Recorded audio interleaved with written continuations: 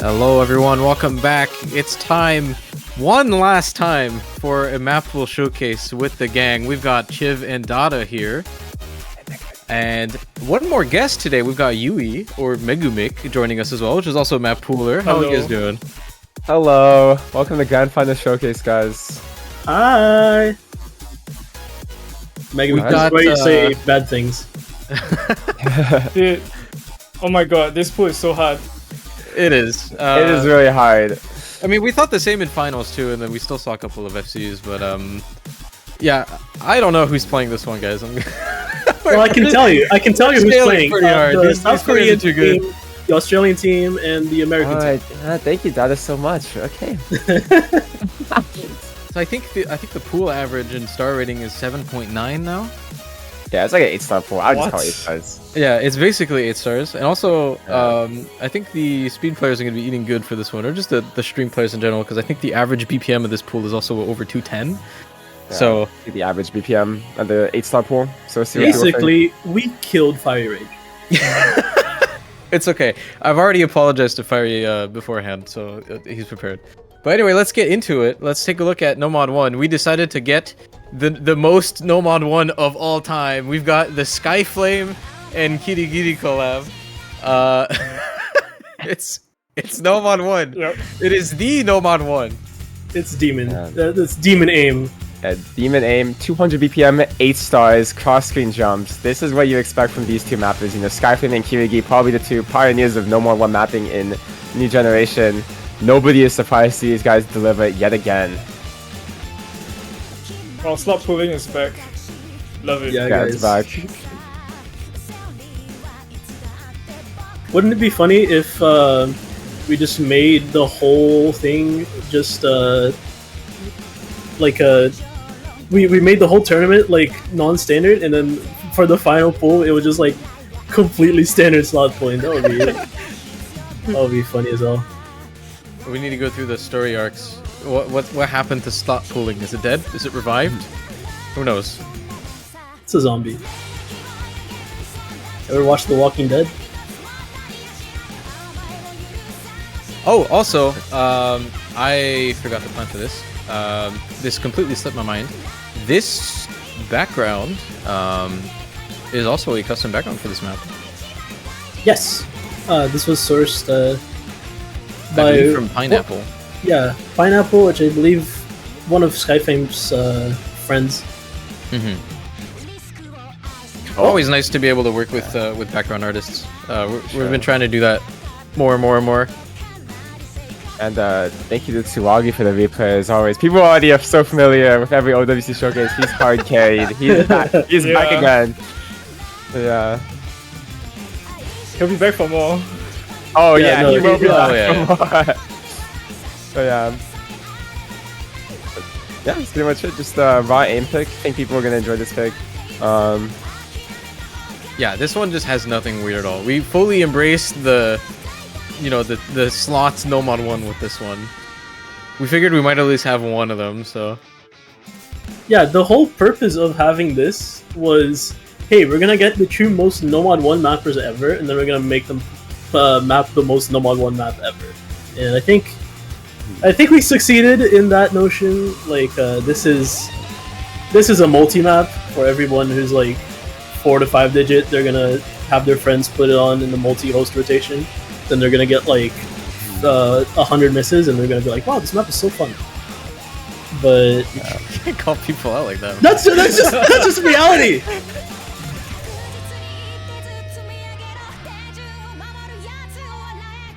You think I say that about Nomad 2? That's gonna be a multi-classic.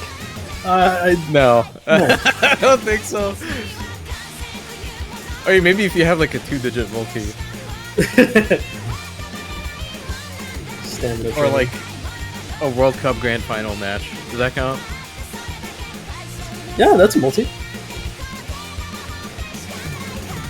Anyway, there's also a banger song, classic artist there for this kind of jumpy map. Ishida Kyodan and Yakeboshi Rockets, famous for making like the gate opening and doing some Toho stuff, which is pretty popular. Also, demon aim moment right there. Swaggy almost sure. hit it. Swaggy getting 500k. You know this map is hard. I'm pretty sure 500k is above average for our replays on this pool. Probably above average for the actual match scores as well. All right, well, we had a little bit of fun with our stream picks the last couple of rounds, right? We had Blue Zenith, we had Freedom Dive. That was a great time. And what better way to end it than with some more happy hardcore? I've got an original for this one, though. Let's pull up Pixel Planet.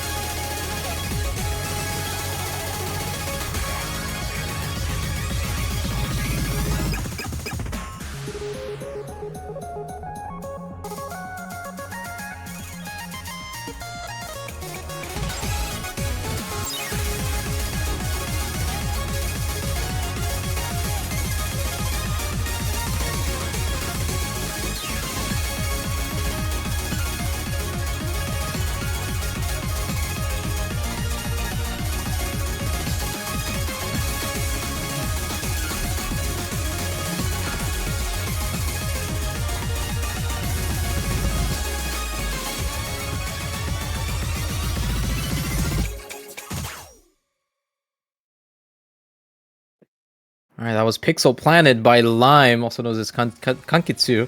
We've got a design by Sakura 006 as well, for the background. Very, very pretty background.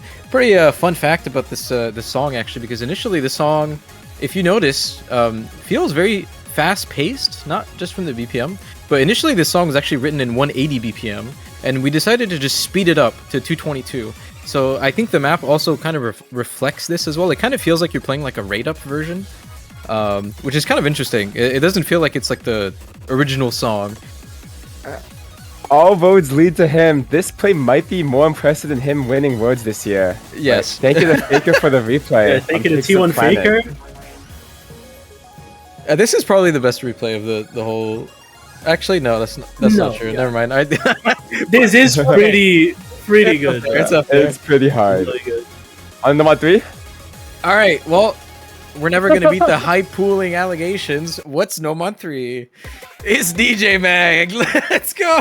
It's DJ Mag. I love We that already the know this replay guy. is you getting 292k. Yeah.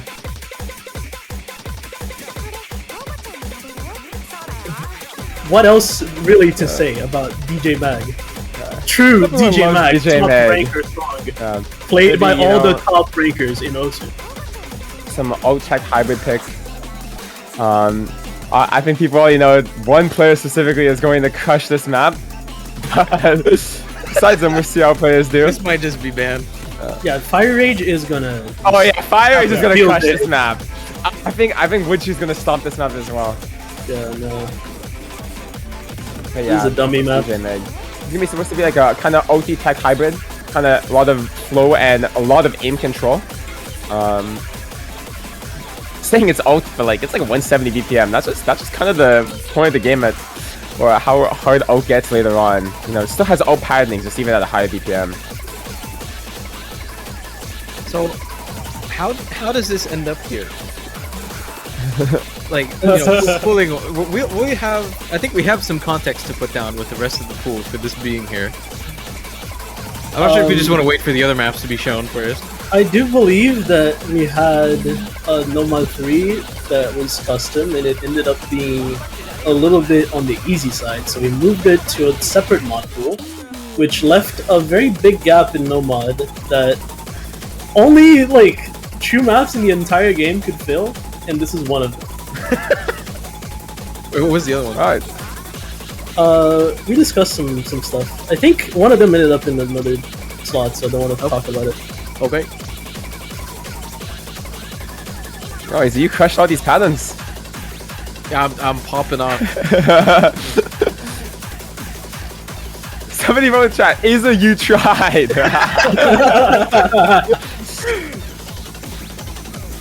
Hey man, listen, we can't get a forum replay, still playing.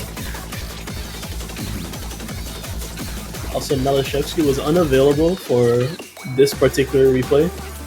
Yeah. He actually was he was way too busy this week to replay in general. He does have He something did though. some, yeah. One, he has one. Spoiler. Does he have two, or did the other one? Maybe 2. No, the other one got replaced because it was unhit sounded. Yeah, we don't want anything happening like what happened last week. Oh, I know you were not happy about that one. Oh, I was crying the whole week. Yeah. Not much else to really say about DJ May. I think like people love this map. Yeah, in hindsight, because I'm pretty sure this is still like, you know, like how is this being pooled? Like this makes no sense. This map is crazy. But with the map being very long, I like to. It kind of creates separate pockets of like where a player can build a combo on this. I think it makes, you know, like strategically. Yes, I'm talking about. Like whenever a map like this is in a pool, it's really interesting to me because there's so many different pockets of, you know, that map that a player can pop off in and make the whole difference, right? Like there's not specifically one section that's like, okay, that's the one that everyone gets their free combo or whatever, right? So Yeah, I feel like on this map specifically, it's very consistent for you to get like 300k, and then if you like combo one of the pockets, you get like 500. For sure. People are curious about the map we were considering.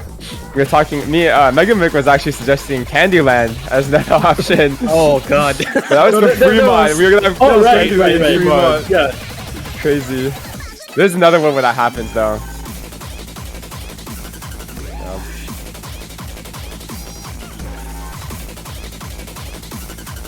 Anyway, Dude, this map is too easy.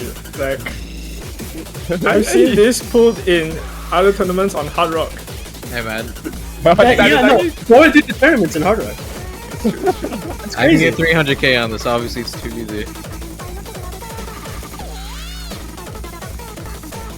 I mean, honestly, you know, this. In terms of like just being able to play it at all, this is probably the easiest map in this pool. Oh. Like not score-wise, but It's playable, you just miss. That's yeah. Yeah.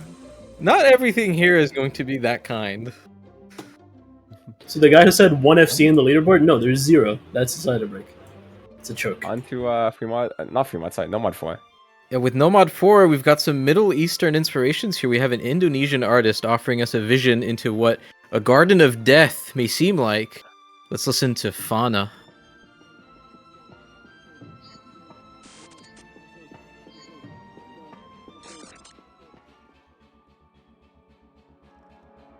All right.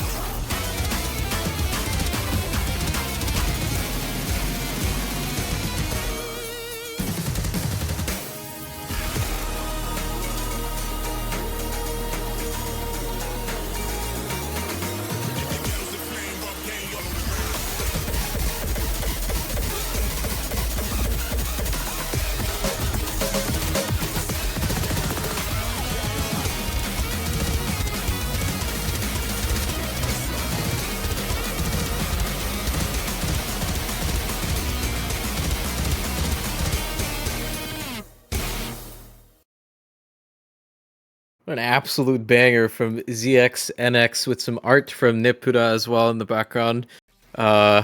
This one goes really hard, dude. It's probably my favorite. I really like Yeah. this map. Yeah.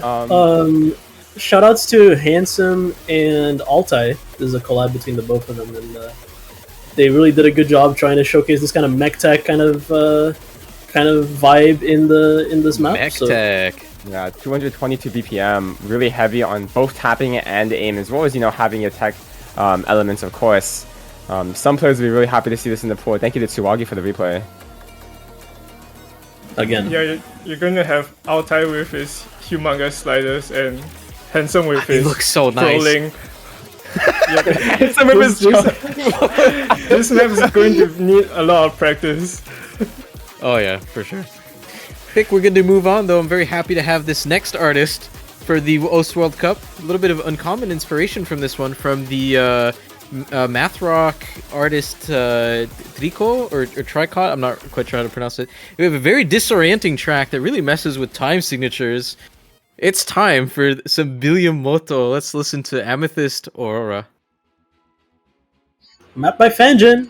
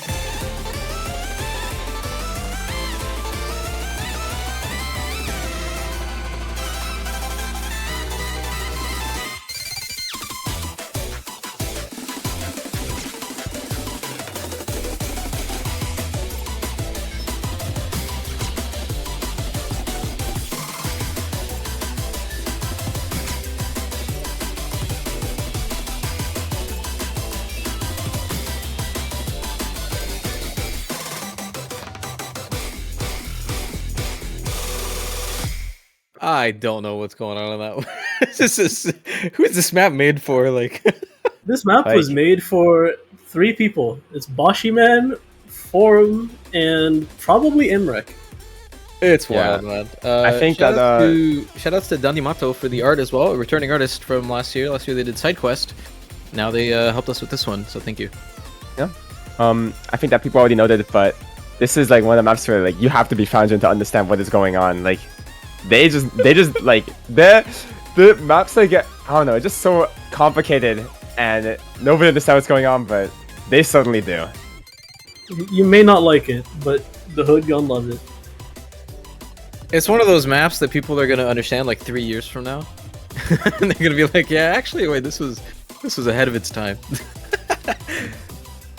All right, let's move on now to the hidden pool. Some more customs. Let's take a look at hidden 1, Akai Yuwaku, timing hell map here from Aishiru. Yeah. This So- is Timing Hell Incarnate. Yeah. Quick throwback to MGC, or MBEC Grandmaster Cup, where we pulled first F, Aishiteru TK Link Tosei Tsugure song. We're back in OWC with a hidden 1 made by him. Yeah, this map is like still in that very awkward kind of Russian style, but it's progressive. So just like the song, it goes like it's a pretty easy map at the start, and then it goes like a little harder, and then it goes a little harder, and then it goes a little harder, and then it spikes, and it goes like it goes a little harder, and then it goes a little harder, and then the end is just like you know, you have some cut streams and some like really weird kind of like flow patterns. So it's just like you're up against harder and harder odds every single time you like get by a pattern on this map. It's awesome. I think this map is really cool.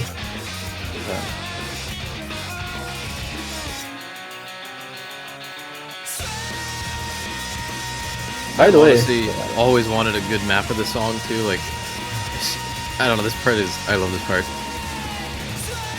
Dada has some choice words for the next part of this song, I know for oh sure. yeah, no, the next verse of the song is great. If you pay attention and you hear some lyrics, I think that the actual lyrics are the exact same as what you hear. So right here, he's just saying "sway." Such a lyrical genius. This is like a really early Link to Sigure song. I think it's like 2003. Which explains the timing. Yeah.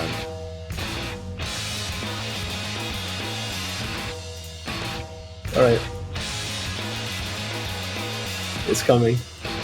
It looks easy to start out, doesn't it? Like, it doesn't look like grand finals.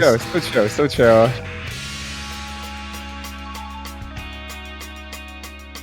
Map gets You might wonder why where's the Suwagi... 7.8 star coming from? Yeah, why does 7.8 Suwagi star have 350k and not like 800? Yeah. Some of these hidden streams are not too easy.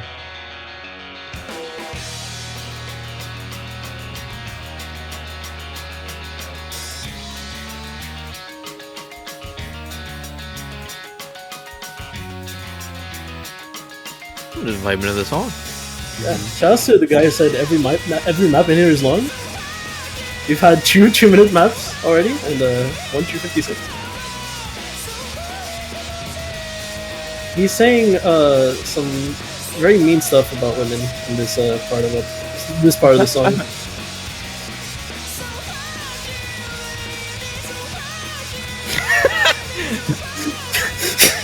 Such a beautiful song.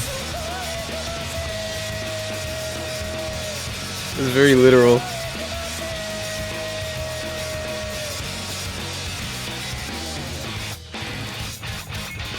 He's singing Suwagi. Somebody said this map is still on quarterfinals level. Wow. Yeah, no, this quarterfinals level for sure. The pool's also round 32 starts at 8.6 stars next year. But Alright, look at this pattern. Wow. this one is just Wait, did he hit it? yes. Oh my! He almost hit it. 204 BPM on that one as well. Ironically, we asked for a nerf on that pattern. He made it like easier to hit, but for me, it became super hard to read. Yeah. It does. I think it does play a lot better than it Yeah. looks. I will be bookmarking that part of the map to see any team scores going down.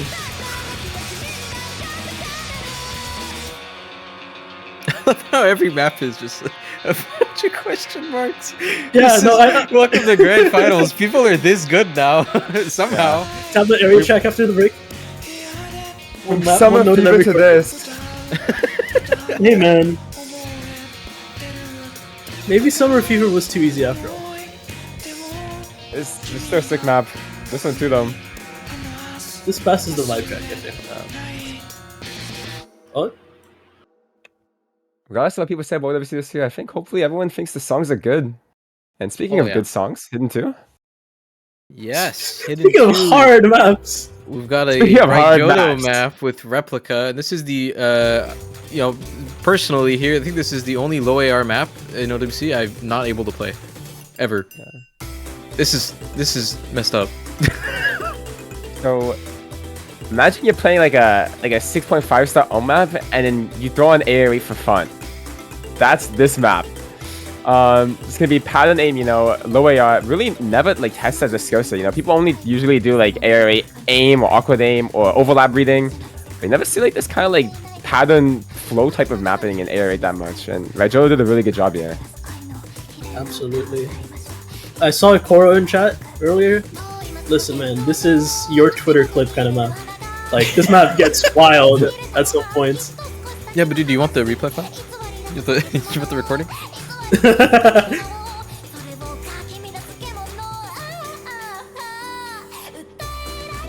And yeah, it's this song, in case you didn't know it. I still don't know where I recognize it from, but I do. Yeah, I don't know either. But everyone hears this and they're like, oh, it's this one. It is.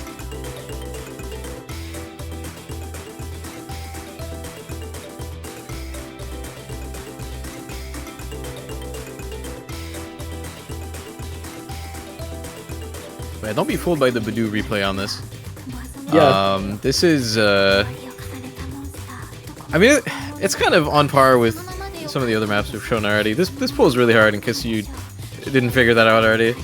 No, listen, this one, do be fooled by the Badoo replay on this. Don't be fooled by whatever he says afterwards, like, oh, I tried for 2 hours on this map and I got tilted.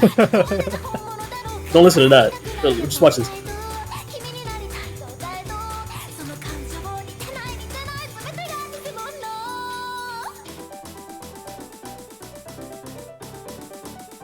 yeah, this type of snap aim at 240 on this AR is really crazy. This is such a specialist map, like, you just gotta be built for this. Yeah. Actually, you see mean? everything. If you can play No Mod 1, you can play this. The aim is easier.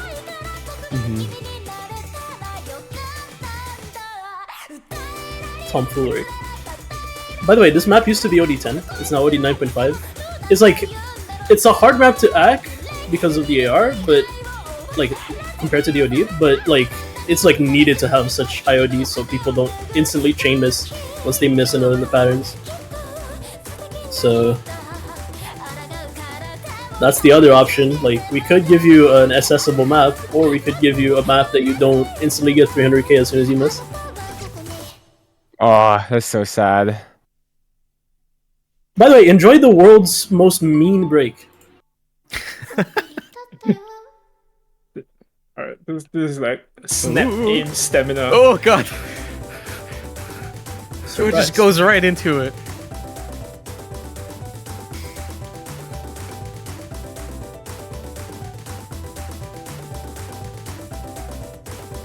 That's disgusting.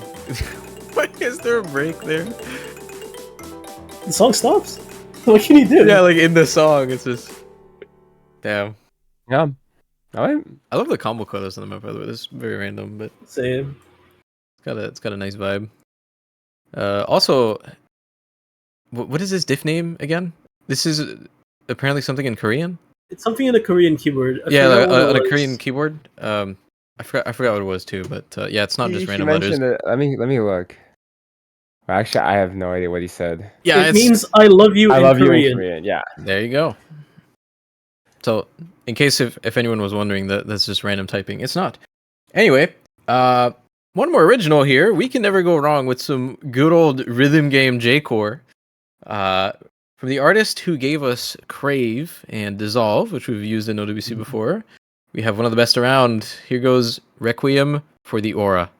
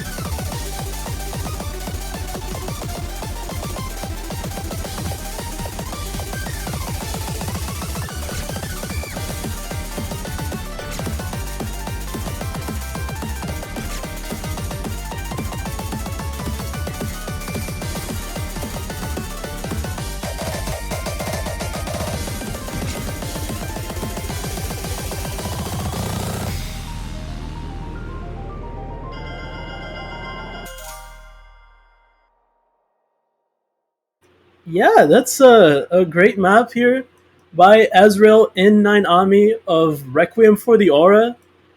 It's just really cool, kind of hidden tech, like kind of like not quite mech tech, it's like more of a regular tech map. Obviously, thank you to Enri for the very, very like quick replay. He got eliminated yesterday, came in today with a replay on this, so thank you a lot. How about I'm waiting on someone here to say the proper stuff for the background artist and the because I don't have them put down. Oh, he might have died. Oh no. Azer down, Azer down, I repeat! After 10 years of OWC work, he's down. Art by Saturn, apparently. So background by Saturn. So thank you very much to him, or her, or them, not assuming gender here. And thank you to Litmus for this very cool song. Nice W on the performance sheet. I just realized that. Like it's a little W. Oh, that's cute. Anybody else want to take from here? Like, want to take it from here? Like, I'm not the best one to guide this. We're chilling. Yeah, we can just go on the Hard Rock one again. For real. So true. Alright. We can go on the Hard Rock one, I guess. Let's just go. Anyways, yeah. Gonna be a Jeweless map. Lunate Elf. There's gonna be some 240 BPM, high BPM aim, dense consistency. And a little bit bursty as well. Got some 9-noters at 240. Pretty much just your high BPM mechanics type of pick. This is good one. This is good one is what he said. That is true. Thank you. Yeah. If we had like the quotes for not just custom or the also original artists, but also like custom mappers, the quote on this would be "This is good one." because he joined the lobby test playing, and when this came up, he was just like, "Yeah, this is a good one." Yeah, this is a pretty good one. Suagi again with the replay. This guy is just crazy, man. Like, what are you doing? Like replaying every week? Just go play OWC, man. You're too good. Yeah. This is a good one. I'm alive. He's back. He got aggro pulled IRL.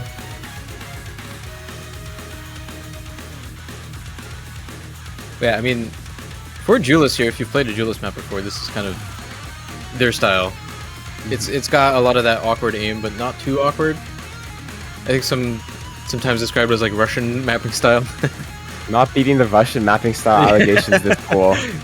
Like hidden a one, shame. hidden two. It's a shame we rigged it for Russia, but they couldn't get past semis. Yeah. Maybe This is maybe a joke, this is a the joke, Grand this is a School joke. is hard enough for Ciccone.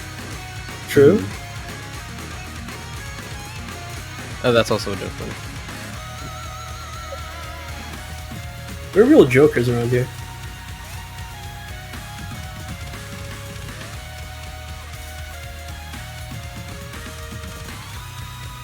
Oh yeah, this is Toho.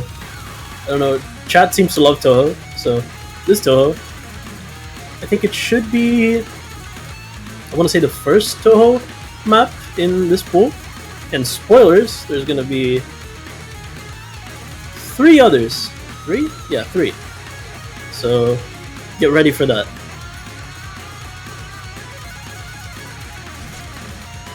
Only 3? Pretty sure it's at least 3. Could be wrong. We're under the quota. We're about to 4 get maps fired. per pool? Yeah, no, 10 Toho maps per Failure pool to meet the or quota. fired. Are we playing Lethal Company? Alright. Dude, this is like, oh my god. HR, AR10, 8 stars. This is the time freeze for aim players. Also, Time freeze. also, unironically, this map is one of the easiest in the pool to like approach.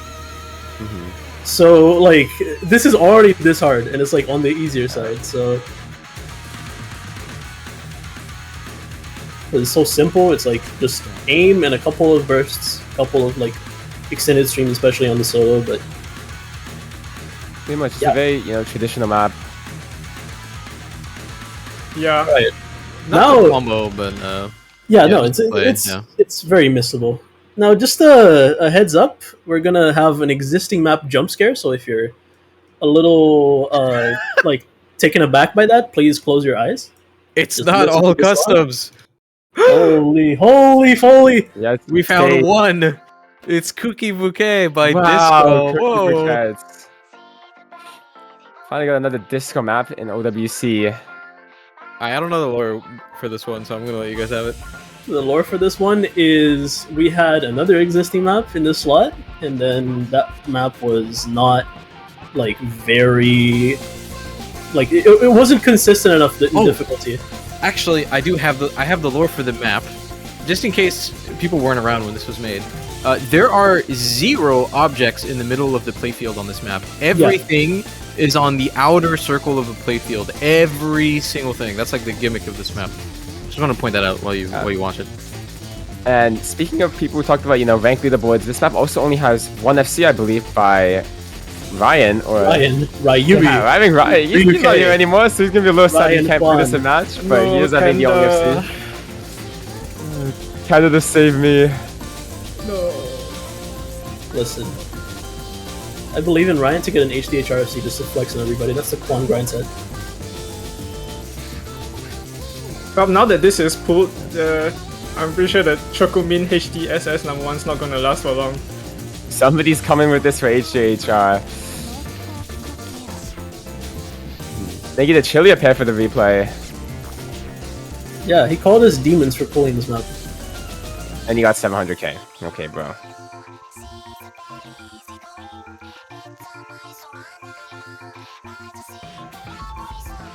By the way, to people who are saying, why is every map over 200 BPM? If you're around this difficulty range, like, if you can't play, like, from 200 to 220 naturally, then I have bad news for you. Like, I have severely bad news for you. You're can so only limited to stretch playing the- so many maps. You can only stretch the difficulty of a lower BPM song like so far. Yeah. So it's maintaining naturally quality. just going to creep up when the pool has to be 8 stars. This is not a fiery call out. He FC'd Uta. That's over 200 BPM, guys. Hard Rock 3. Alright, if you've been watching the other World Cups, you'll notice there was a common artist amongst all of them.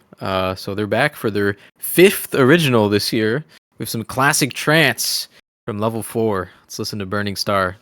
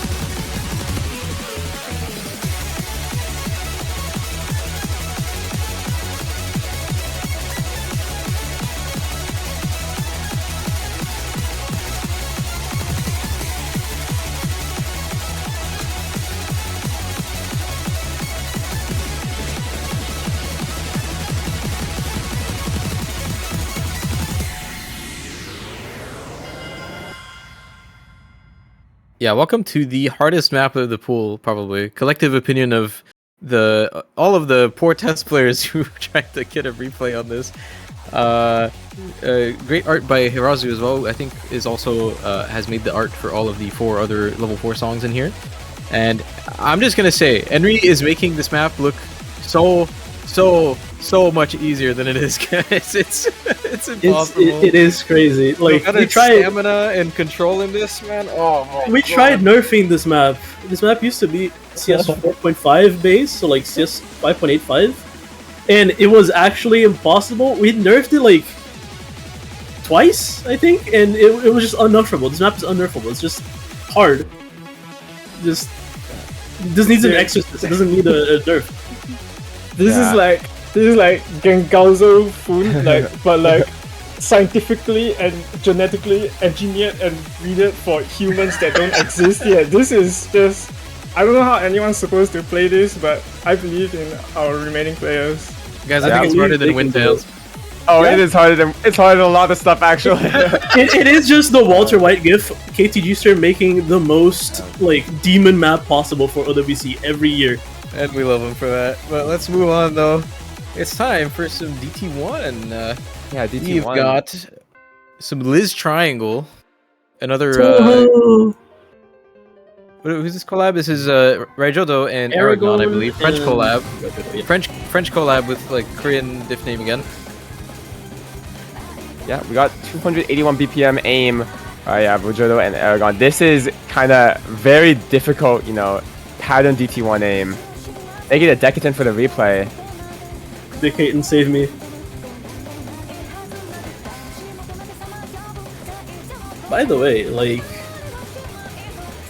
this is technically the second Raijudo map in the pool, but since Aragon uploaded it, nobody will notice. Yeah, it's fun. Nazer almost tried to get a third in. I did? It's Michael Hottle.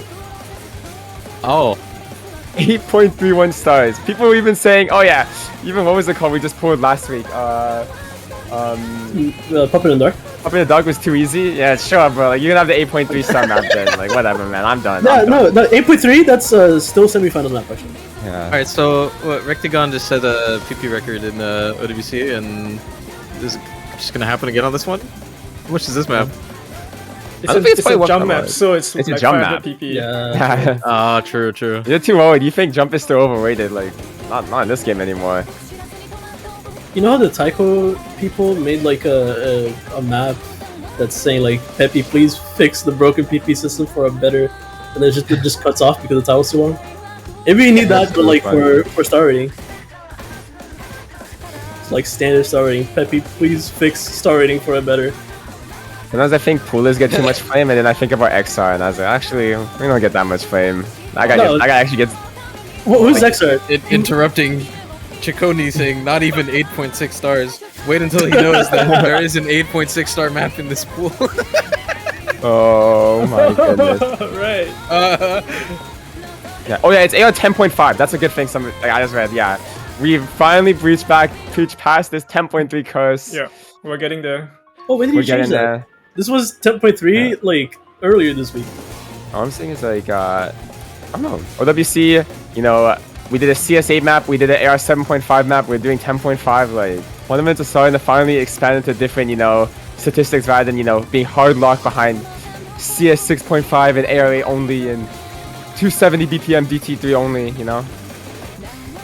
I think the only thing we made under AR8 is Sig, but like, I wish we could have gone further there. If only we hadn't. Hidden Extra was also, Period was on this AR8, I believe. Was it not? No, Period is AR 8.5.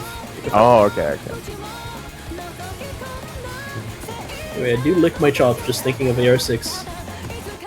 But so for now, we're gonna be content with 10.5.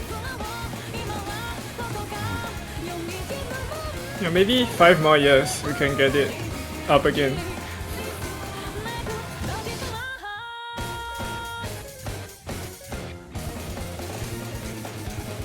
Yeah. Also, this is fast as hell. It's 281. Yeah, it's hard. Alright. That's DT1. 281. On to DT2. Toho time. Toho DT2. Xylus unwarmed. We had to hunt a lot of people for these replays. These maps are really hard. Yeah. It made it in the cage though. 8.2 stars. Yeah. It's like 240-ish. This is some shred. Yeah, this is 8.2 star AR8. 8.2 stars. AR8 combines a lot of flowing that you see a lot in like early stage Number with just shred. Like this is Your speed players, local speed players' new favorite warm up. We went from Hong Kong last year, which was barely 7 stars, to an 8.2 star DT2 in 1 year. Listen, Hong Kong, that star rating is fake. That star rating is fake, but this star rating is also fake. How can stars be real if our eyes aren't real? Alright, now this is a map that we can see some PP. Oh, this is probably 800 for FC. Oh, definitely.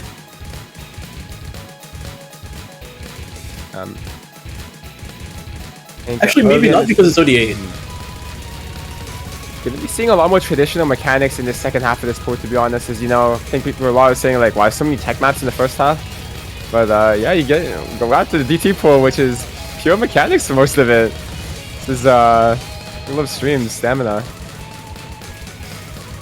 As always, people see one half of the showcase, they're like, this pool is tech, and then they conveniently ignore the second half, which is like, Where's all the question marks for this one? yeah, Why? no, This map looks crazy. I can't do People can this. play this. People can play this one now, though. people. I mean, they're SIO devices and routing keyboards. Okay, but actually, I think the next map in the pool may for real be the hardest. I have to Hard Rock know. 3 a lot, but Hard Rock 3 is the hardest, but the second, the map coming up after this is the second hardest. Map. aim. Also, this guy is just capping. Like, he is capping for real, for real. This map is like no aim. It's like Wait, is this Xylus or Curtis? It's Xylus. Yeah. That Curtis guy, he's outscaled on this point. You think he can do a replay? That's crazy. He's not good enough. Okay, goddamn. Don't worry, guys. Curtis and Chiv are friends. That's what you want to think. Okay. You guys bringing out the Joker gifts in the WhatsApp group chat.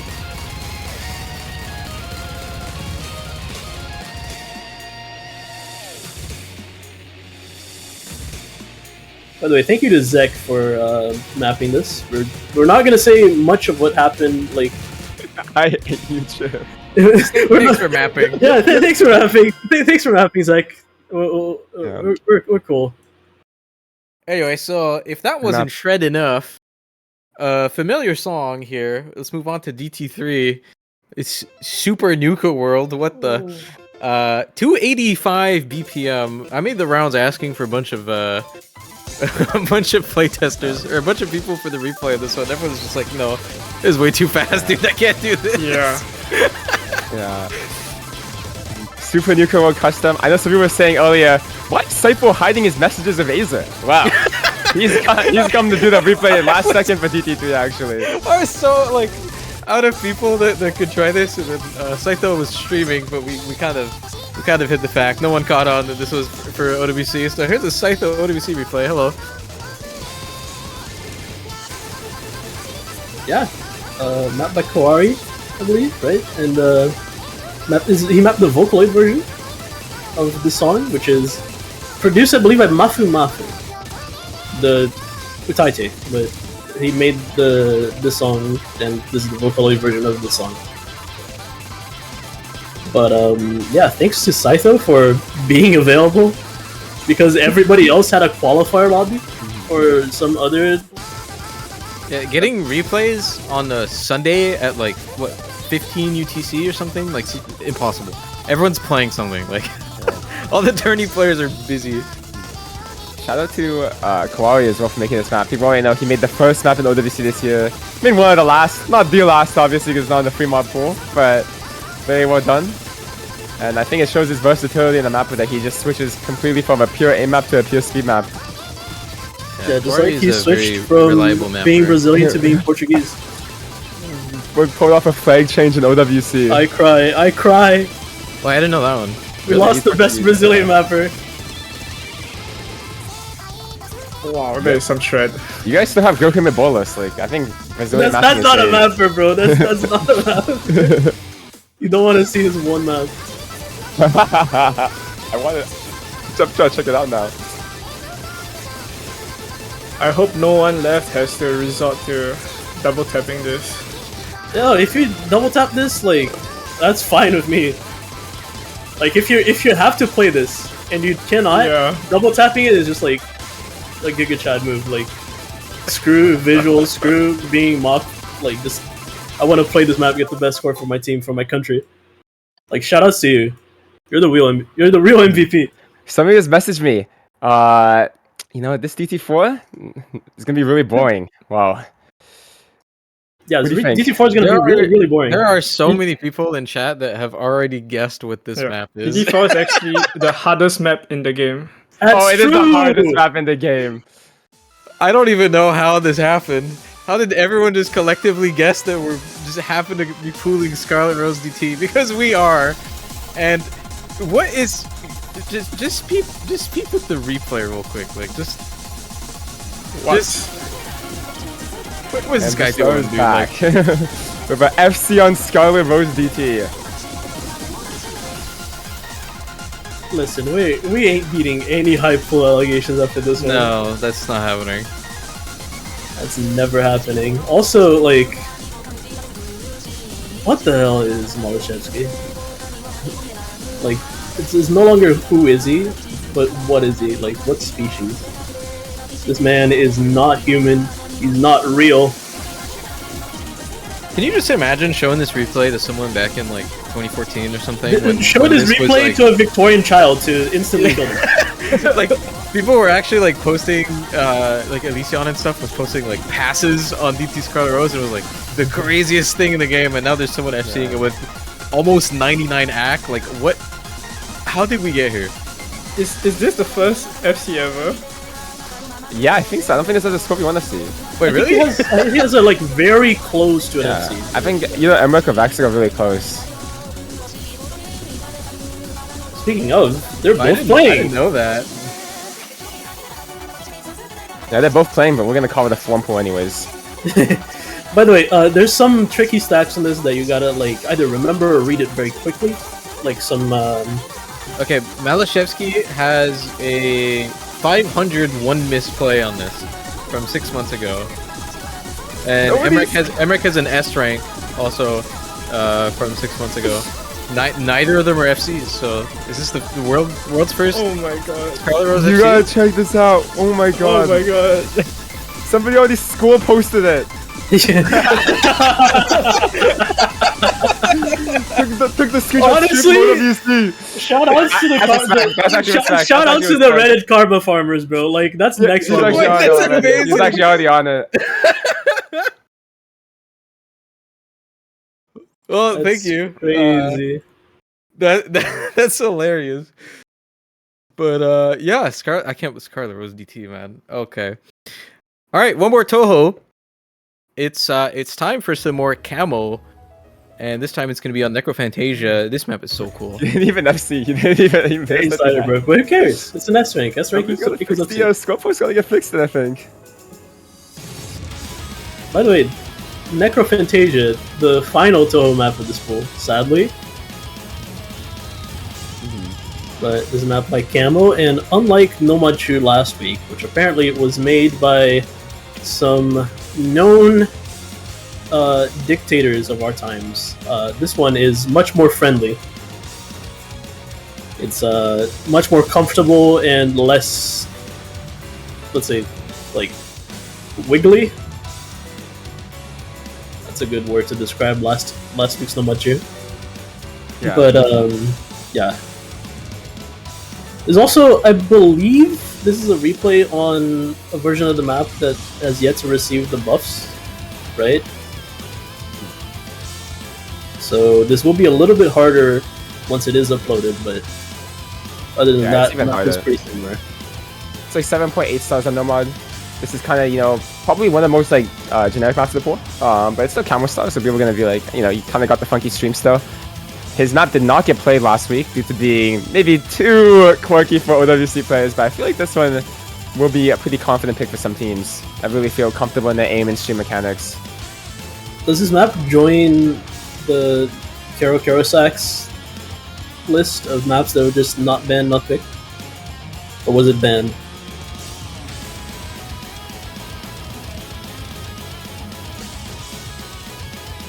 Thank you for the answer for that. Fucking Donald. Someone will figure it out. Sorry, I was looking at this score post thing. This apparently that Malashevsky play is like nearly identical to the one from like 6 months ago, or Might be converted. could be. I didn't know if that happened. Sorry, 2 months ago. 2 months ago. The actual score is different, so I don't know. Anyway.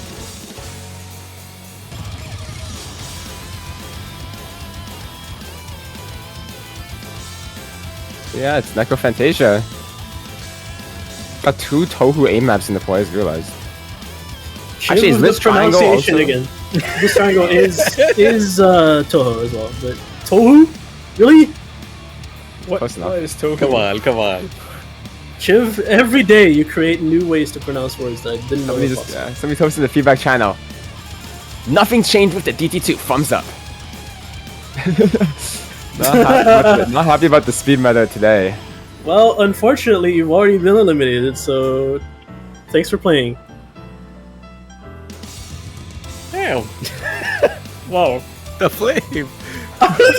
What do you want me to say? Like, yeah, no, we're gonna speed up the song that this guy mapped just for the person who was eliminated already. Like, come on, man. Who do you think we are?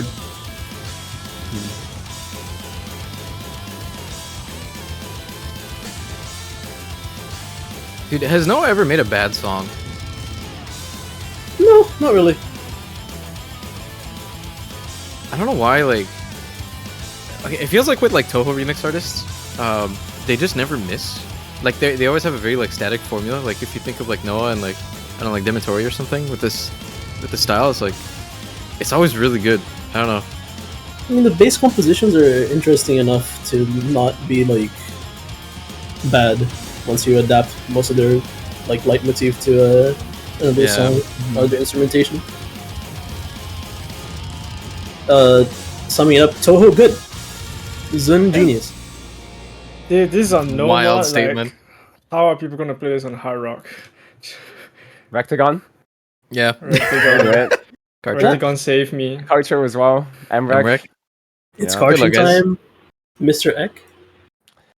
Yeah. On to Fremont 2. I'm happy with this one. This is going to be an original from a good friend of mine. It's especially made in mind to be the speed endgame of this World Cup. It's a very well-known LSDJ artist, and I'm just going to let this speak for itself.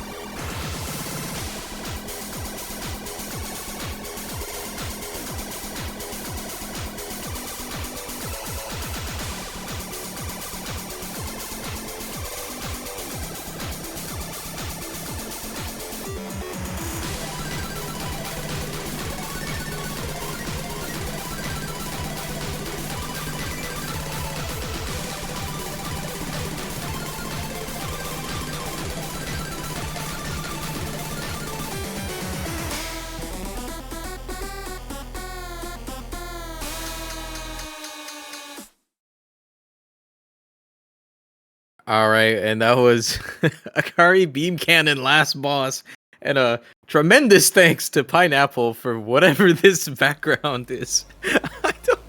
I don't know how someone thinks of doing this stuff, but I'm all for it. Yeah. Yeah, I'll take it back, guys. Looks like Curtis can play Grand Finals maps, and yeah, you did a very well job. Thank you to Kimo or Saren Hyde for mapping this as well. And I want to know in the chat, I'm seeing a lot of people saying now suddenly from what people are saying it's a foreign pool, now it's an Australia pool. So let's keep watching. Coconut doggy. All right, everybody stand up for the World Cup anthem. It's Free Mod 3.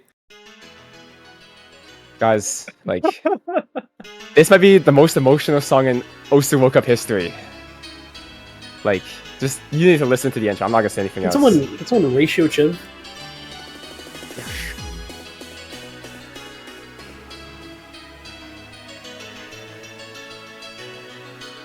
Like, I'm about to tear up. Like, it's over.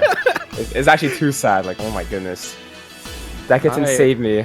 R176 from AJT.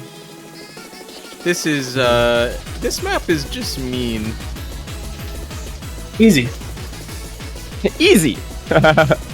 So before we nerf this, basically every single object was on a perfect corner in this, like literally like the cornermost pixel. Tablet area check essentially. Yeah, you would have had to change your tablet area to be able to play this, but yeah. Also, at least thankfully now we nerfed it down a little bit. So before we nerfed it, the diff name was normal. Yeah, it went down. Yeah. This is the emotional part of the song.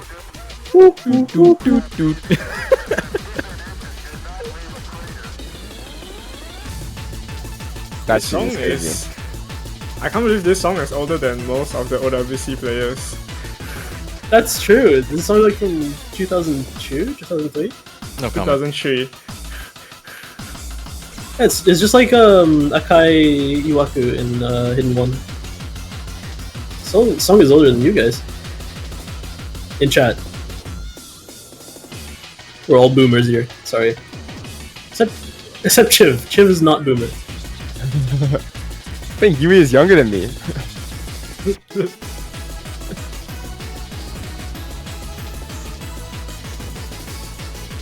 Yeah. Such a majestic mapping song. And I'll never get tired of hearing this. Yeah, please note that this map is base AR8. It's in base CS5 as well. All right, but Chiv, where's the alt map? Where'd it go? Oh, pool BPM so fast. Wow. We have some news for you. There's one mapper that you always want to see in Grand Finals, and it's gonna be Isomir D'Angelo. Oh, Badu 91. That's not a good look, actually. Oh. Maybe it is kind of fast. Background jump scare, by the way. Yeah, but it's gonna be the alt map of the pool last pick in the tournament for tiebreaker. I'm not even gonna try and pronounce the artist name. ELS by Denkishiki Karen Denkare. Ongaku Shudan, or Denkare for short. Denkare. Also, if you say the name of the song 3 times at night, she will appear in your room. Heels? Heels? Eels? Sorry, I mean eels. Eos? All the slow players really happy when they see Badu as the replay because they know they can play it as well. Such a relief. But this map is hard. 7.7 stars on free mod, so one guy's taking Hard Rock. At least. Yeah. I mean, more can, like, you could just triple HR. There's a pretty important thing to talk about this map as well. It's pretty reasonable and easy for the first like 90% of it, and then things happen at the end.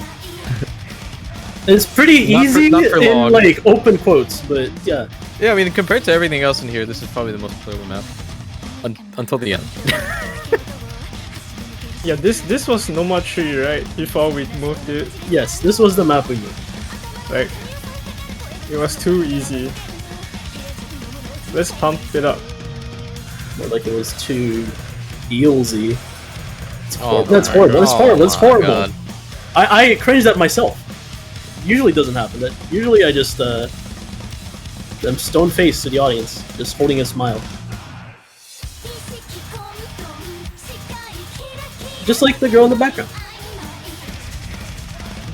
Chad, I've got some bad news. You cannot fix her. It's a PNG. Wake up. I can fix her. Right click, delete, Whoa, whoa, whoa! fixed.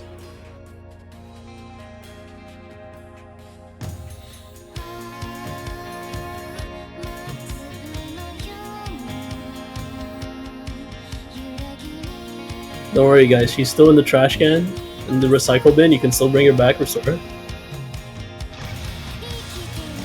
What a nice, relaxing, slow part of the song here. Very, very calming, you know. Yeah, the song is so chill. Yeah, So I hope this. I hope this lasts forever.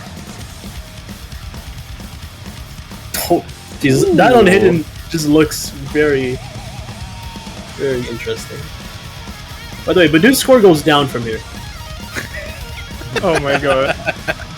Can you guess why? Oh my Okay, god. don't feel bad if you missed this. You would have missed 20 combo from now, anyways.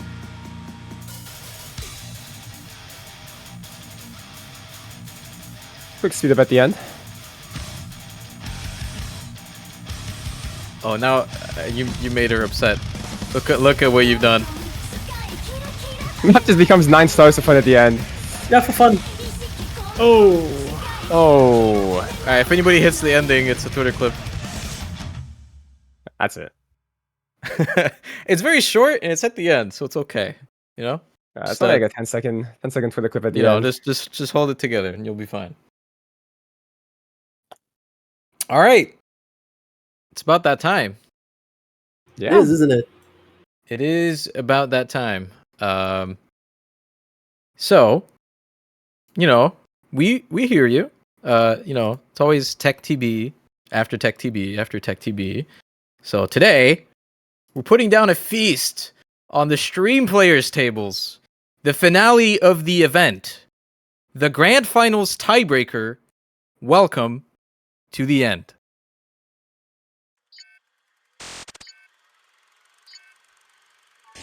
Emerging from countless battles all over the world. Witnessing monumental upsets. Shattering records. The best score in this map by far! The best score maybe of the tournament! One final chapter in the history books. We arrive. We arrive at the end.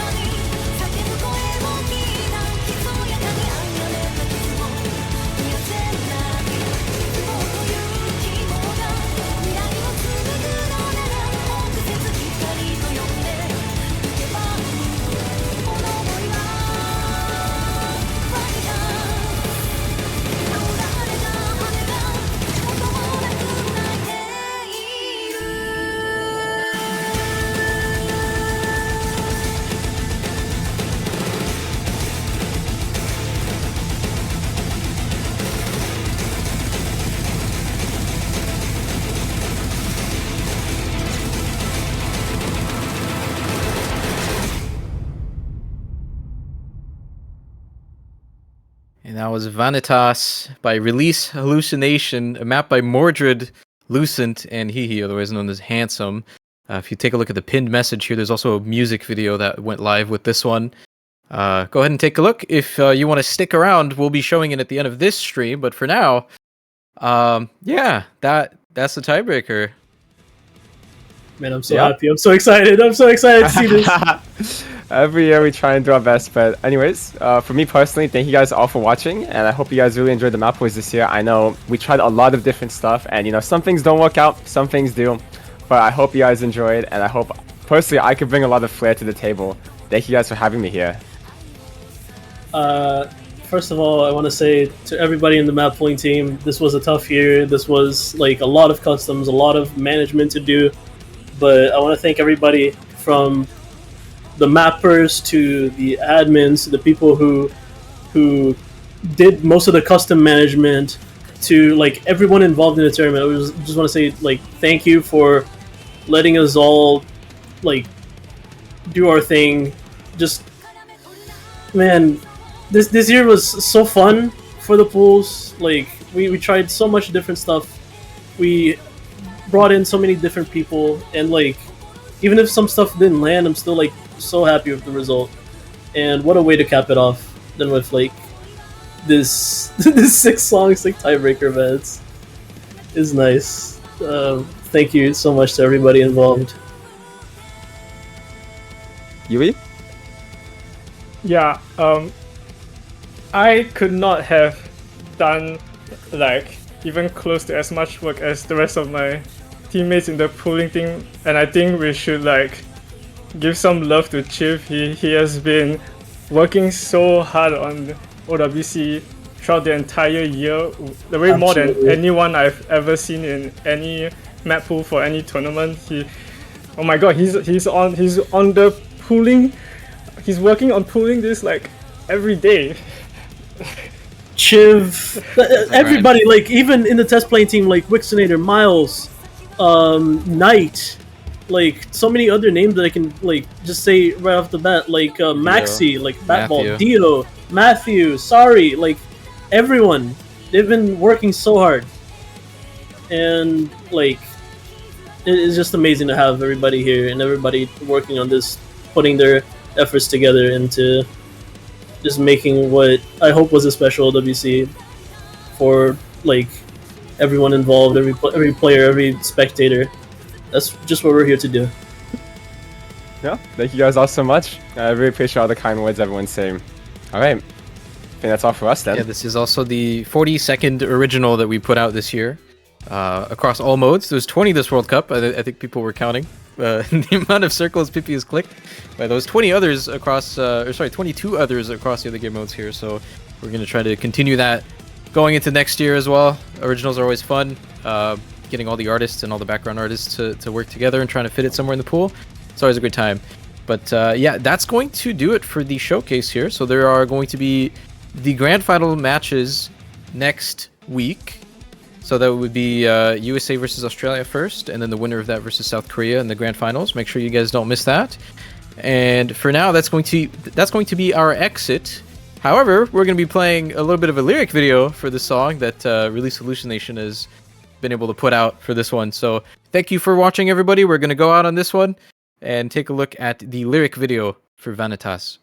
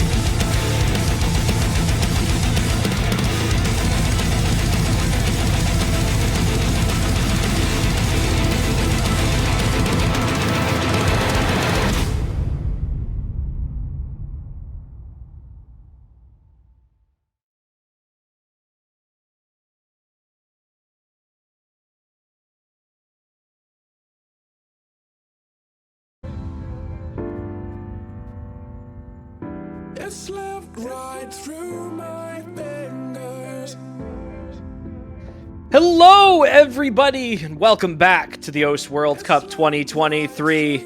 We are just minutes away from our concluding matchup of the year. Taking place in about 43 minutes will be the United States versus South Korea. We've got a bit of a pre-show for you all today to lead up into all of the excitement. We're going to get everyone all rolled in, and the way that we would like to start that today is by bringing back an old favorite some of you may remember from 2021, the OSU Awards, the OWC Awards. That's right, they are back. We are here to recognize some of the best players and staff members from the scene and our OWC team. This will be our thank you to all of you for supporting us and being the best that you can be, something very near and dear to my heart. Joining me this time is going to be Dio. How are we tonight? It's a wonderful evening, Chillier. We're 45 minutes or about 40 minutes away from the grand finals. South Korea versus the United States for the second year in a row. Same exact setup as last year, too. So I'm really looking forward to it. And I'm looking forward to honoring a lot of the people who made this World Cup special. I don't think it's an understatement to say that this has been the most entertaining and fun to watch World Cup in very many years, maybe since going back to 2018 or 2017. And there's a lot of reasons for that. A couple of the bracket shakeups, a couple of the unexpected upsets, a couple of the unexpected fantastic performances that we had from some of the teams this year. And of course, the staff behind the World Cup making it all click and making everything work well, putting tons and tons of effort into what you see on screen each and every weekend for 7 weeks or 6 weeks of OS World Cup action. So this is our way of saying thanks and continue to do what you do the best for the World Cups year after year. I couldn't agree more. We'll have some proper thank yous, I think, after the actual full awards ceremony, if you will, is over.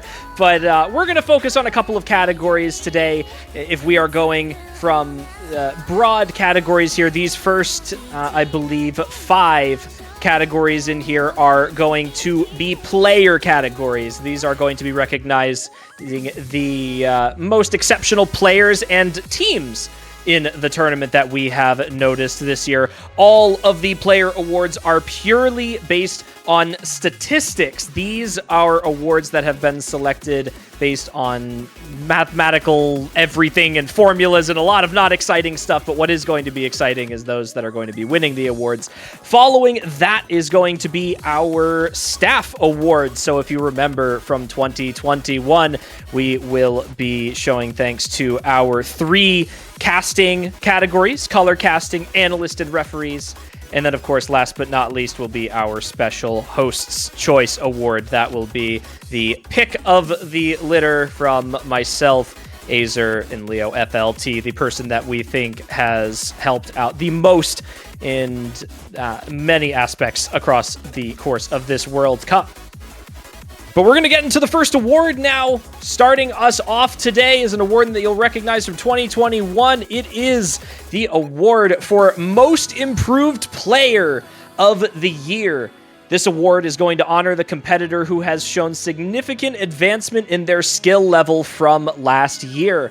This player, either a recent addition or a long-standing member of their team, has become a driving force and a key to their success. Their attitude towards their teammates, their high level of skill, and proficiency with the game overall has made them worthy of being placed beside the great leaders and players who have come before them.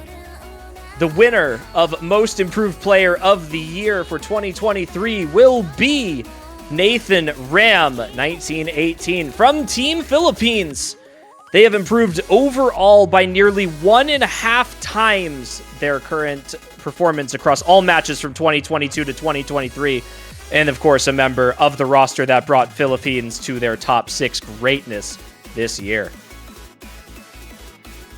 Yeah, Nathan had a very, very good showing this year. As Chillier said, after running the numbers on just performance metrics from 2022 to 2023, taking the difference, looking at hundreds of players across multiple years, Nathan Ram is the player that stood out by a pretty considerable margin, just looking at the statistics alone, as the player with the most improvement. And adding on to that fact that that improvement brought Philippines into the top 6 for the first time in the country's history, I think really solidified this award. What an exceptional player. Congratulations to Nathan Ram. You are truly one to keep an eye out for next year, hopefully, on top of your 2023 performance. Well deserved. Keep things rolling today. Next up is going to be another Most Improved award. This next one is going to show the Most Improved Team of the Year. This honors the country who has made significant progress from their previous year's placement, in this case 2022. This team has persevered through their lowest points and fought against all opposition to bring themselves one step closer to glory. Whether they are a new team just beginning their journey or a seasoned group finding their way again, this team is sure to have turned heads with their nail-biting matches and Pick'em's prediction upsets. This is another stat-based team. The team that will be winning the award for Most Improved Team of the Year will be Team Chile. That's right. Team Chile with the biggest improvement this year for OWC. A very, very special honorable mention going to Team Sweden this year. Dio, if you have a little bit about these teams. Yeah, both of these teams went 0-2 last year. Team Chile went into top 8 after finishing 0-2 last year in top 32. And of course, Team Sweden made it into top 12 before finally losing to the United States. I think everybody, or a lot of people may remember the hype around Team Chile in 2021 and how they fell flat going to 17-24. These are two teams who have really similar stories, with Sweden also having a bit of a rough time the last 4 years. A lot of top 24 and one top 16 finish for Chile and Sweden. So this is a very big year for both of these teams, placing top 8 and top 12 respectively. So congratulations to both rosters, really putting on a fantastic show this year in the World Cup. Congratulations to both of them. Well done with those very, very satisfying placements, I can imagine, for those teams. Next award. And yeah, that is going to bring us into our next award. And this is going to not focus on improvement, but on something new for the World Cup this year. Our next award is Rookie of the Year. This award honors a first-time participant who has been in the top performing players on their team over the course of the tournament. After improving their skills to get to the very top level and make it into the World Cup, this player has finally made it into the spotlight and has impressed with their play at the highest level. Their skill is undeniable, and their name will be immortalized with those at the top. While matchup wins aren't a requirement, showing incredible skill and composure on the big stage while competing against tenured veterans certainly seems to come naturally to them. Our Rookie of the Year this year, many of you have already called it, is Cut Paper from Team Canada. What an exceptional performance from Cut Paper this year. Their average placement across all the maps that they participated in, or matches they participated in, was 29th overall. For a first-year player, that's quite impressive. Yeah, it was a pretty considerable margin. Looking at the stats for Cut Paper once again, with the next closest being 36th overall for a first-year player. And of course, I don't think anybody is forgetting Cut Paper's overall best performing player in quarterfinals when Canada faced off against the United States and knocked them into the losers bracket this year. So Cut Paper playing a big part in the team's overall success for Team Canada this year. Certainly deserving of the award. I still have chills. I think a lot of us are going to remember that for a long time. And speaking of remembering people for a long time, we go from something new to something seasoned. Our next award is for the Veteran of the Year. The Veteran of the Year award honors a stalwart of the tournament who, over the course of their career, has returned year in and year out to support their country. The individual will have made a significant contribution toward the success and well-being of their team and can be likened to a beacon of hope and a measure of their country's overall success. This player has shown through their level of performance and dedication that they are to be well respected and revered for years to come. And this particular veteran is a special case, playing not only the OS World Cup, but several other Mode World Cups for their team. Give it up for Crystal, the veteran of the year in the OS World Cup 2023. And Crystal, 7 years playing the World Cup. How often do you see that? There are only a handful of players that have participated in the World Cups for as long as Crystal has. And I think this is an award that, you know, had we run the OWC Awards last year, could very well have gone to Crystal as well. An absolute powerhouse for Team China, year in and year out, finally getting the recognition they deserves. They placed 15th overall between qualifiers and semifinals based on their participation in each of those matches, which is significantly impressive for a player of their tenure. Yeah, this was one we also had to do a little bit of calculations for, a little bit of stats for, and looking at, you know, how many people played qualifiers and all the different rounds. Crystal just kept coming out on top, and I think this is a very well-deserved reward, especially after last year's performance from Crystal in particular on Team China. Well-deserved indeed, a veteran and a consistently performing one at that. Crystal, you have our respects for being the legend that you are. We have one more player award for you all. And if you've seen the ones that we've given out so far, you'll know that there's one that is missing, and that is that of the coveted award for Player of the Year. This honors the player who has competed throughout the tournament at the highest level of performance. This award is judged on the merit of both matchups won and the skill cap of the individual. They are truly world-class. One of the highest skilled players in tournaments, both mechanically and technically. Their performances in the tournament has surely impressed. And while being on the winning team is not a requirement of this role, they will have quite a few matches to show for themselves across the course of the tournament. They may have defined an era, built a massive following through their play, or simply just been too good for the opposition. The award for Player of the Year in 2023 goes to none other than Poland's Malashevsky. Yeah, this is one where I think there was a lot of players that we could have looked at, but really it came down to a small difference in just how much of an impact Malashevsky made for Team Poland as an individual. Malashevsky's impact for that team really cannot be understated, and I think this is a well-deserved award for Malashevsky. Averaging 4th place in all competitive performance scores across qualifiers to semifinals is no small feat. No small feat indeed. This was another statistics-based choice made this year, and a difficult one at that, actually. This was, I believe, a difference in average placement of about 1 or 2/10 of a placement between the top two players in this role. Malashevsky ended up coming out on top with an average placement of, I believe, 4.4 overall between qualifiers and semifinals, above Emrek, who was at 4.5 overall the round. So quite a close choice between these two, but both very, very impressive, and massive props to Malashevsky for continuing this performance over the course of the tournament.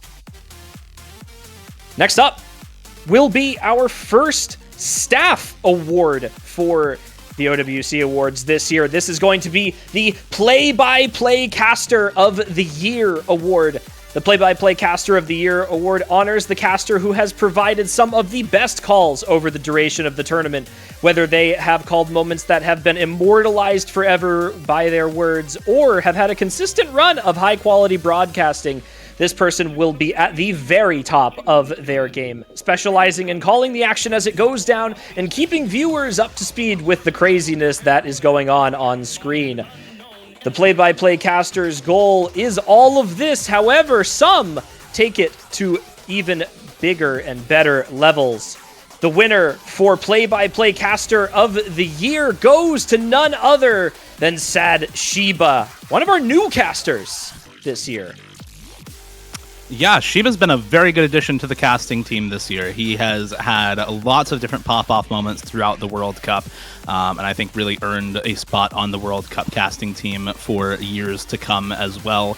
And this is a caster who has been really up and coming throughout a lot of community tournaments throughout the last year or two as well. So really good to get to see them have some recognition in the OS World Cup in addition to that. Shiba was one of the casters I think that was brought to my attention earliest this year when selecting new additions to the team, along with him, Vorty, Mavs, and iFlame, a lot of our new casters this year, and someone who has just shown to be an extremely consistent and well-versed caster, both on LAN and online. So congratulations, Shiba. You have certainly showed us the best of the best.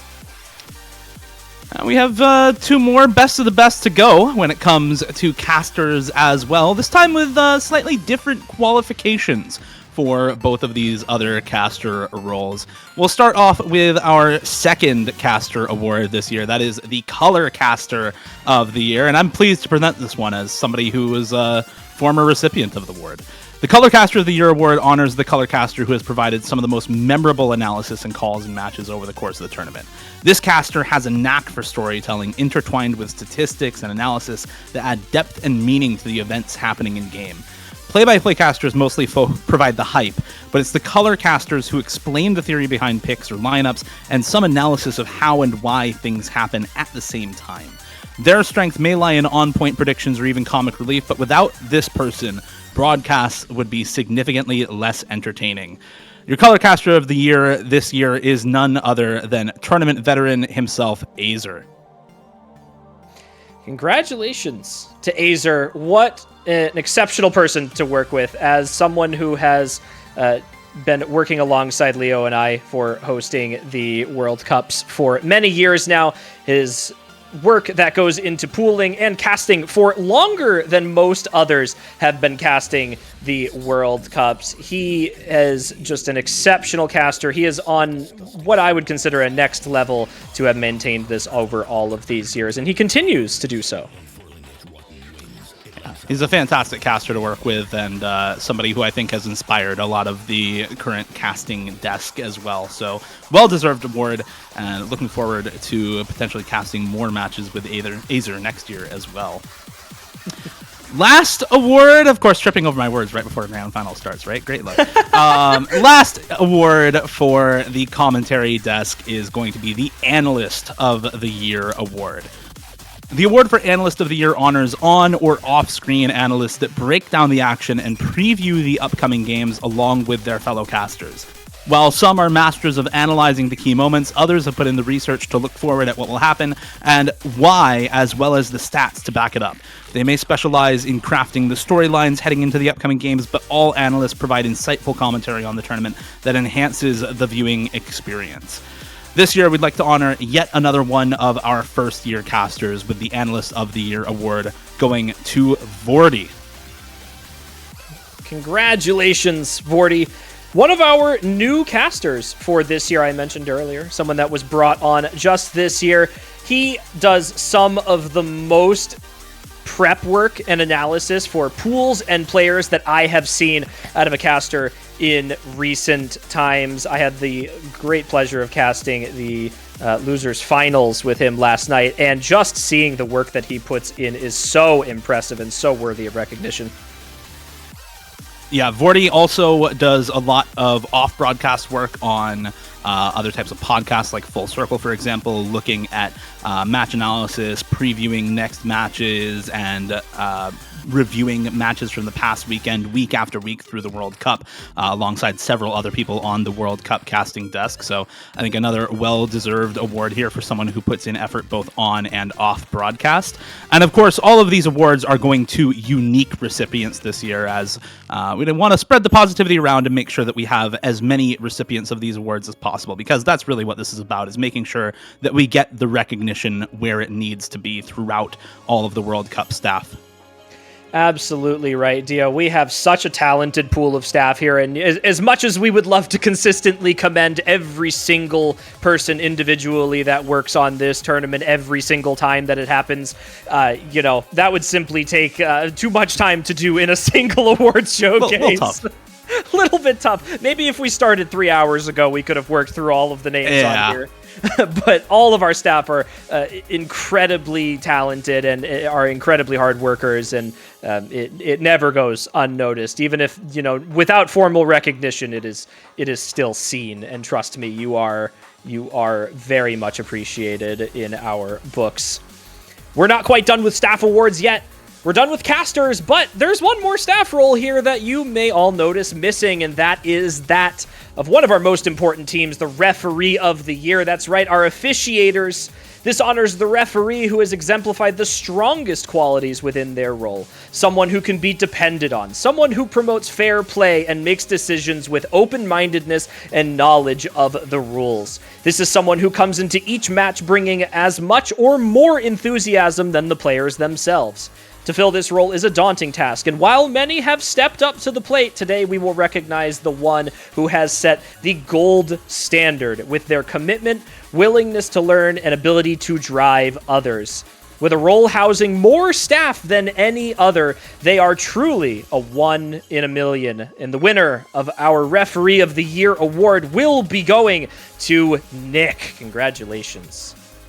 Yeah, Nick is someone who worked his way up through the community tournament scene for a very long time. In fact, a bit of deep lore, one of the very first tournaments that I staffed back in late 2018 was hosted by Nick. So I got my into the tournament scene through staffing for a Nick tournament. That's how far back this guy's history goes in community tournaments.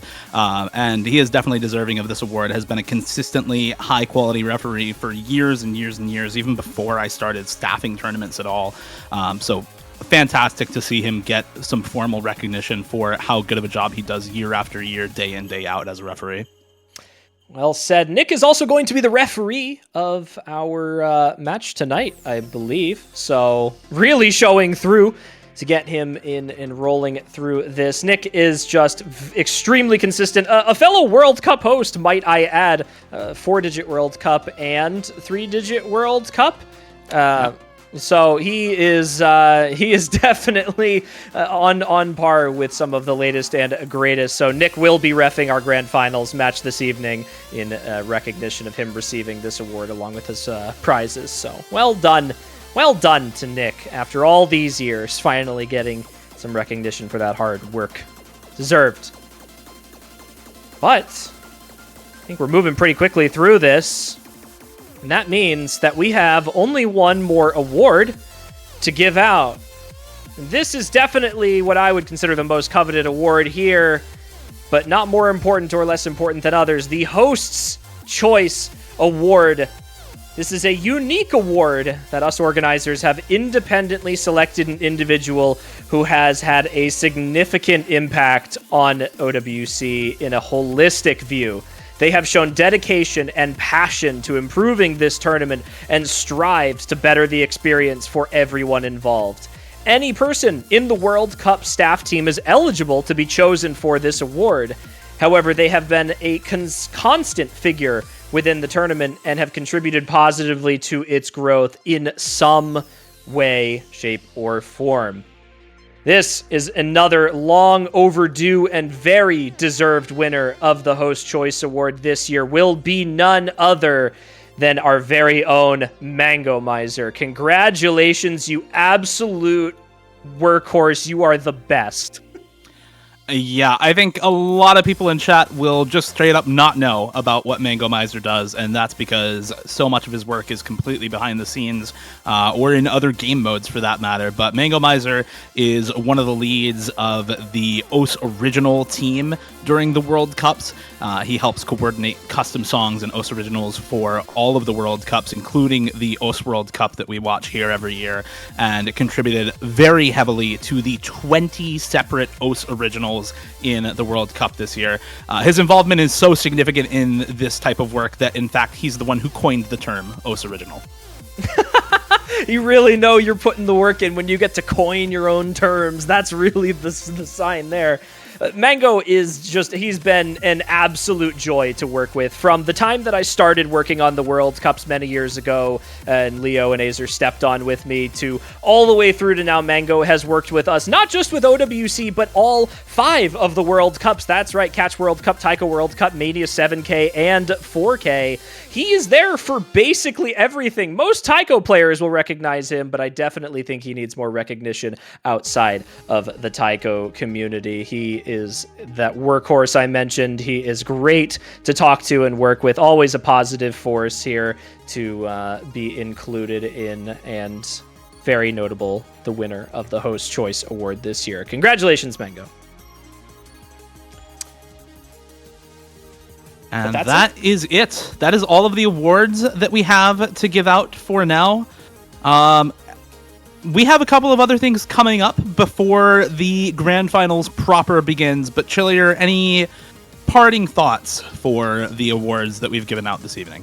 I'll give our general thanks here. I know we had a list of all of the playtesters, mappers, map poolers, and those working on the team after the Grand Finals Map Pool Showcase, but another massive thanks and shout out to everyone who works on this tournament, especially on our production and organization team that makes this happen every single year. Our referees, our casters, our streamer Trosk, who always seems to not get enough recognition despite how much work he does for us. I don't know how that still happens.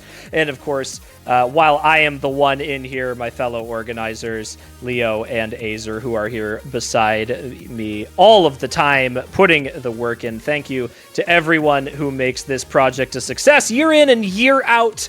It is always a pleasure, and we love having this be an absolutely fantastic event every single year, bigger and better. But that's it from me for now. I'm going to hand it over to Dio, who is going to introduce the rest of our grand finals casting team and start a little bit of an extension of our pre-show after this. Dio, take it away, my friend. Thank you very much, Chillier, and thank you to all the staff who put in fantastic efforts this year for the World Cup alongside the wonderful teams that we've had playing in the World Cup this year.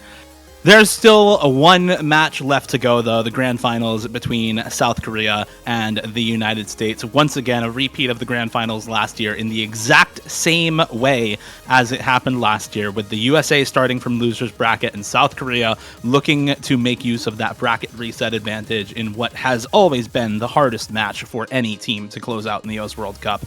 Joining me to talk about the upcoming match in the grand finals are my 2 fellow casters for the match itself. I'd like to welcome in iFlame and Sad Shiba. iFlame, good evening. Sad Shiba, good very early morning to you. Good morning. Hello. It is 3:44 a.m. in the UK right now. I have chosen to completely nuke my schedule for this, and I am damn happy that I did. I mean, this is once again a repeat in history. I mean, history books are being written, man. I'm so excited for this one. What do you think, iFlame?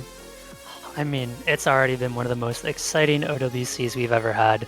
Hopefully we can get some close matches, keep Shiba up nice and late tonight, and hopefully we see a lot. But we've got some time to talk about this matches. I wanted to take a couple minutes before we get into talking about the match to honor and just look at some of the teams that have had some really strong performances throughout this OWC so far. First team, I think, to me, is Ukraine. With Bench looking fantastic. They've gotten their highest placement this OWC so far. And they've got an exciting future, some good prospects on that team, and we'll see what they can do next year. Yeah, Ukraine making top 16 for the first time this year, having a really, really good showing, and taking 2 points off China as well, who were a very, very good-looking team throughout the World Cup this year. So I think really solid stuff from Ukraine, a team who started as the 24th seed and managed to outperform their seeding by a round and get into that top 16, which is a coveted performance for them. A couple of other teams that had some really, really solid performances, of course, Kazakhstan taking Japan to tiebreaker in the losers round 1. They did end up dropping out of the tournament 0-2, but for seed 32 and a team whose first ever World Cup was played this year, to actually take a team to tiebreaker in any of their matches is a massive performance. Yeah, Kazakhstan had an incredible first impression on everyone here at the World Cup. I mean, they just barely managed to qualify. For the first time ever, this country has had an opportunity to compete amongst the world's best. I mean, it's such a great thing to see. And not only did they qualify, despite losing, unfortunately, to the #1 seed in South Korea, which obviously is inevitable, they took a seasoned roster with some insane talent of Japan to tiebreaker. And of course, you have to look at their star player, Kamenchik, who did the majority of the major carry potential. But on top of that, the rest of his team, especially in Plombire, Ravexi, those two players as well made a huge showing for Kazakhstan. And I can't wait for what this team can do later on next year, hopefully. Yeah. On top of that, you have Sweden, who is super impressive this year. 23rd seed in the tournament, but they placed top 12. It was the biggest overseed of any team this tournament. They had some really impressive wins against both France and Hong Kong, who I think a lot of people expected to make top 16, if not top 12 at the beginning of the year. So largely off the back of Skilla and Recat. They've had a really good performance as well. Unfortunately, did drop out to the USA in that semi-finals, but good performance nonetheless. And of course, how can we forget Australia? For the first time ever, they have finished top 3. They did lose their match to the USA, but this has been their highest placement ever, and they have looked fantastic doing so. Yeah, it's been a really good year for a lot of countries, and I think no shortage of countries who are really happy with their placements in the OS World Cup this year. But there have been some disappointments, of course. Poland dropping out in top 8 as the second seed, for example. I think Germany really wanting to go farther this year, but making it to top 4 rather than to that top 3 as they pretty much desire every year. And a couple of other underperformances lower down in the bracket as well. But lots and lots of really interesting performances this year for a lot of different teams. And I think a lot of that came down to the matchups in the winners bracket, especially in the quarterfinals and the round of 16 to some extent. Canada upsetting Germany, Canada upsetting the United States, before finally being taken down by Australia in the semifinals, who themselves upset Poland in tiebreaker during the quarterfinals, ultimately leading to Poland needing to face the United States to get out of top 8, which was where they finally dropped out of the tournament. And of course, Philippines upsetting Russia in the quarterfinals as well. 3 upset matches in the quarterfinals out of 4 winners bracket matches really turned this bracket overall completely upside down and made for one of the most interesting World Cups we've seen in a very, very long time. Yeah, Philippines, speaking of them, they had even bigger potential towards the semi-final stage, where they nearly guaranteed TV point against South Korea in the winners bracket. 4-1 Philippines were against the #1 seed in the tournament, the team favored to win the entire thing. Philippines has infinite potential, and they showed it this year. But of course, we've already mentioned it, they weren't the only teams who really made a massive impact on this tournament. The World Cup this year has been truly exceptional. Several upsets, several amazing outlying performances, and just a surprise that I think everyone has been so relieved to see. It's been a fantastic World Cup, and I'm sure many of us are happy to be a part of this time and being alive to see a tournament like this play the way it has been played out. Yep, your most improved team, but gentlemen, we have about 10 minutes left before the final match, so let's talk a bit about this matchup. On one hand, you've got South Korea. Many people had them as the favorites going into this tournament. Second place last year. Now they've added one of the all-time tournament greats in Flying Tuna, worst HR player. It's just on another level, as usual, kind of following up the performance in Grand Finals last year. And of course, Karcher, who is incredibly good as always. They won 3 World Cups straight back in the 2nd to 4th OWC from 2010 to 2013. Since then, it has been pure domination from the United States, featuring Rectigon, Vaxei, players like Taquito, and Fire Rage, who is one of the longest standing tournament players in this match. Yeah, this is a matchup between 2 of the winningest teams in World Cup history. The United States, of course, winning 7 World Cups in total in the last 5 in a row, 7 of the last 8 in a row since 2015. They have only lost once to Poland, and even still, they were second place that year. Versus South Korea, the only other team in World Cup history with more than 1 first place finish, and a team with only 2 finishes outside the top 4 in the country's history. Those were in 2018 and 2020. And of course, podium finishes for South Korea in 3 of the last 4 years. 2 of those years in second place in 2020. And of course, last year against the United States in grand finals. So this is a matchup that has some significant history behind it, especially in recent years, as a constant contender for the United States has been South Korea. People often look at Germany as one of the USA's rivals in recent years, but over the last 4 years, South Korea and Germany have both finished second place twice against the United States, and South Korea looking to upset this year once again. I think in a lot of people's minds, it would be an upset, despite the seeding you see on screen. The United States has the legacy, has the recency, and has the strength of roster they displayed in the losers bracket finals when they brought Australia down 7-1 yesterday. Yeah, this matchup has an incredible story behind it. Not only do you have several previous years of World Cup history where the United States have triumphed over South Korea in grand finals and lower stage in the tournament respectively, multiple times has the United States shattered the dreams of South Korea. And another year, another World Cup, another chance for South Korea to finally get themselves a World Cup victory for the first time in 10 years. Everyone has been finally seeing this team as the golden era, the golden new generation for South Korea.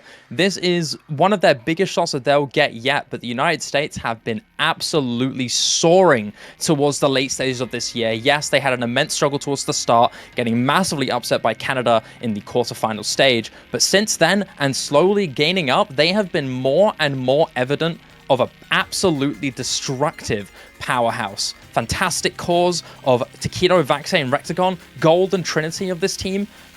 They have been proven to be really formidable, and taking down Australia yesterday in very dominant fashion only makes this team look even more daunting. The big narrative is, I think, quite obvious here. Will South Korea get the first World Cup victory in 10 years and get revenge on their most prolific adversary? Or will the United States prove all of the doubters wrong, regardless of roster changes, regardless of form, regardless of any doubts you have on this team? Will they once again prove to the world that they are an unstoppable force, no matter the narratives pitted against them? It's such an exciting matchup. Every time we've had these two teams face, it's always been something worth talking about. And I cannot wait for what goes down in a good about 5 minutes' time. Funnily enough, if South Korea gets second here today, they will have placed first, second, third, and fourth 3 times each. But let's talk about this scaling narrative for the United States here. If you look at the average ranks on this team, it's 127 average rank for the United States. They are known to be that team that they might have some fumbles early on. Last year it was semifinals. This year it was quarterfinals. But every year they get to finals, they get to grand finals, and they outscale everybody. But South Korea is not to be underestimated this year.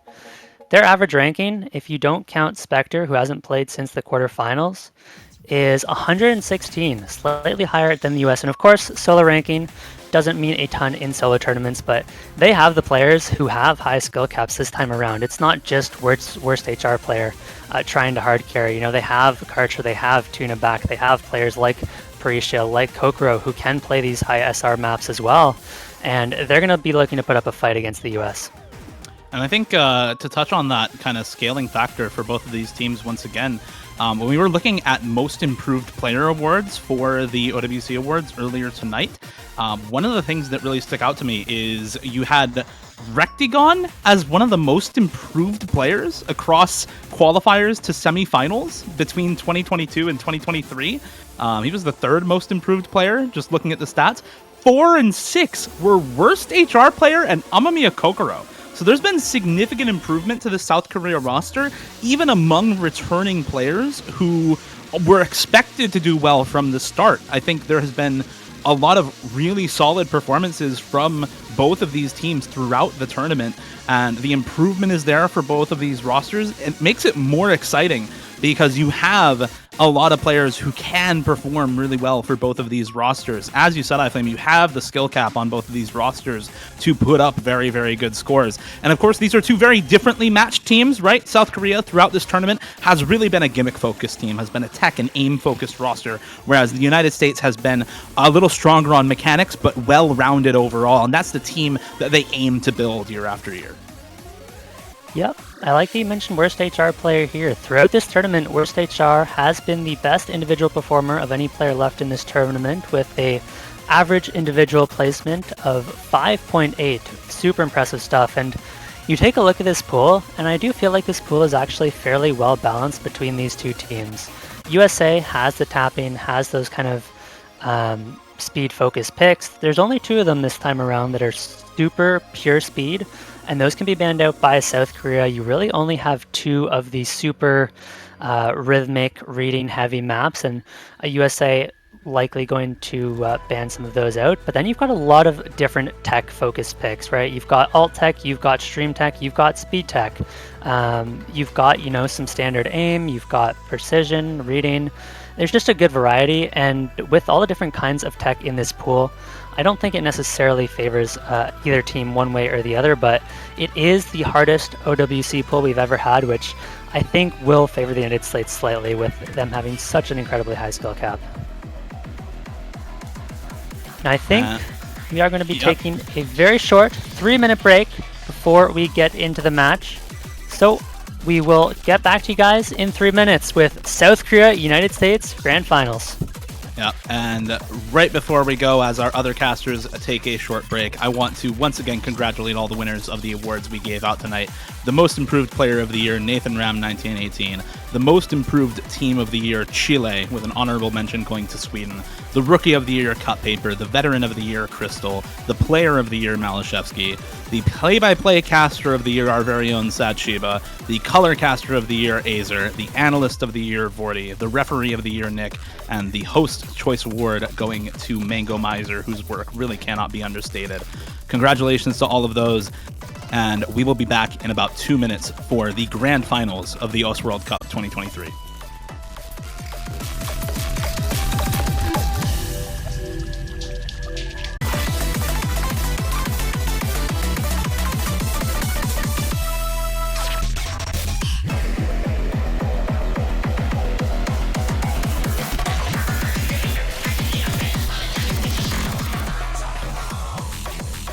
Ladies and gentlemen, boys and girls, good morning, good evening, good night, wherever you are from. Welcome to the match you've all been waiting for. A dynasty against a generational team. Once again, a narrative that we are all oh so familiar with. Welcome to the OC World Cup Grand Finals between South Korea and the United States. Ladies and gentlemen, I'm Sad Shiba, and I could not be more honored to be casting this match with my 2 favorite Canadians, Dio and iFlame. Shiba, it truly is an honor. This is where we find out, will the Titans finally be defeated, or will they hold on to their streak for 1 year longer? Dio, how are you feeling about this one? I'm feeling great. I've been looking forward to grand finals for a very long time. This is, as we've said already tonight, one of the most entertaining World Cups we've seen in a very long time. Not in small part because the United States has had a rocky road here to the grand finals, getting knocked out by Canada early on in quarterfinals and making their way through the losers bracket. But it seems like a flip had switched in the United States after that quarterfinals matchup against Canada. The most points they dropped to any team after the quarterfinals was 3 points against the Philippines in finals, 7-1 against Germany, 6-2 against Poland, 6-1 against Sweden. This is a team that has blazed their way through the losers bracket like no other. And of course, as of last night, 7-1 against Australia in the losers bracket grand finals. The United States, as a scaling roster, seems to be in form once again, despite the roster changes, despite the question marks around the new roster with 5 substitutes from last year for the United States. It seems they are back in form once again against one of their oldest and toughest rivals in South Korea. who have taken them to tiebreaker and won against them last year in the semifinals in 2022, and have been second for 2 of the last 4 years of the US World Cup. We're going to be getting into pick bans shortly. We're going to see the United States ban out No Mod 3, No Mod 5. We're going to be South Korea, seeing South Korea likely ban out the DT3 and that speed free mod, of course, in that free mod 2.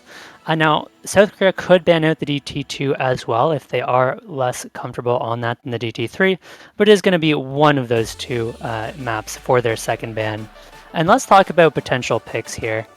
The United States have looked incredible on the free mod so far, and the crux of that is, of course, Rectagon and Taquito. Rectagon put up a number of top scores in the lobby on the Hard Rock, is so good. Whereas on the side of South Korea, it's largely been Worst HR Player and Karcher on the mods. And that's a little bit tough for South Korea, because on these free mods, a lot of times you want to have your best players on the no mod, let them put up those big scores. And South Korea doesn't really have that option. They need those 2 key players to be on their mods, and so it's going to give them a bit of a harder time, whereas the United States look a little bit more well-rounded on those free mods. We're going to see South Korea, without a doubt, look towards some of those more aim control, alt focus picks, and there come the bans exactly as expected so far. We're going to wait for that free mod ban to come through for South Korea in a moment, and then we will be off to the races with these picks.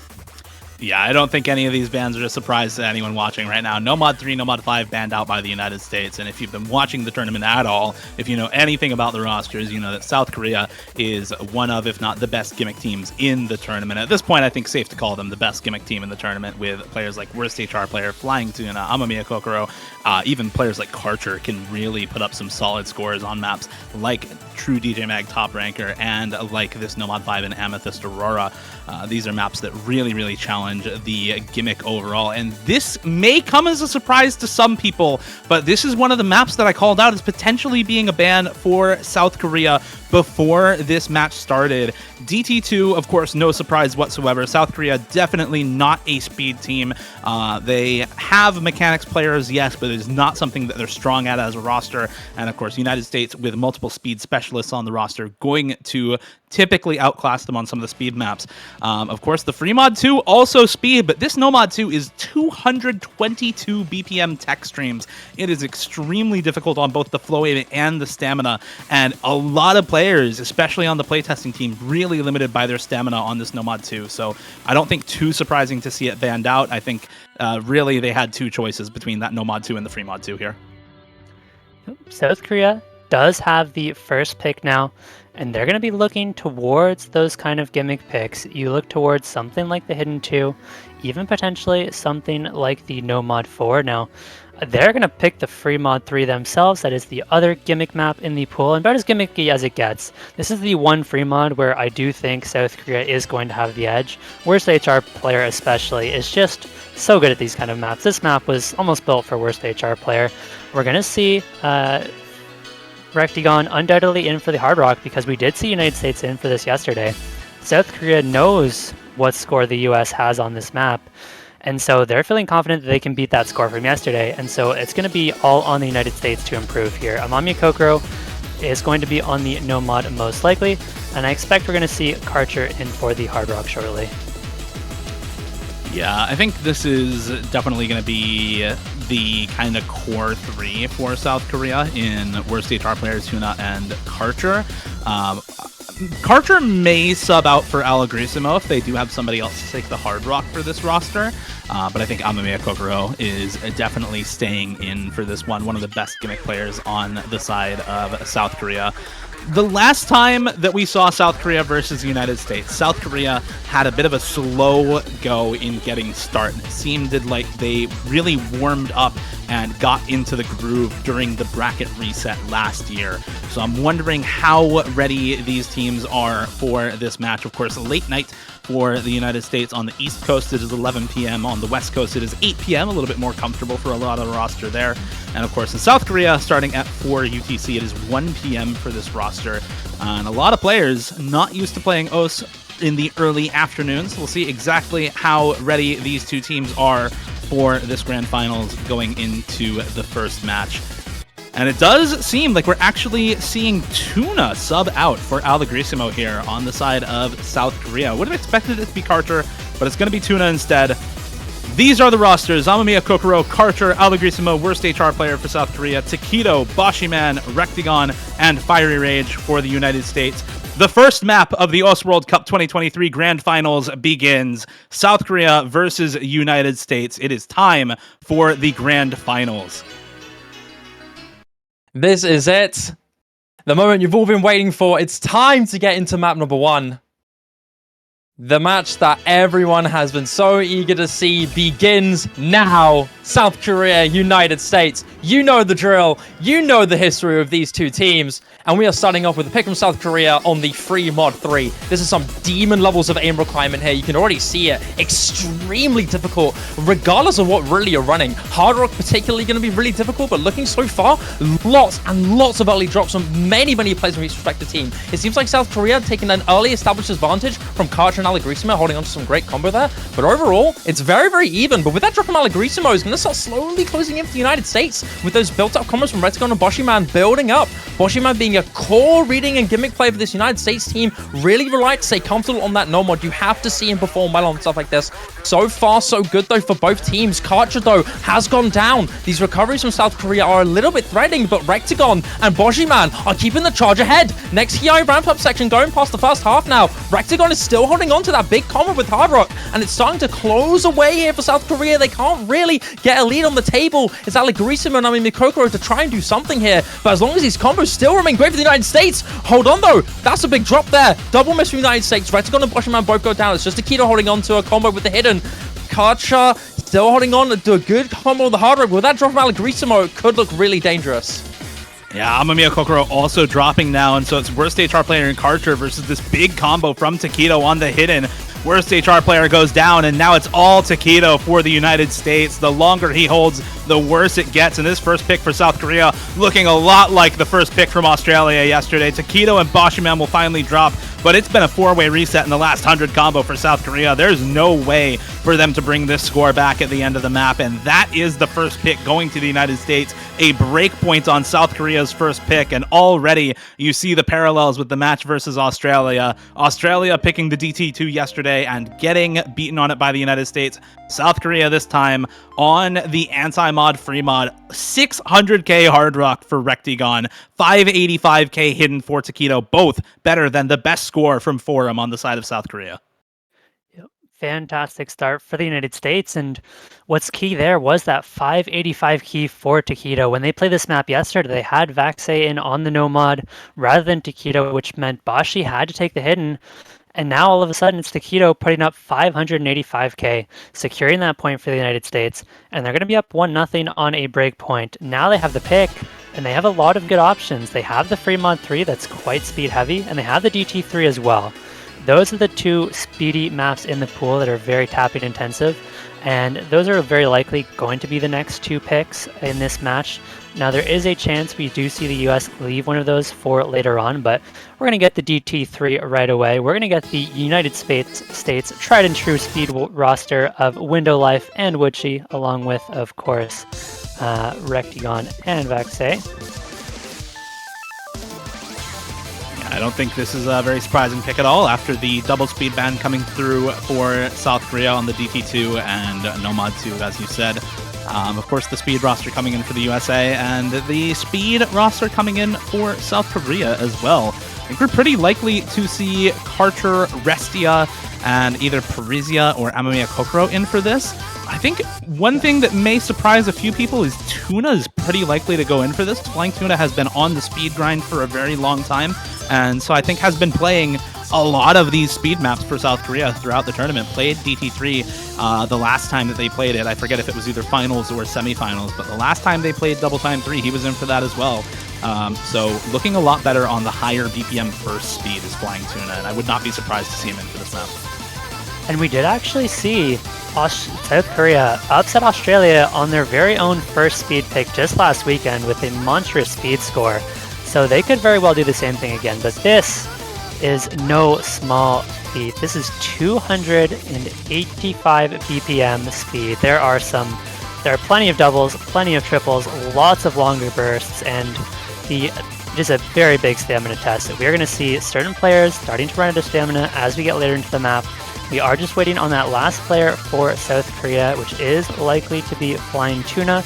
Could potentially be Parisia as well, as you mentioned, Dio. And there's Flying Tuna, has been working on his speed, so we'll have to keep an eye on that combo, and we should be getting into this match shortly. Can South Korea take a point back and keep themselves all tied up for the time being? We'll see if they're able to do it. This is definitely a good spot for the United States to be in with this kind of a speed roster on their side. Rectagon, Taquito, Kama, and Window Life in for this map. No Vaxei yet, notably, for the United States. Hasn't been one of these star players for this roster in the later stages. Had a fantastic performance yesterday against Australia. But stepping out for these first two maps and letting some of the other players in to make good on the rosters that were crafted before the tournament. And here we go into this DT3. Already a couple of early misses for South Korea on Restia right at the start of the map. This one, though, doesn't really get started until you start to get into the later parts of the map. There's a lot of triples, a lot of quints, and a lot of aim requirement in this map, mostly on jumps, not the flow aim. This one, really tough there break for both Restia and Karcher on the Buzz Slider in that section. So 2 full combos to 4 now in favor of the United States going into the first PI time. First 9-note burst catching no one off, and Restia, Amamiya Kokoro, and Flying Tuna all dropping in the first KI time. There goes Karcher as well. Kama will drop for the USA, but this is just a slaughter right now in the first KI time. Rectagon finally drops as well, but it's still the full combo for Taquito, and more importantly, a nearly 300,000 score lead, only a third of the way into this map. Very strong early dominance here from the United States. South Korea completely falling apart towards that first PI.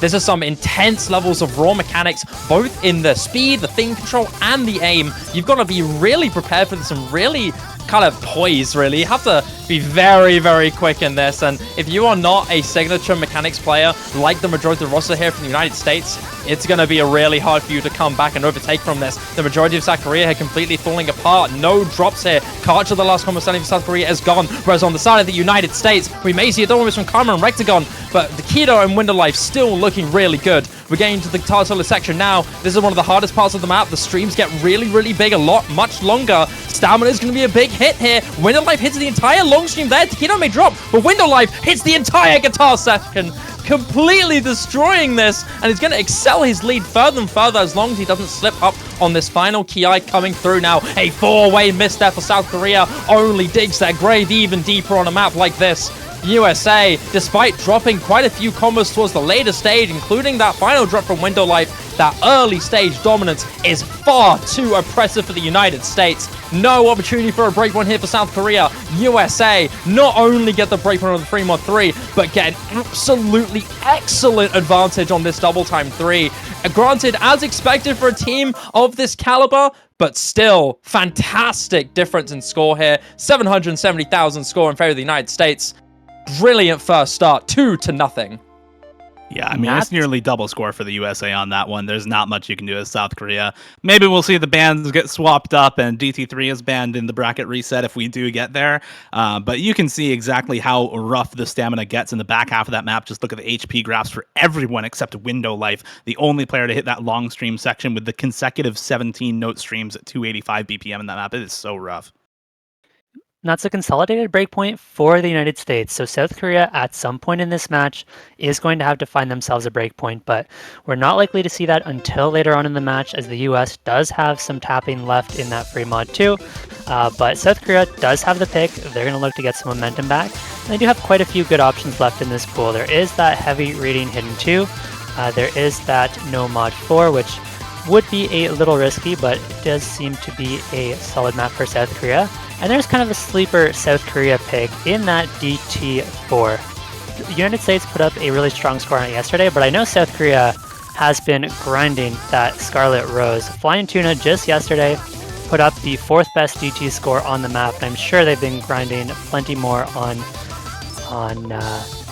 the score V2, so I do expect we're going to see that later on in this match, and South Korea has a bit of a game to play here. There's certain free mods, even certain DTs. You look at things like the DT4 and the Hard Rock 2 that the United States picked yesterday, right? They played it yesterday. And it's, do you want to pick this yourself early on, thinking that you can win it over the US? Or do you leave it for a little bit, hope the USA picks it into you, and try and get your breakpoint back there? And that's kind of the mental game you have to play. Yeah, and I think especially for a team like South Korea, you know, the USA is going to pick this Fremod 2 next. I think there's pretty much no question about that. So you leave up some of those potentially coin flippy maps, like maybe the Fremod 4 or maybe the Hard Rock 2, that are a little bit carryable for players on the United States, like Rectagon or Vaxei, for example, and pick into stuff that you know you're probably advantaged on paper based on the team comp, like this Hidden 3, Requiem for the Aura, one of the OS originals this round by Litmus versus Esther. This is a variable BPM, 200 BPM in the first half and 222 BPM in the second half. Stream Tech map. Lots of really, really tricky slider aim in the second half as well, whereas the first half, being that lower BPM, focuses more on the tech streams, more on the flow aim with Hidden than in the second half. This is the type of map that South Korea can be very, very scary on, especially a lot of players on Team USA, Takedo excluded, really don't tend to prefer that Hidden mod. A lot of the specialists for USA, like Fiery and Bashi, for example, are really good Hidden players, but aren't going to be in for this sort of map because they don't have the stream stamina at 200 plus BPM to actually play this sort of map. So I think this is a really good pick for South Korea, both based off, you know, it's a tech map, A, it's in Hidden, B, and C, it is a little bit higher BPM, and in particular, those Hidden specialists for the USA outside of Takedo don't really mesh well with this style of map at this BPM. Yeah, Takedo is going to be the one you're looking to for the US. This map is right in his wheelhouse, but you do kind of expect a worst HR player to be able to match Takedo's score. And from there, it comes down to the supporting combos, right? And that's where South Korea really has their advantage, especially with Kokoro, who is fantastic at some of these hidden tech picks. Kokoro is the one who I expect to be that secondary carry for SK. And this map has an absolutely brutal ending. There's some really rough slider tech that could very well catch out quite a few combos, and so the early game combos are going to be very important. And South Korea, they need a point on the board here. They cannot give up another breakpoint, and here we go, Requiem for the Aura. Can they get one back? South Korea, they've got to get a point on the board. USA already converted the first breakpoint in the first point of the match. We did mention it earlier, South Korea are known to take their time at the start of their respective matches. Later on, it starts to get really spicy. That's when South Korea start to wake up, ramp up, and start to really perform. Granted, we are still in that early stage, but this is still an important map. South Korea really don't want to majorly concede multiple breakpoints, especially two. That gives United States more maps they need to win than not. So this map is still quite important here. If the South Korea lose this, USA instantly go into that Fremod 2 and instantly get themselves 4 points on the board, I could imagine. So this is still a very important map. Slow intro section here with still a few hits of those scary bursts and flow sections here and there. This is a frightening flow tech map. OS original, as we mentioned, by Litmus vs. Esther. Beautiful, beautiful hidden map and perfect for a team like South Korea. Very early intro section here leads to a couple breaks from the United States and one from South Korea and Flying Tuna. Karch is going to be the next to drop, even playing field now, 2-2 in the FC department. But these recoveries from the USA are going to give them a small advantage in their favor. We've still got quite a bit to go, and these streams get really, really spaced and really all good on the flow. This is where we're going to start to see more breaks. Triverse from the United States is just going to hold on, but the rest of the combos from Wesley Charplay and Amamiya Kokoro are going to give South Korea that lead. It's going to start climbing further and further, going to the next half. Amamiya Kokoro goes down though. That's even grounds that Rexagon now can only contest Wesley Charplayer, and the recoveries are going to be really valuable there. And down goes Karcher, but traded by Rexagon. Oh, a big threat there. Shut down for the United States. Wesley Charplayer leading it and keeping it going into the final third of the map. Yeah, this is the kind of performance that we were looking to see from Worst HR Player here. This is the reason why these maps are Korea maps in the pool. He is the reason why this team is feared in 2023. He is the one who has been popping off all tournament long. One of the most improved players from last year, even in spite of the ridiculous performance he had in Grand Finals. And he's looking to replicate it here once again, already holding on to over 1K combo here into the slider aim section in the back half again. This is sped up 222 2 BPM now in this part. Still hitting the space streams. The sole player holding on for Korea right now. Karcher with a little bit of combo to stave off Taquito. And this 125,000 score lead all off the back of Worst HR Player's massive performance. He finally drops the combo, but Karcher is still matching Taquito's combo on the side of South Korea. He goes down. Taquito is still holding, but there's not enough time. He'll slide to break the last stream, and Worst HR Player will secure the point for South Korea. A massive pop-off at the end of the map to keep them even in this match and put them on the board. I cannot say enough how incredible of a score that is from Worst HR Player. 850k on a map like this. Second highest score in the lobby, 500,000, 350,000 points behind. And Worst HR Player is the kind of player that warps tournament matches. Worst HR Player is not necessarily the kind of player that is going to go out and FC every single map in the pool, but he is the kind of player that when you have a Worst HR Player map, you know what you're getting yourself into, and Worst HR Player has no problem solo carrying these maps time and time again. We saw it in last year's Grand Finals. We're seeing it this year again, and South Korea has a point on the board, but United States, very good chance they're going to get one right back. They still have that free mod 2. That is that last speedy map in the pool. And this United States team, once again, is so good at the free mods. They have Taquito and Rectigon, who can play as well as anyone on no mod on their respective Hard Rocks and Hiddens. Whereas for South Korea, you're throwing Karcher and Worst HR Player on the mods. Karcher with the Hard Rock, Worst HR Player on the Hidden. And what that means is they're going to have a bit of a harder time playing this map. You really want your two best players to be on the Nomon to be able to put up those bigger scores and have a little bit easier time. But South Korea doesn't quite have that luxury. We're going to see the other players, likely Parisha in for this one on the Nomad. And I do think this one is going to be fairly US favored. But after this, the US has much less clear picks. This is, of course, the last remaining pure speed map in the pool in Free Mod 2. 245 BPM burst and stream consistency with a pretty heavy aim requirement. There's a lot of consecutive bursts and streams in this map and a little bit of finger control, but really it comes down to a couple of sections later on that will really test the stamina. Lots and lots of consecutive streams about 2/3 of the way through this map. This is yet another OS original in this pool as well. There are, in fact, 7 of them. Go ahead and check out those songs after this match is over, by the way. Tons of bangers in the OS Originals in this pool. Song by Commissar. It's Akari Beam Cannon Last Boss. And of course, we're expecting the USA to do pretty well on this one in comparison to South Korea. One thing that I do think South Korea has going for them this time around is I think Parisia will be a lot more comfortable with this sort of map. Parisia a lot better on stuff like DT2. It's a little bit streamier and lower BPM speed as opposed to the high BPM burst speed we saw in the DT3. So looking to see Parisia maybe come in for South Korea on this map, take that no mod and try to secure a really high score for the team. Yep, Kokoro as well has improved massively at speed over the last year, so you cannot underestimate Kokoro on a pick like this. We actually do have Restia in the lobby along with Flying Tuna, and interestingly enough, while South Korea isn't much of a speed team, they have quite a few players that have subbed in for the speed picks. We've seen Parisia, we've seen Restia, we've seen Tuna, and we've even seen Kokoro, depending on the speed pick. And of course, for the US, you've got Taquito Hidden, Recti Hard Rock, and Window Life Witchy, your go-to speed players, looking to put USA on the board once again, get themselves a 2-point lead here on this free mod 2. Let's see if they can keep that consolidated breakpoint on their side or if South Korea will be able to take it back early on in this match.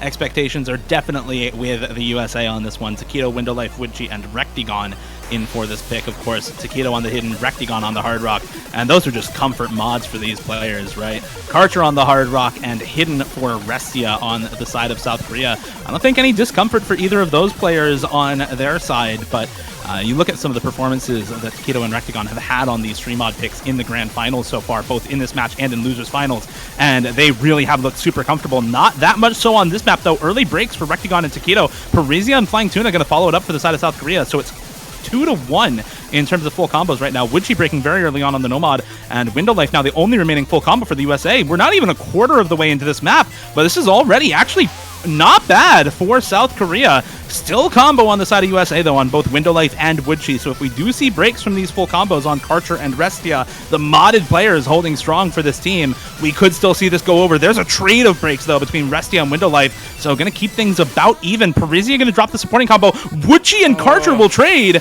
And now it's Flying Tuna versus Taquito and Rectigon holding on for the United States. There goes Tuna. There goes Taquito. It's all Rectigon now with the only combo in the lobby about a third of the way through.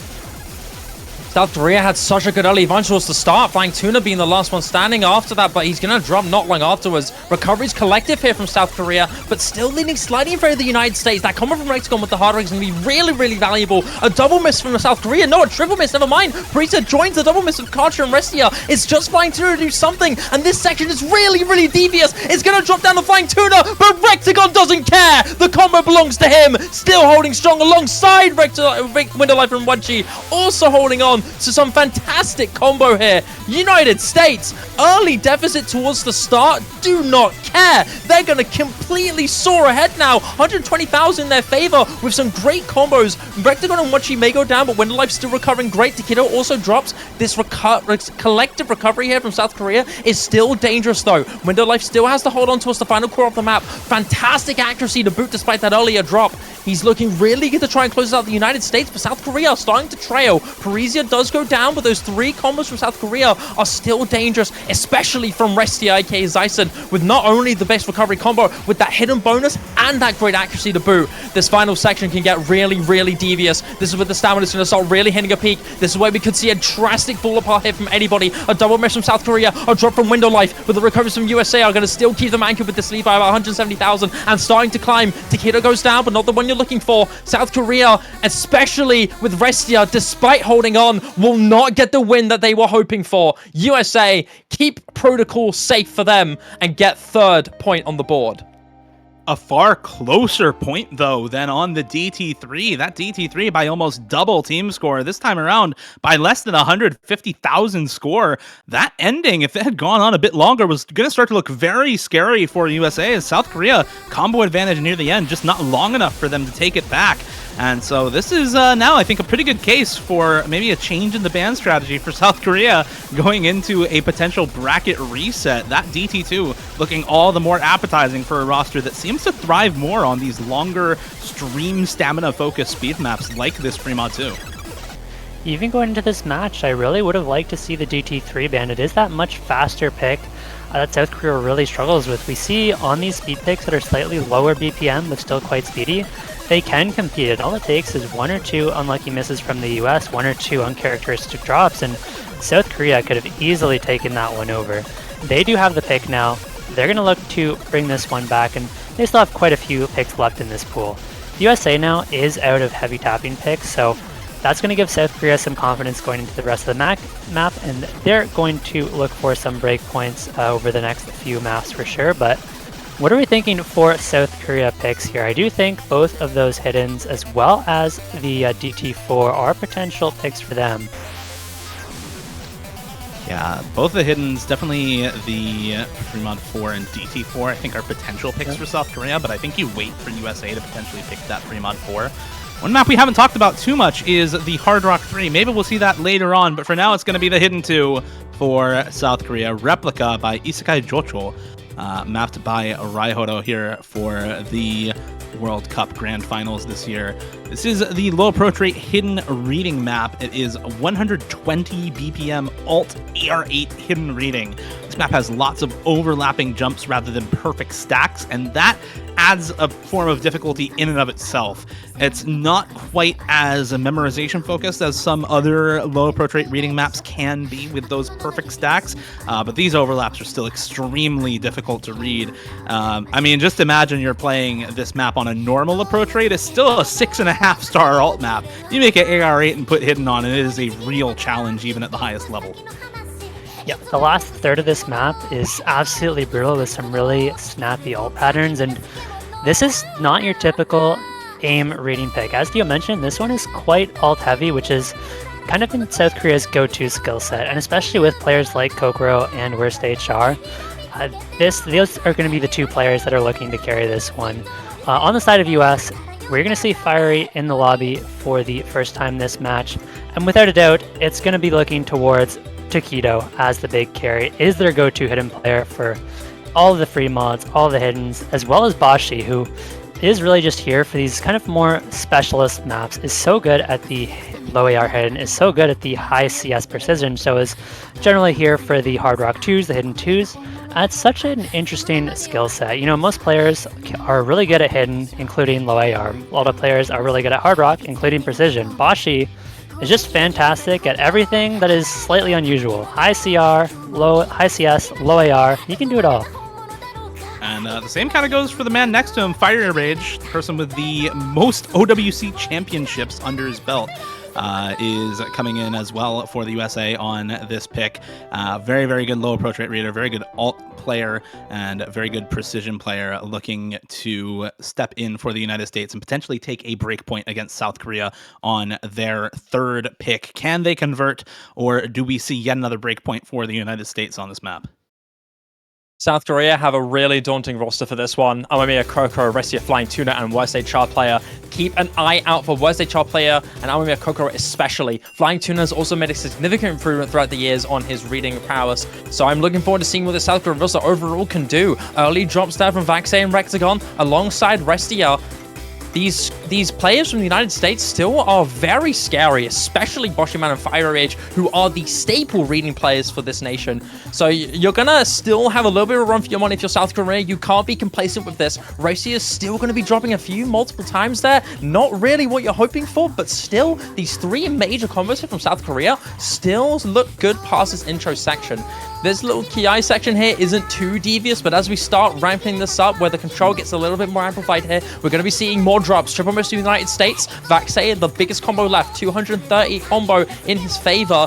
Restia once again going down, seemingly not his map, struggling a little bit, going into this little slidery section. Not going to be lasting too long, but still quite impactful. You got to pay attention to those sliders. And Vaxei being that biggest combo left is going to drop. That collective recovery from the United States totaling up to about 500 or so, whereas a double miss there from South Korea is going to start making things much more exciting. Wednesday Child Player still holding on, being the last main combo here for South Korea. Restia once again going down, and these combos to the United States are starting to get collectively threatening. A double miss once again from South Korea, but not the one you're looking for in Wednesday Child Player. Vaxei goes down as well. Takedo, last man standing. That threat from the USA remains suppressed just for now.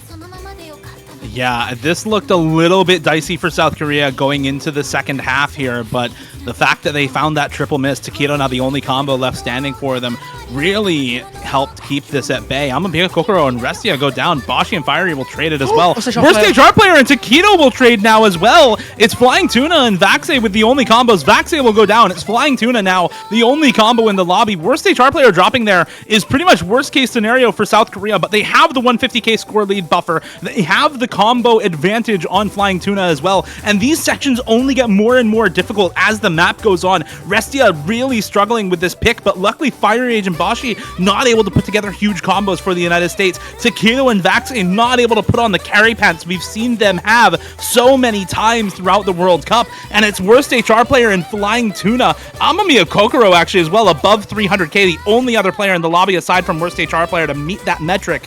And going into the last quarter of the map now, this is just all South Korea. This looks so good for the team. Boshiman has a little bit of combo here, but is more than matched by Worst HR Player. And there goes Bashi. There goes any chance of the USA taking this pick. It's going to be Worst HR Player carrying yet another map for South Korea, but not without help this time.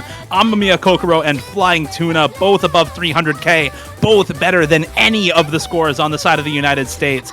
This is just team dominance from South Korea on this map. And if you thought that pattern was hard, wait until after this break, because this map slaps you with the hardest pattern and then says, wait, never mind, let me go again.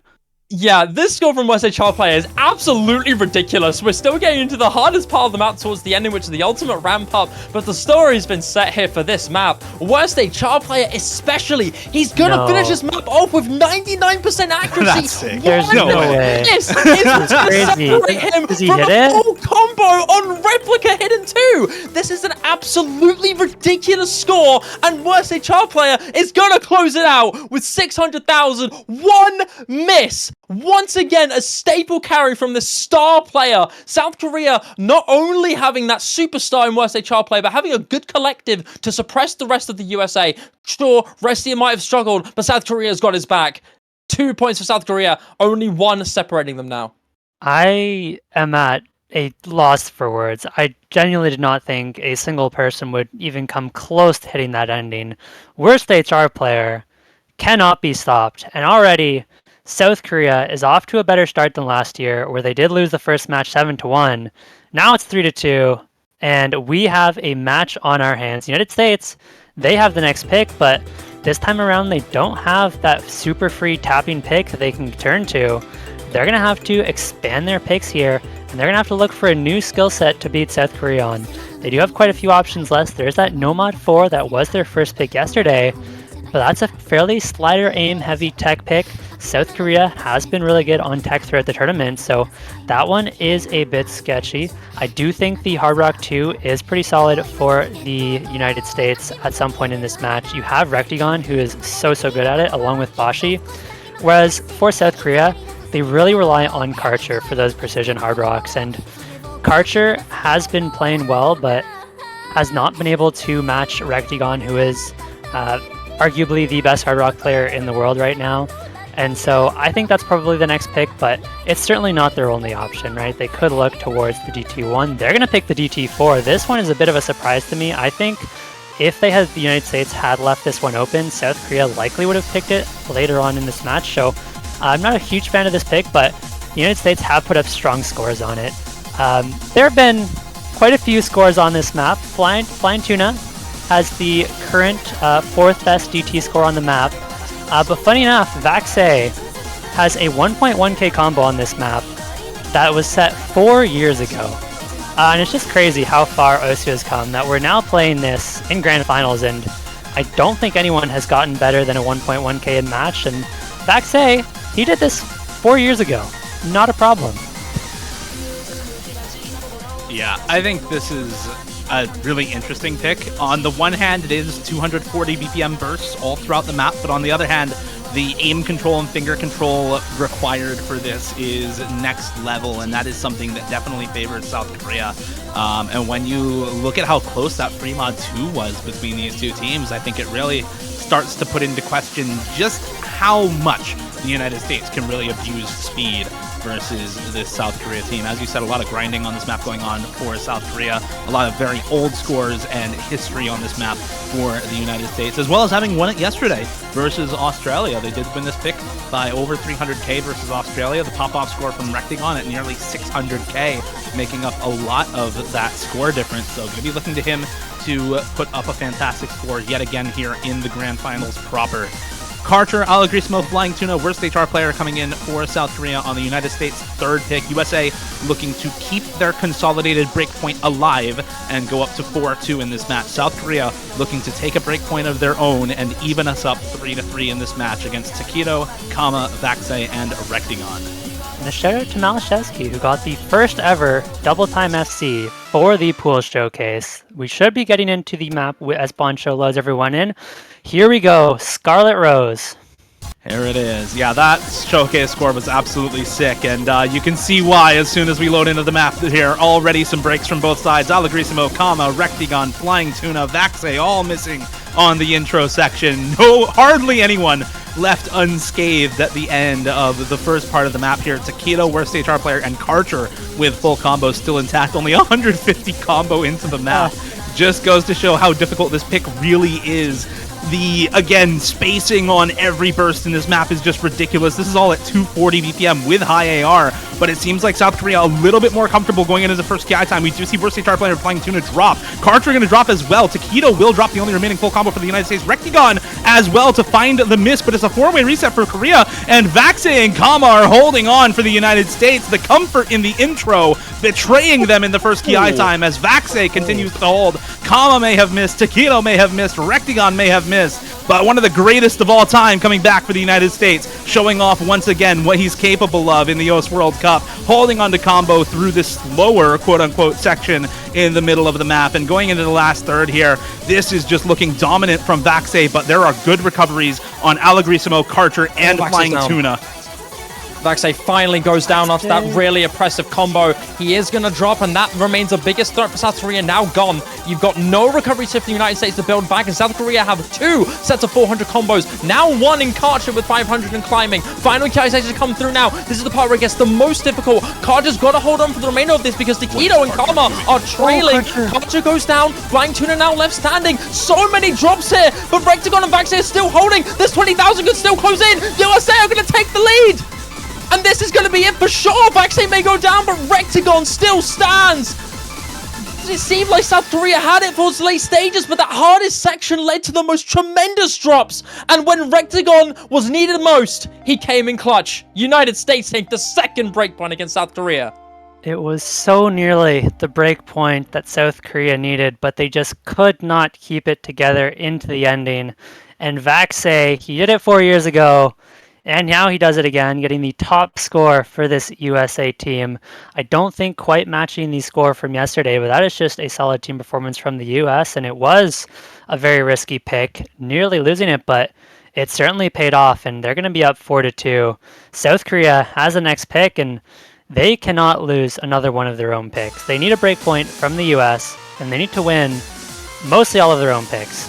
Losing one of your own picks now would be a disaster. Luckily, I think they've still got quite a lot of good picks left in this pool. You can look at stuff like the Hidden One, stuff like the Nomad 4 for South Korea, even stuff like the Hard Rock 2, honestly, not a bad pick for them here. I do think they're probably going to stay away from maps like the Fremod 1 and Fremod 4, leave those up to the USA to pick. We're looking at 3 more picks for each of these teams at the maximum. And of course, haven't even mentioned yet the Hard Rock 3, maybe the most worst HR player map in the pool in Burning Star. Again, one of the OS originals and by far the hardest map in this pool. That one is just absolutely demon. And I think if we see it picked, there it is. It is going to be that Hard Rock 3. This is perhaps the single most solo carryable map in the entire map pool. The skill floor for this map is so ridiculously high, and being able to combo significant parts of this is way, way harder than basically any other map in the pool. But if there's anybody who's going to pull that off, it's going to be Worst HR Player. Yep, no pressure, but if there was any map for Worst HR Player, this would be it. This is Hard Rock. This is full of aim control, full of finger control tech. There are some linear patterns. There are some really tough wiggle patterns. Their aim control into the ending just gets harder. The concern to me for South Korea is, yes, it's the Worst HR Player map, and you do have Karcher as well, who's absurdly good at the Hard Rock, but for the US, you have got players like Kama, players like Rectagon, who are some of the best Hard Rock players in the game, and those are 2 players you cannot count out on a map like this. I do think Kama may have a little bit of a tougher time, but Kama is a fantastic alt aim control player as well. USA has a very strong roster for this, and so there really is going to be a lot of pressure on both Worst HR Player and Karcher to carry, but you know players like Kama, like Fire Rage, are going to be able to put up solid supporting combos, and so that means both Kokoro and Allegrissimo are going to need to put up solid combos as well. Yes, Worst HR Player can solo carry, but you need the supporting combos as well on a map like this. We'll see how big those supporting combos can get for South Korea, of course. Flying Tuna looking to come in for this one maybe for South Korea. Wouldn't be too surprised to see him swap in maybe for Allegrissimo or Karcher. I can't really see him swapping in for Amamiya Kokoro or Worst HR Player, but it does swap out of the lobby. It's going to be Fiery Rage. Never mind. It's going to be Vaxei, Rectagon, Takedo, and Kama for the United States. No roster for either team yesterday, as this was not played in USA versus Australia. So another unique pick and another original getting shown here in the grand finals. May the star burn bright for South Korea and for Worst HR Player, as the good luck have funs are in the chat. Good luck have funs have exchanged. We're starting to get into our map now. This is known by many to be the single hardest map in the pool. You've still got quite a lot of really toughies in the World Cup, so when you know this is regarded as the hardest one, when Scarlet Rose DT and of course Vanitas, our tiebreaker, is around, that's how you know this one's a serious deal. some ridiculous levels of aim control requirement in this, and with the way the map is done, it's very reminiscent of Gengar Ozo, which is a map that's also very, very famous for its relative style and difficulty. This is one of those maps where not only do you have to be incredibly precise and very strong in your control, but you have to have some insane stamina to hit these patterns for a very long time. 2 minutes and 46 seconds for a regular map with some short breaks here and there might not be too long, but this does not let go ever. Does not hold back, does not give you nearly any room to breathe. I believe there's only a tiny slowdown section outside of that. But yeah, this is a tough one, and that's why you expect your super high skill ceiling, your super reliable control players on this map. South Korea, of course, looking at Worst HR player, undisputedly the favorite to get the highest score in this. But on the United States, Vaxei is in that lineup, and he is very well known to have set some of the craziest control scores in the game. So I am very excited for what both of these two players are capable of. Look out for these two, because that's where it's going to be really daunting. A few internet issues has led to a little bit of a delay into this match starting, but so far we're just letting the client catch up a little bit. Amamiya Koko seems to be the one struggling a little bit on the internet department, but you're getting a small taste of how difficult this map truly is. This is the tamer section of the map, might I add. Panic button being pressed with just a little bit of a reset, make sure all the clients are in sync. I'm not entirely sure if Amamiya Koko is fully in the lobby or not. That might be a disconnect. Yeah, that disconnect was... there we go. Oh, no, client catch okay. up. Kokoro is here, and it looks like as Bancho catches up, we should be getting into the map. Kokoro will have some solo screen time. If Kokoro actually loads in, there we go. Kokoro is going to steal the spotlight for a bit. And hopefully, a little bit of time. Oh man! Okay, it's aborted. There it goes. Board is interesting, especially when you get 15 seconds into the map. The players are, it's helpful for some people who have missed early on, but it also really builds the nerves. As you play maps, you're keeping yourself warm, you're building focus, and you're really getting into the match.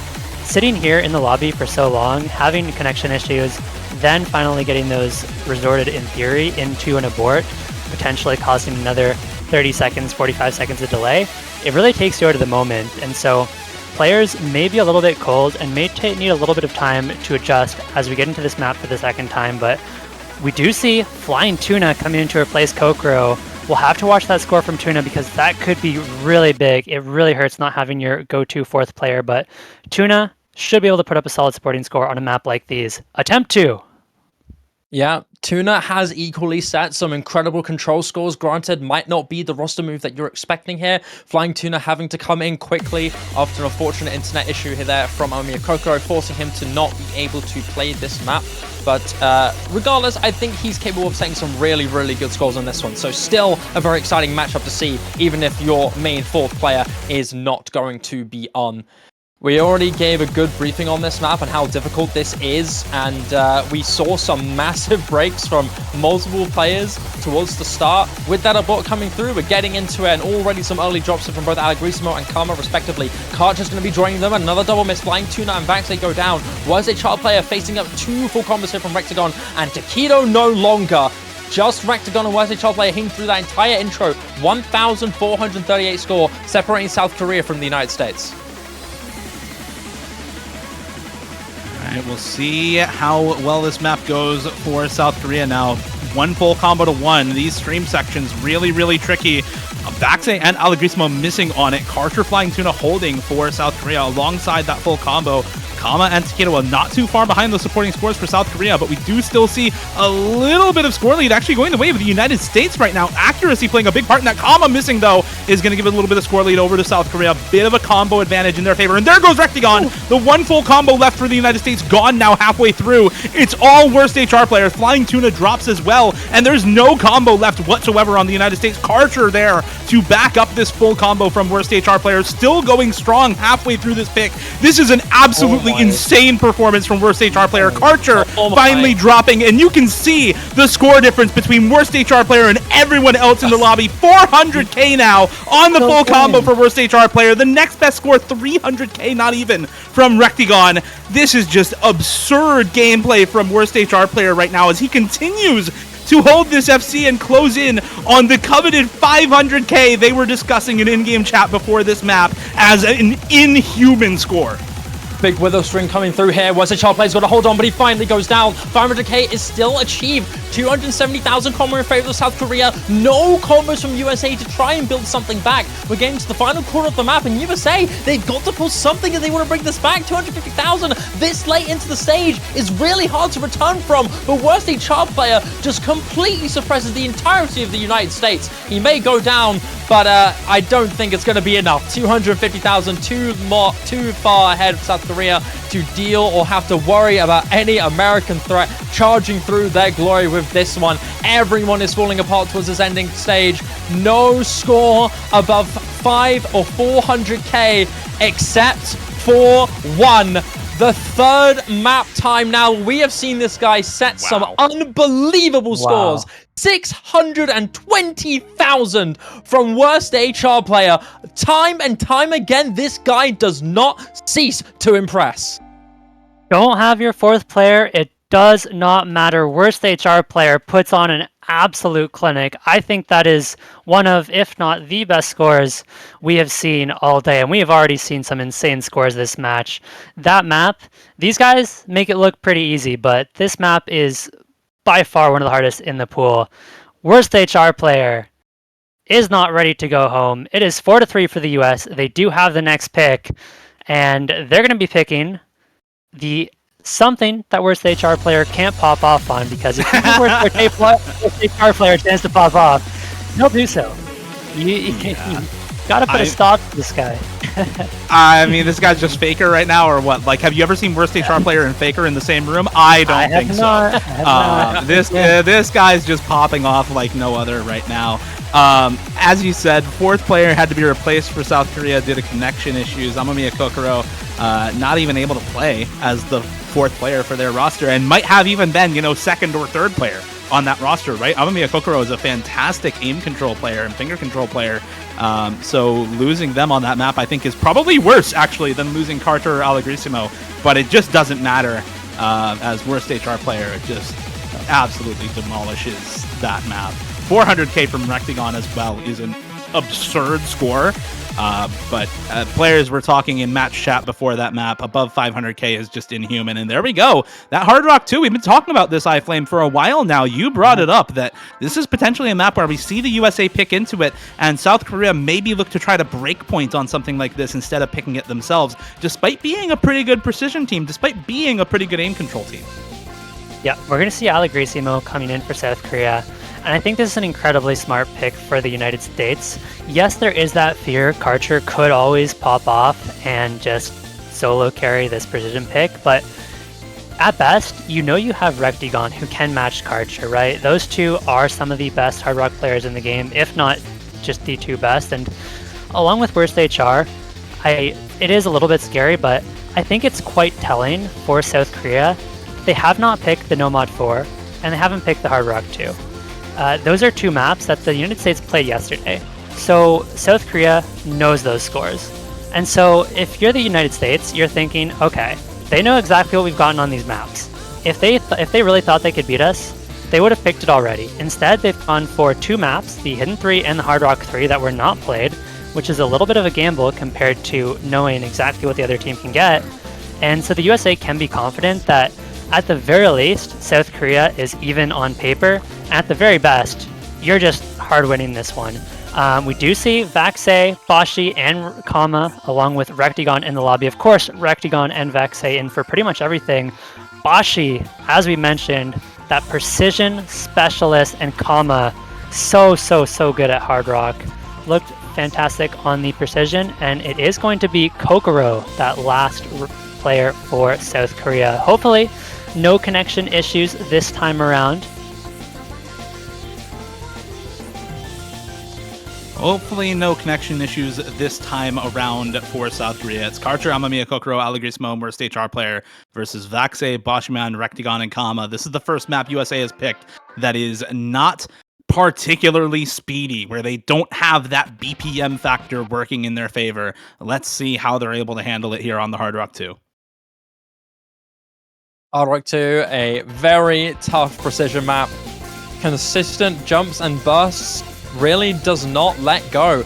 You've got a few really small and very quick patterns that are super devious. Circle streams in particular that was just seen there. Hit by quite a few, but also missed by quite a few. A triple miss from South Korea towards the start. Not looking good. Amamiya Kokoro, only one holding on to a full combo so far. United States having two, not full combos, but two big combos able to suppress South Korea just for a little while, but with that drop from Boshi, he's now going to start twisting now in favor of South Korea. They're building this up. Fun gimmick about this map is that no single pattern in this is actually in the center. It is consistently either rotating one way or the other around the outside of the playfield, which is a cool little interesting gimmick once you notice it.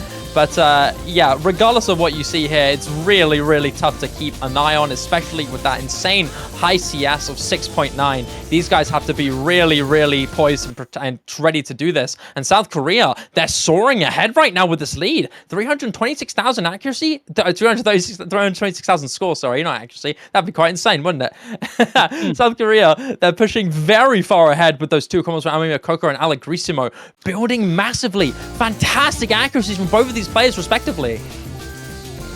Alright, and we'll see if that's able to continue. Not for Amamiya Kokoro. Does find the miss there about halfway through. It's now on Allegrissimo with the big combo, but Boshiman and Kama go down. Worst HR player goes down. Finally, we see a map for South Korea where worst HR player is not that top performer, is not the one with the combo on their shoulders. This is Allegrissimo.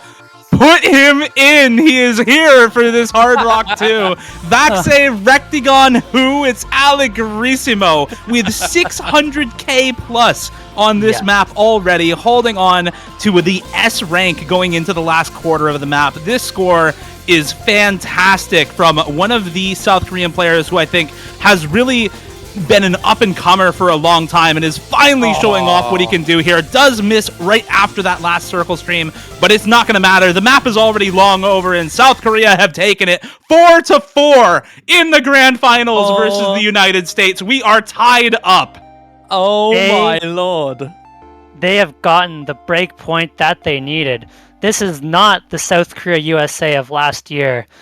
Either one of these teams could take it. South Korea needs 3 more points to become the world champion. If the United States win this first match, of course, we will have a bracket reset right afterwards, but this one could go either way. And this time around, it's not the star players, it is Allegrissimo stepping up. And this is what is so important in these late stage matches. Worst HR player is there to put up these big carry scores on the maps that you pick, but you need those supporting players that can pop off every once in a while as well. And honestly, United States might have gotten a little bit baited into that pick. I know I did.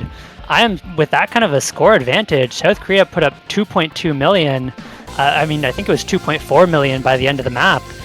400,000 points better than United States' score from yesterday, and 700,000 better than their score from today.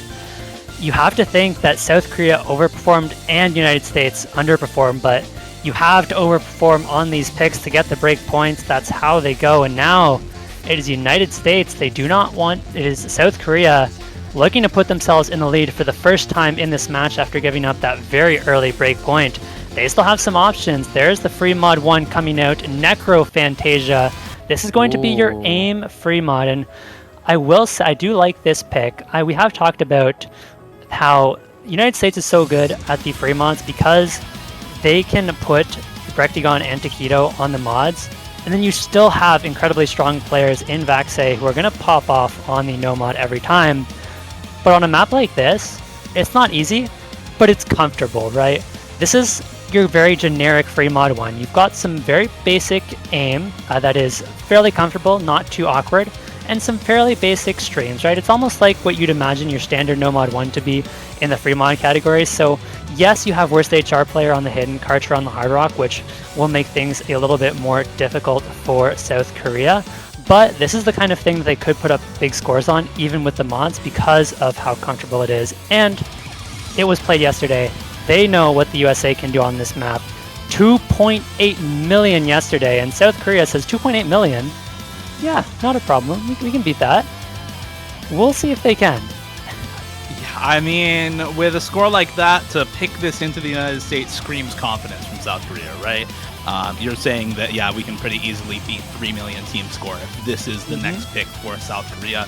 And I'm a little surprised, honestly. This is a higher BPM A pick. This is 223 BPM. There are streams and bursts in this map, so as might not have been my first guess as to their next pick, but I think at some point we're going to have to pick one of these aim mechanics consistency maps if you are on the side of South Korea.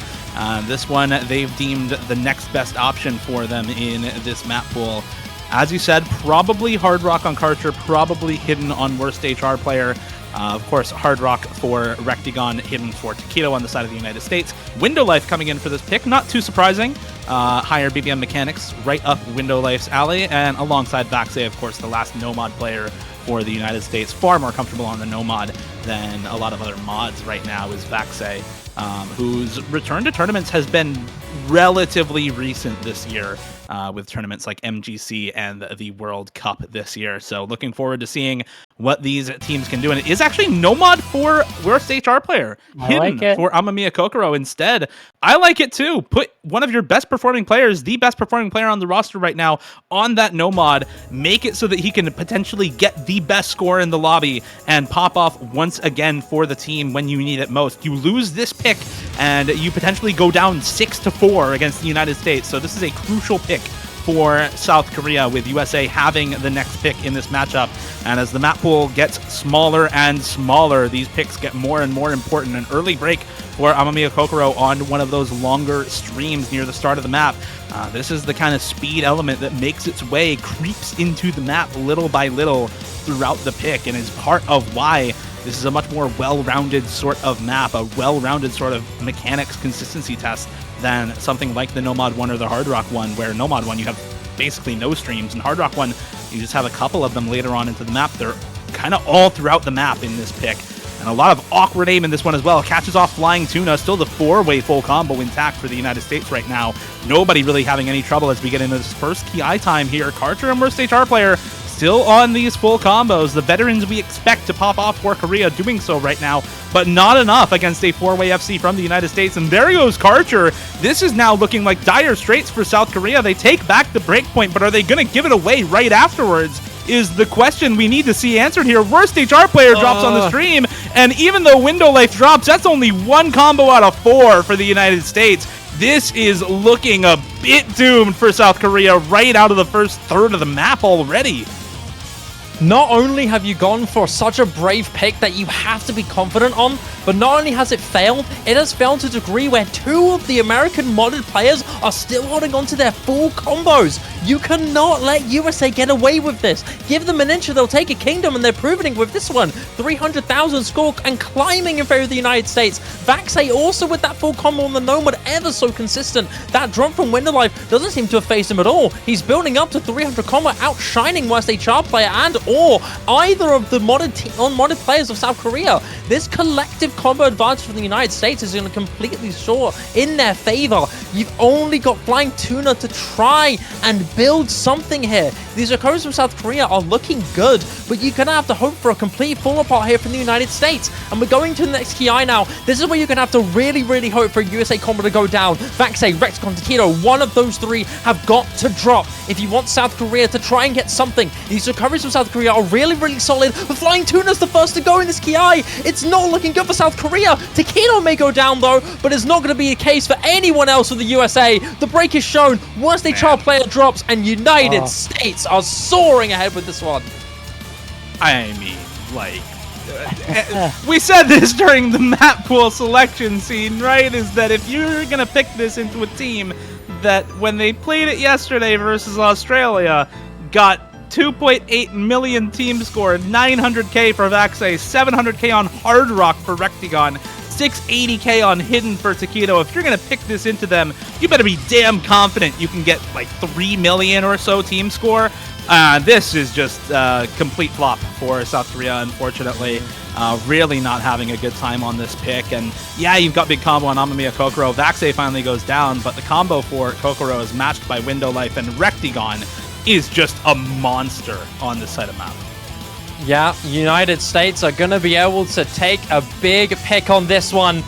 The risk was established previously on as the pick was made, And unfortunately, it's not worked out for South Korea. The bold, courageous, brave pick into the United States on a map like this has unfortunately backfired horrifically. And I mean horrifically. 880,000 score is no joke at all. You've got good recoveries on Omiya, Coco, and Flying Tuna, but compare that to Rectagon, who is still holding on to the full combo. Rectagon goes down towards the end, but 1 million score still done for him. What a score from this man! That was incredible. We saw, unfortunately, Rectagon miss on the exact same place nearly that Vaxei did yesterday on the Nomad, but 3 million was the score to beat, and unfortunately for South Korea, they came nowhere close. In hindsight, it was a bit of a baffling pick. Unless South Korea bottom scored, had everyone bottom score based compared to their locals, this is never really a pick you go for. They had all the information, and they pay the price. Now the United States has the pick, and they can bring this one to match point. South Korea needed to consolidate their breakpoint, but unfortunately not able to do so here. And now the USA likely could go into something like that Nomad 4 or that DT1. Even the Free Mod 4 could be a decent pick for them. It is a little bit altier, so I think they leave the Free Mod 4 open, just on the off chance that South Korea picks it, as that's the kind of thing that South Korea may feel comfortable on. I think it is much more likely we see either the Hard Rock 1 or potentially the Nomad 4 that was the first pick for the US yesterday. Even the DT1, great pick for them. Now, I'm thinking what you're thinking with the Hard Rock 1, you know, speedy consistency map, 240 BPM, very similar to what we just saw in the Free Mod 1, although much less awkward in how the aim is handled. However, have you considered that all 5 of the maps USA has won are DT3 through Free Mod 3? All 5 of them in a row are the exact wins for them. So maybe they go Free Mod 4, but no, it's gonna be the Hard Rock 1 instead. And I think, as you said, this pick makes a lot of sense. It's another consistency-focused aim map, 240 BPM, so a little even higher BPM than what we just saw in the Free Mod 1. Much less awkward in how the game is handled, but a couple of longer streams, about 2/3 of the way into this map. This is 240 BPM Hard Rock aim consistency with some 13 and 17 note 240 BPM streams, about 2/3 of the way through. And at that point in time in the map, if you miss and chain miss on that sort of pattern, your possible score can go, you know, if you're holding an FC, from 1 million down to 600k or so. And that is a huge drop in potential score. So if you are the team that's better favored on mechanics overall, both in the aim and in the speed, or just in one or the other, you're really gonna thrive on a pick like this that tests both, almost in different sections, with aim through the majority of the map and streams just really nailed down in that one section 2/3 of the way through. Yep. For the USA, I expect we are going to be seeing pretty much the same lineup as we did yesterday. Recti, Vaxei, Taquito, and of course Kama. That's a terrifying Hard Rock lineup. Rectagon and Kama being the 2-star players with Vaxei to follow up. Even Taquito, who, as well known as he is for being one of the best hidden players, especially over the last year, has grown incredibly strong on the Hard Rock. We do see both Kokoro and Elagrissimo in. Let's think back to that Hard Rock 2. It wasn't Worst HR Player, it wasn't Karcher, it was Elagrissimo popping off the Hard Rock. So if they can do it again, South Korea could potentially get that breakpoint back, but everybody needs to hold on through that solo, through that streamier section. You have to be consistent with your aim. This is a little bit of a longer map at 3 minutes and 8 seconds, so it will be a real test of consistency. We're going to see some bigger combos throughout this one, and it is going to come down to most likely 2 or 3, maybe probably 1 or 2 big combos on each team towards the end of this map. Here we go. South Korea desperately needs to take this one back. You cannot afford to put the United States on match point. That last pick from South Korea backfired massively, but this is their chance to try and even out the playing field once again, convert it once again. They've pulled miraculous breakpoints before in that Hard Rock 2. They can do it again. Elagrissimo performed exceptionally on that Hard Rock 2 last time. It's his time to shine once again for South Korea. He's got to try and do this alongside Karcher, who is known to be one of the best Hard Rock inconsistency players in the game. Fantastic at this kind of skill set. So South Korea definitely on paper have a great team for this. Very high potential of getting the upset that you need. But on the side of the United States, what a daunting team this is. Of course, you have to look at Rectagon for this one. Really, really threatening for him.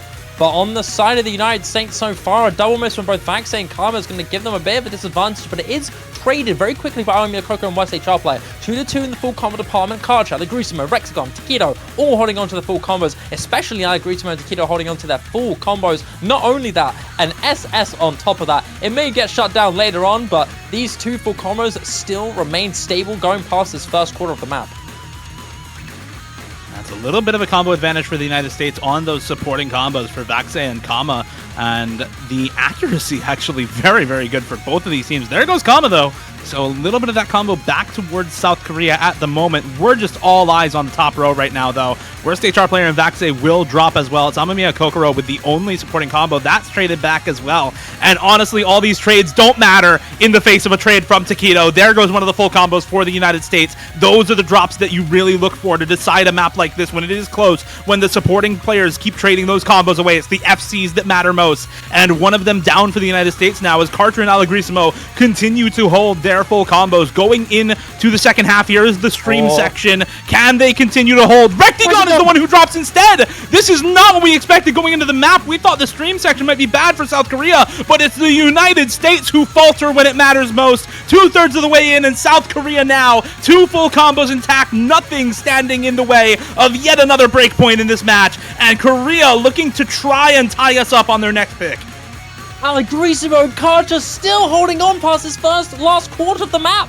Last third of the map even. Once a child player recovery goes down, but that's not anything that matters here. These two full combos with Allegrisimo and Karcha are absolutely unreal. We expected Rexagon to hit that stream section with perfection. He's known to be not only great at hard rock game, but tapping mechanics on top of that. Perfect for this kind of map. He's going to be the one to go down though. And despite Allegrisimo dropping, Karcha, the ever so reliable hard rock consistency machine, is going to completely shred this for South Korea. He's going to hit that big section there, and it all comes down to this ending for Karcha, whether he can end this off in style. 400,000 score, way too far ahead for the USA to bring back. South Korea will bounce another breakpoint after a tremendous loss on the previous 3mod1. They don't care. Hard Rock Rome belongs to them. And Karcha, as long as he hits his last jumps, will secure the FC for South Korea.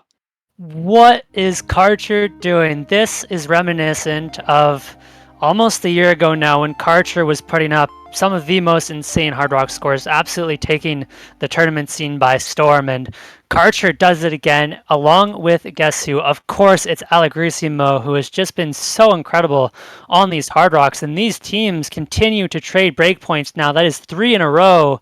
South Korea, United States, these two teams know how to put on a show. Now it's South Korea with the pick. Whoever wins this next map will be on breakpoint. South Korea could potentially be one map away from winning the OSU World Championship for their 4th time in their history, but they need to make the right pick. It all comes down to this. Each team has one pick left before we see a tiebreaker, assuming they can each win their own pick. So both of these teams are going to be considering the picks very, very carefully. I would not be surprised to see a couple of timeouts used. This is the time to use them. You got to settle down your nerves. You have to consider your picks carefully. And this is where the nerves could come into play. South Korea has a largely very experienced roster. USA does as well, but they have a couple rookies in Window Life and Woodshi, and the nerves are going to be off the charts right now. It doesn't get any more intense than this. There's the timeout. Okay. We have some time, Dio, to talk about this pick. What are we thinking here? Yeah, and I wanted to talk about this a little bit, but before we get there, thumb injury be damned. My boy can aim some circles. Karcher, oh, yes. Despite the thumb injury, full comboing that is actually ridiculous. Unfortunately, aim a bit underweighted right now. 681 PP is Karcher's score on that map exactly. Still a ridiculous score. And one more thing before we get into talking about the potential next pick for South Korea is I want to really shout out some of the other members of this team. as during the first half of this match, it seems like it really was the worst HR player show. Every map he was in for, he was top scoring for the South Korea roster. Their last several points in a row, he has been the bottom scorer for the roster, and it has been the rest of the team. Allegrissimo, Karcher, Amamiya Kokoro, Flying Tuna as well, putting up the scores needed to send them over that finish line and tie them up 5-5 in this match. Last pick incoming for both teams. And for South Korea, I'm looking at two maps. I'm looking at Nomad 4 and Hidden 1. They are 2 for 2 on the Hiddens right now, so that Hidden 1 has to be tempting. But the Nomad 4 as well, this is potentially the best tech team in the tournament. Citation needed on that one, but we've already seen them win the Hidden 3, so I would not be at all surprised to see them pick into that Nomad 4, especially with the double Nomad ban on that Nomad 3, Nomad 5 as well. Yep. Between the two, I do agree. It is between those two for sure. I personally prefer the Hidden 1 if I had to go with one of them. The United States picked the Nomad 4 first pick yesterday. They got 2 million score on it. And I think if South Korea felt confident that they could beat that 2 million score, they would have picked it already. We have seen breakpoints, so it's not necessarily a requirement. It doesn't mean by any means that they are they can't beat the 2 million score. But I'm not sure they're very confident on the pick. The HD1, I think, feels a little bit better for them, but they're going to go for the Nomad 4. 2 million points is the benchmark this time. Last time we saw this take place, it was on the Free Mod 1. Did not pay off. This time around, it is going to be Hidden 1. This is incredibly awkward aim, 204 BPM. The map is slightly rhythmic as well, so something to watch out for there. You've got some tricky aim control streams thrown into the map that are great for South Korea. We'll see if those catch out any players, and there's a fairly tough stream section just after halfway into the map, and so it is 200 BPM. I think everybody should be comfortable with it. I wanna stop you there because Go for it. I think you may be reading off the Hidden 1, the Nomad 4, 222 BPM. Right. Yeah, This is the full slider tech map, man. You've got some really wonky slider shapes at the start and a bit more kind of visual structure to the sliders in the second half, but there are some difficult stream sections in this map too. This is not just pure slider tech like you're used to seeing in the Nomad 4 slot. There is that higher BPM burst mechanics test going on in this map, especially about halfway through. Kind of coincidentally with the Hidden 1, it's honestly really similarly structured, but the streams in this are far shorter at that higher BPM, so we'll see if that is potentially beneficial for South Korea going into this type of map. Zoned in on the Hard Rock 1 a little bit. We've got some players all over the place in this lobby. We're going to see Vaxei switch over. We've got the rosters in mostly for both teams. We're waiting on one from South Korea. I think that's very likely to be... Oh, it could be Allegrissimo.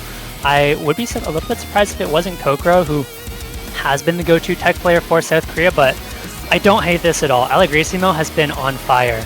And looking back to this last one, it was largely Vaxei carrying the USA's team score, 730,000. It was an insanely good performance from Vaxei on this Nomad 4 to get them to 2 million points.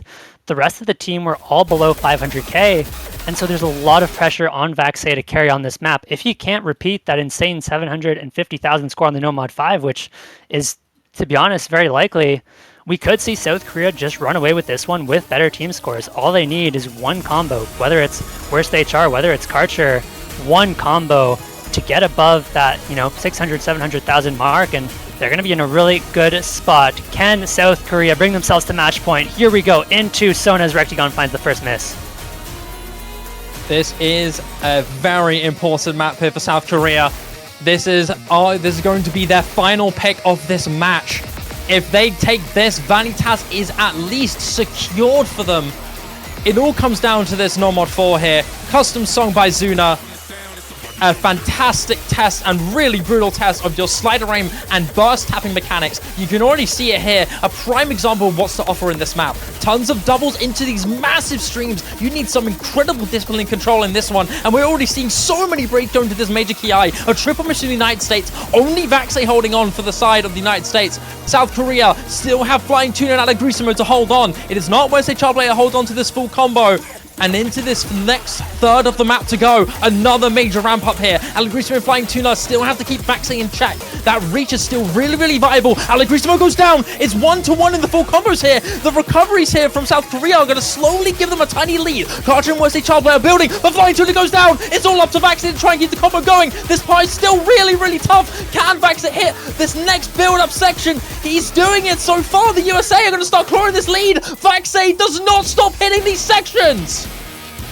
There's Worst HR Player and Karcher still with big combo on the side of South Korea, but Rectigon is hoping to match one of them here going into the ending. This is where the aim mechanics and stream mechanics start to really come into play in this map. You have these really tough reverse sliders as well in this part of the map to watch out for as the recovery combos start to become more and more impactful here. 100k lead for the United States last quarter of the map. Vaxei drops, Karcher will drop as well. It's Rectigon and Worst HR Player to hold as Kama and Taquito back up Rectigon for the United States. Flying Tuna and Allegrisimo for Worst HR Player on the side of Korea. Do we see Rectigon drop? That is the question. Yes, he does. He finds one in the bottom right corner. Worst HR Player continuing to hold now. If he can hold on through the stream section, this is going to be it. Flying Tuna and Worst HR Player can maybe bring this back for South Korea, but Flying Tuna missing is going to make this harder and harder. This score lead is going over to the USA, Shiba. Too many misses from the rest of the South Korean team, and at 50k, it's just not enough. United States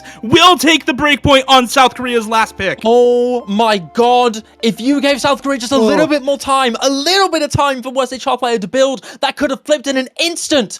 But USA will take the breakpoint once again, and they're one map away from bringing us to a bracket reset. Worst HR Player with the S rank. Unfortunately for South Korea, it was not enough, and that is a break point. It is United States pick. Their destiny is in their hands. They could bring us to a reset right here, or if South Korea makes the comeback and gets the break point right back, we could very well see a tiebreaker here. The United States could very well use their timeout now. They're going to be considering this pick carefully. They're not going to be going for the hidden one. I think it's between the free mod 4th. They did look very good on. That seems to be most likely. DT1, an option as well, but that is risky. It is kind of your fairly standard DT aim. It isn't too speedy, isn't too bursty, only few bursts, and so we'll see. We'll see indeed. Do the United States pick correctly, or do we see a 5th breakpoint in a row? It has been 4 in a row so far to close out this match potentially, and USA looking to not repeat the same mistake once again here on their last pick, looking to avoid tiebreaker in Vanitas here against South Korea. They do not want to play that tiebreaker. They want to go to bracket reset immediately on this pick, so I can agree with timeout here, and I can also agree we're probably seeing either the DT1 or the free mod 4, and there it is, free mod 4. Yesterday, Vaxei full comboed this map with no mod. It was an absolutely absurd score from him, 960k, with the next best score in the lobby being under 580,000 from Emrek on no mod.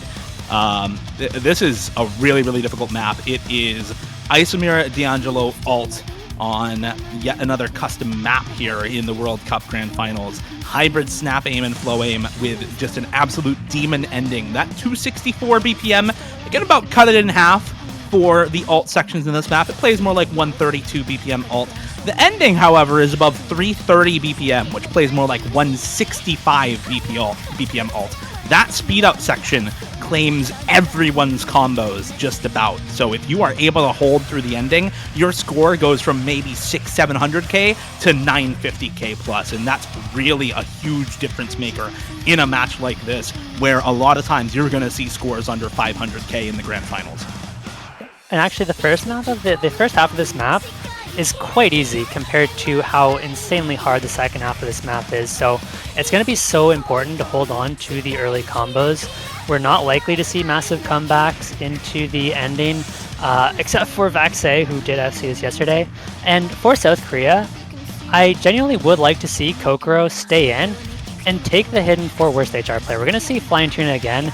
I just think this is the kind of map that you need Worst HR Player to solo carry. This is kind of his style of map, and you don't want him to have to play the hidden. That is so tricky on a pick like this and makes the map so much harder.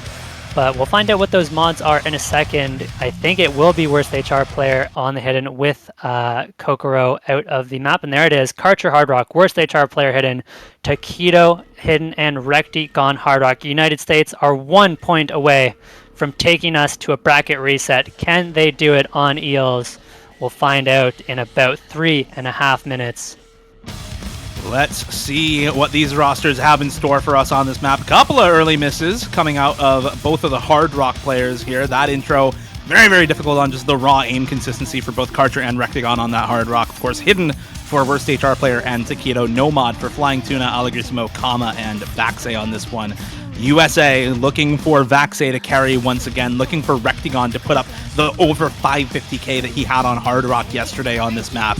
And South Korea looking to stuff their hopes and dreams and keep this match going one map longer, force that tiebreaker. Karcher gonna find multiple drops on the Hard Rock here. Had some of the best Hard Rock performances we've seen in a while out of him in this match, but this map is just next level in terms of the difficulty for alt players. And Karcher, even at his prime, was never really known for the Hard Rock alt. There go Kama and Rectagon though for the United States, and now suddenly it's a combo advantage for South Korea here. Flying Tuna, worst HR player, Allegrissimo, all on the full combos against just Takedo and Vaxei. But as iFlame said, this map a lot easier in the first half, especially before you get to the true ending of this map, where that speed up occurs. You can count a lot of this as easier patterning in this map compared to the ending for sure. We're still going to see these full combos going for South Korea. Nobody getting caught off by the 1/6 burst in this. Rectagon dropping on the Hard Rock as well. Now it's Karcher with the drop in his stead. Kama and Vaxei actually dropping as well. And this is just disaster for the United States. Flying Tuna will trade it, but it's worst HR player and Allegrissimo to hold on for South Korea. Only Takedo with the full combo intact for the United States. And a third of the way through, this looks like it may be able to go the distance. There goes Allegrissimo though, and suddenly now it's 1-1 in the full combos. There's potential here for the United States to flip this build-up from Vaxei and Rectagon. It's going to be really hard to bring back South Korea with that fresh triple miss. They're going to have the recoveries in favor of the United States with Rectagon that 200 and climbing. But soon, as long as this builds for South Korea, as long as those key combos stay stable towards this final third of the map, South Korea could secure tiebreaker. We might see Vanitas as long as they stay alive. Worst HR player time and time again has shown the world how truly unbelievable he is. And we are going to a slow ramp-up section before we get into the final quarter and the absolutely devious ending section. Your two hidden players are the last ones standing. These recoveries from both of these teams are really important here. As long as they all hold on, this could get lean in favor of South Korea. Those two big combos are extremely valuable, granted, but these recoveries could also be really important. Allegrissimo goes down, starting this ramp-up section. These combos are still really valuable. It's slowly starting to close in favor of the United States, but anything can happen. You can see these little back-and-forth sections that really spike your aim control. Rectagon still holds on to great combo. Karcher goes down the Hard Rock. Advantage now in the United States. Slow slider doesn't trip up anybody. Worst HR player Takedo still looking good. Rectagon may drop on that slider just beforehand. So it's still even. South Korea are going to start building this more and more. Flying Tuna's got great backing up, but he's slowly going to start getting oppressed by Kama and Vaxei. USA holding on to disadvantage. We're going to be building up into the ending section. It all comes down to this. Worst HR playing Takedo still looking good. Worst HR play goes down. Ginormous combo drop to South Korea. Multiple drops in from multiple teams, but Takedo still holds. No, he doesn't. He's down, and it's all up to Vaxei who drops as well. But that won't matter. United States will take us to bracket reset. They win the match 7-5 in the first round of grand finals. The closest grands we've seen in a few years now between the United States and South Korea. This was a back and forth match with breakpoints everywhere, but United States does not continue that trend. They break the mold. They win their last pick against South Korea, and bracket reset is in the cards here once again for the United States, going up against South Korea in the grand finals. 2 years in a row. The narratives write themselves this time around, iFlame. This is just one hell of a grand finals. I am so here for this bracket reset. They certainly do, and I think the real award should go to the script writers this year. It does not get any better than this. When it came down to the wire, it was Takedo who showed up on the hidden to put USA through to the bracket reset. They're not going to have to play that tiebreaker. And I expect we're going to see some switch ups, especially considering how many break points we're giving up towards the ending into this next match. I want to see some adaptations from both teams, especially in the bans for South Korea. I think you drop that DT2 ban, opt into a DT3 ban instead, and take your chances on that DT2. Yeah, I think I agree with you full stop on the last couple of bans there for South Korea. The DT3 was so one-sided as a first pick for USA that I think you can just leave up the DT2, ban out that DT3, and potentially have a better time on it.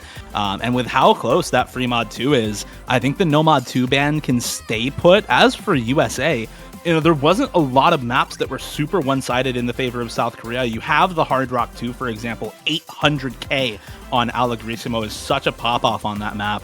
And there were a couple of other maps that were relatively good for South Korea in this match, but so many close maps near the end of this one. Both of the last picks won by less than 100,000 points by USA. So I think we're going to stay with a relatively close match here between the teams, and maybe a couple shakeups in the pick strategy.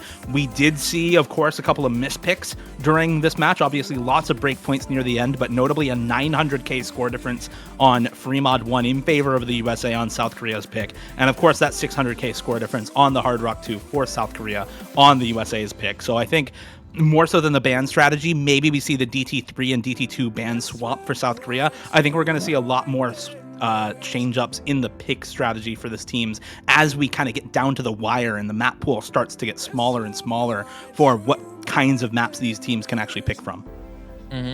Yeah, I'd have to agree. I think one mod that was really exciting for everybody here was the Hard Rock. We saw a lot of contested stuff. South Korea taking 2 breakpoints in a row against the United States on what was known to be one of their better, more known strengths in this. That's going to be a really exciting prospect. Whether or not Hard Rock will be a considered pick for either team, or whether we'll be seeing Chicken being played with that one, we don't know. Free Mod 4 is very clearly a threat for both respective teams. So yes, you are right. This match, it has caused a lot of shakeups, a lot of expectations switched around. We've got so many different maps being switched in each team's respective favors, either turning from one-sided maps into toss-ups or from toss-ups to one-sided maps.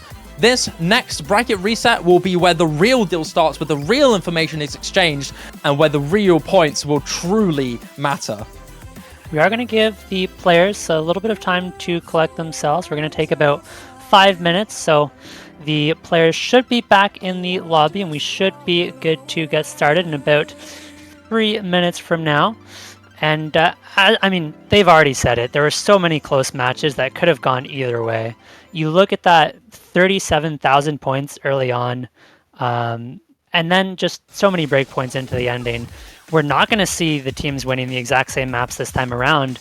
And I can't wait to see how they change up the picks, whether there are any picks that they opt to save later on in the match for some momentum, knowing that they have big advantages on that. I think South Korea, the big one for them is that early break point that they gave up on their very first pick. That's a map that they're going to want back. They're going to look to change that pick very likely. And it did just put them on the back foot for the entirety of the match. You know, were it not for that early break point, they would have been going to tiebreaker rather than having to play a full another match. And so that'll be the first big change for South Korea, to me at least, going into this pick phase. Yeah, I completely agree. But that map was still not too far off. It was 260k. So I think we may still see them pick it a little bit later on into the match. They had success with the Hidden 2 and the Hard Rock 2 individually. So I think they're not going to first pick it, that's for sure. But I do think we maybe see them pick it later on into the match. And this is the do-or-die situation for both of these teams now. This is it. This is bracket reset in grand finals. The playing field is completely even. Both these teams have all the information they need going into the end, going into the final match of the year, the biggest match of the year for both of these teams. Grand finals, bracket reset in the US World Cup 2023. Now the United States, the winning team in the first set of grand finals on the left as Team Red. South Korea defending their #1 qualifier seed against the 5-time defending world champions in the United States on the blue side this time around. Will we finally get a new world champion? Or will the United States just take it again? We're going to find out shortly. This is what it all comes down to. As you said, Dio, this is it. There is nothing more. Now is the time to perform. Now is the time to put up your big scores. And now is the time to prove that you are the best country in the world. And that's what each of these players is going to be trying to do. I would love to see Allegrissimo keep up this absurd performance, especially on those hard rocks. We're going to see some interesting picks. I'm very curious which of these maps the teams have given up break points on and just feel like they underperformed it. They're going to go right back to some of these picks that they lost beforehand and say, we had a little bit of a rough score, we can do better, and we trust ourselves. We're going to go right back to it. The Free Mod 1 I don't think is one of those for South Korea, but I do think there are quite a few maps, especially in the later stages for both teams, that they're not going to be afraid to pick again, even if they didn't win it the first time around. We'll see how exactly they want to change up that pick strategy. I think we should be getting into the lobby shortly here. Just waiting on the teams to be ready to go, it seems like. So we'll get right to that as soon as we have everybody in the lobby ready to go. Match ready to start. And here we are. It's time for the bracket reset. Bans coming out for both of these teams. As we discussed, the Nomad 2 ban pretty likely to stay for South Korea with how close that Free Mod 2 was. And we're talking about either Nomad 2 versus Free Mod 2 or DT2 versus DT3 specifically because you cannot ban 2 maps from the exact same mod pool except if you're banning Nomad maps. So in the United States, probably going to keep the same double ban of Nomad 3, Nomad 5. South Korea, however, cannot just double ban DT2, DT3 as I think they would probably like to do. They do have to ban either that Nomad 2 or Free Mod 2 if they're looking to ban out the speed, which I think is the right move here. Probably going to keep the Nomad 2 ban and this time around switch it up with the DT3 ban. I think is probably the ban strategy for this team. We'll see. No, they are actually going to keep the DT2 ban. Okay. So saying, yeah, we're still not good enough on this map to be able to leave it open. So we're probably going to see the exact same bans here. Very unfortunate given that Nomad 2 is, again, one of those OS originals, Pixel Planet by Lime. Please go check out that song as well. We're not going to see the map here played today, but that is an absolute banger of a song and map. I had the pleasure of playtesting that one myself, and there were a lot of changes to that map. Strategos uploaded both the tournament version that you see here in the ultra difficulty and a champion version, the unnerfed original draft of the map, which is far, far harder and way higher spaced on basically everything. So go check that one out. It is super, super cool. In the meantime, though, I think just waiting for that Nomad 2 ban to come out. They seem to be deliberating a little bit on the side of South Korea, though, so maybe questioning whether they should leave up that Free Mod 2 pick. Maybe they high rolled on the last score, you never know, and are saying, yeah, that was probably a good performance from us. Let's change it up and ban out the Free Mod 2 and then see what we can do on the Nomad 2 with a little bit of warm-up. I mean, they may even be looking at the Free Mod 1 at this point, you know. That's true, they picked it themselves last time around, but they proceeded to get absolutely blasted by about 700k. And I mean, to rewind a little bit, I really like what the USA has done here. They've opted for the second pick. So South Korea does get the first pick, but what that means is that if we do go to tiebreaker, the United States are going to have the last pick before tiebreaker. So if it comes down to it, the United States are going to be able to control the momentum going into a tiebreaker. And I feel like that's such an underrated thing to have, that it's not super talked about, but you often do see teams, especially in the World Cup, opt into that second pick for exactly that reason. You want to have the possibility of that last pick if you do need to go to a tiebreaker. There's the Nomad 2 ban again, and what this means is that we're going to see the exact same, I think, first 2 picks from the United States. It's going to be the DT3, it's going to be the Free Mod 2, but now South Korea has the pick. Last time around, if you guys remember, they gave up the breakpoint on R176, that Free Mod 3. They have some maps that they won quite comfortably, and they're going to need to switch it up this time around. I don't think you need to go for that Free Mod 3. Probably not worth the risk. Even if you think you can do better, save it for later on. It is not necessary to pick this early.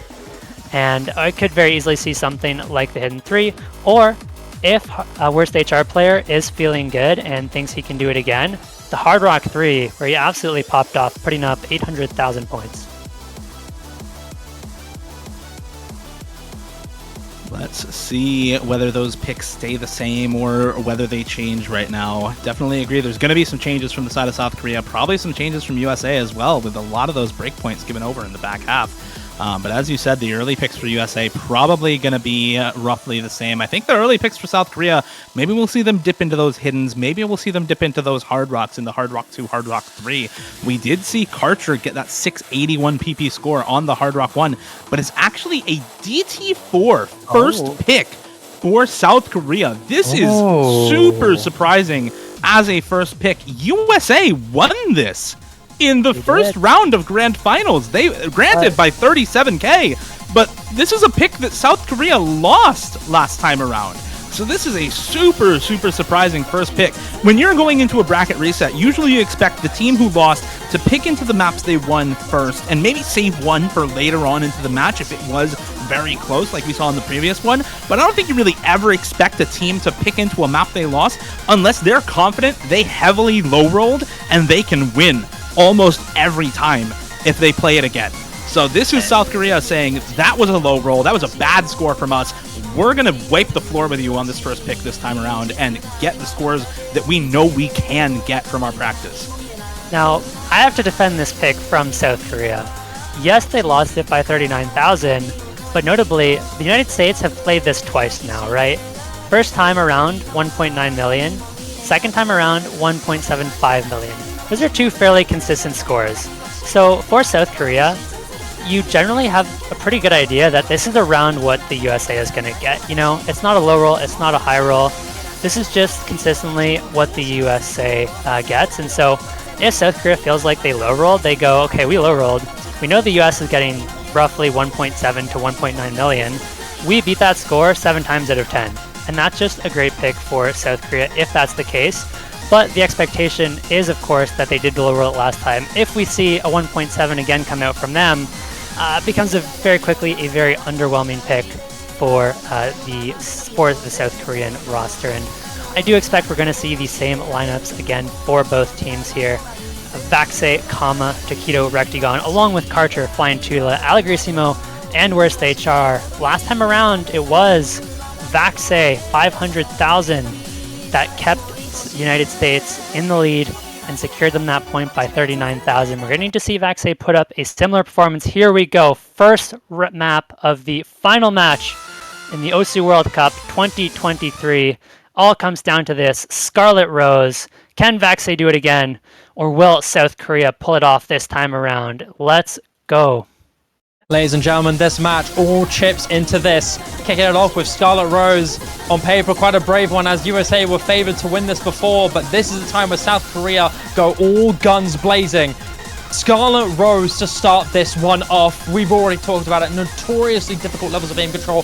One of the very iconic maps in the OSU seed. Extremely well known and famous for its absolutely absurd difficulty on the double time. Early stage advantage here looking good for South Korea. You've got that early drop from Karcher and White Child player. But outside of that, Allegrissimo and Flying Tuna especially looking really good. But it's starting to ramp up now. This is where we could see more drops. Kama and Vaxei were the first to drop the United States alongside with Takedo. Rectagon with the only last one standing. Takedo goes down, but a double miss on the side of South Korea. Flying Tuna and Karcher still looking good. But Flying Tuna goes down as well. It's all up to Karcher and Vaxei to try and hold on to this full section. Are we going to see a drop towards the end? No!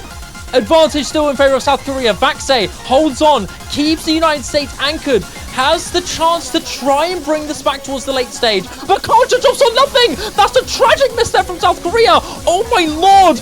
USA are going to start slowly climbing this back now. The recoveries collectively from the United States are going to at least contest the recoveries from South Korea. Vaxei remains completely untouched, and with that drop from Allegrissimo is going to stay advantage if South Korea, but Vaxei goes down. Same with Kama. Takedo and Rectagon, last two combos standing, but down goes Kama as well. We're not even the hardest section of the map. This section gets really tough. A double miss from South Korea once again. Karcher and Allegrissimo still going down. Flying Tuna also drops. What's the child player? Last man standing. 130,000 score. The ramp up gets really intense. Allegrissimo goes down once again. Vaxei and Rectagon Chen still looking good at the recoveries, but there's not going to be enough. Worst HR player, he may drop, but I think that's going to be enough. Vaxei's the last man standing here, but I don't know if that's going to be it. USA, they might flop on this, but Vaxei hits the ending. There's still time. There's still time. Can Vaxei pull it back? over. Is it enough? No, he finds the miss at the very end of the map. Oh my And it's lord. enough, South Korea. They're able to take it by less than 90k. This map a collective score difference of under 130,000 score between the two teams both times that it was played, and South Korea reading it right. The confidence pick working out here on Scarlet Rose. South my Korea, God. silence the doubters, and Shiba, take a couple breaths, man. You deserve them after that commentary. South Korea, don't fall into the same trap as they did last match. They're going to win their first pick this time, and they are in a much better spot this time around. Even just from a mental perspective, it feels so much better not to be on the back foot right out of the gate. And not only that, but to win a map that you lost last time around. It was on South Korea to find wins on maps that they hadn't previously. They're the ones who were one map off the tiebreaker. Now they found that win. Of course, there are going to be more maps that go differently than the previous match, but South Korea is laying the groundwork to win it this time around. The United States have the next pick, and I think this one's pretty obvious. Fremont 2, DT3, take the order. It doesn't matter. It's just going to be 2 USA picks, and they're going to look very good on both of them. But we did see South Korea put up some very good Fremont 2 scores and keep that within 100,000 points. So maybe South Korea can pull together some kind of a miracle and find a breakpoint on the Fremont 2. I imagine we're going to see the DT3 first, to be followed up by the Fremont 2 for the USA's next pick. And there it is, Super Nuko World. Yeah, I mean, I think if you're looking at either the Fremont 2 or the DT3 here for United States, it has to be the DT3.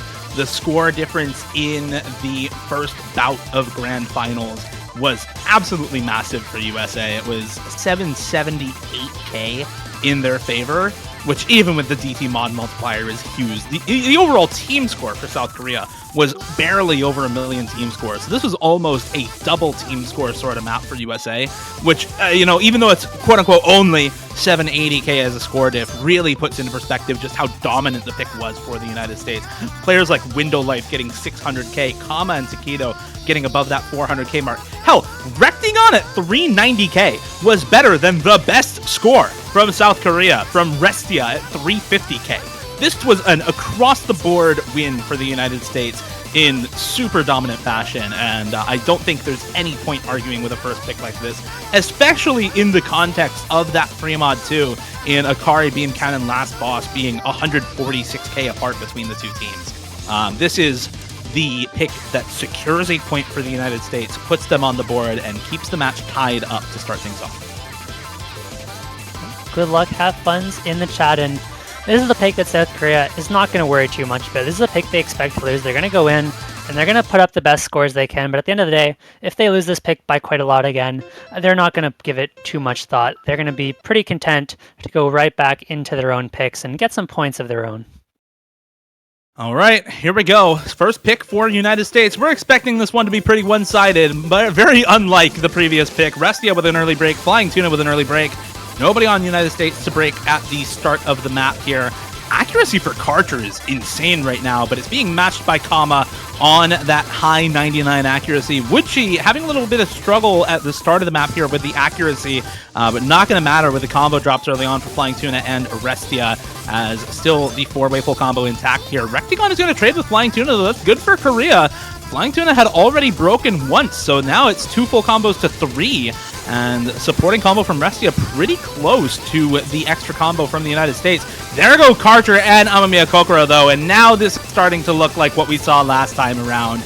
And unlike on the previous map, I don't think there's going to be any Rap God casting for this one. The misses are all one-sided in this case. Window Life will drop, but it just does not matter. Kama and Woodchi with the full combos still intact, and there's just not anything that South Korea can do. Restia does have a pretty big combo himself, but there's just not too much you can do when the rest of your team is struggling to put together the supporting combos. And there goes Restia now in the middle of the map, very middle of the map as well, So that is the biggest drop possible. You do see Kama drop in time, but it's Woodchi to continue on with the last full combo in the lobby. Big support from no longer Rectigon. Window Life with a little bit of support there.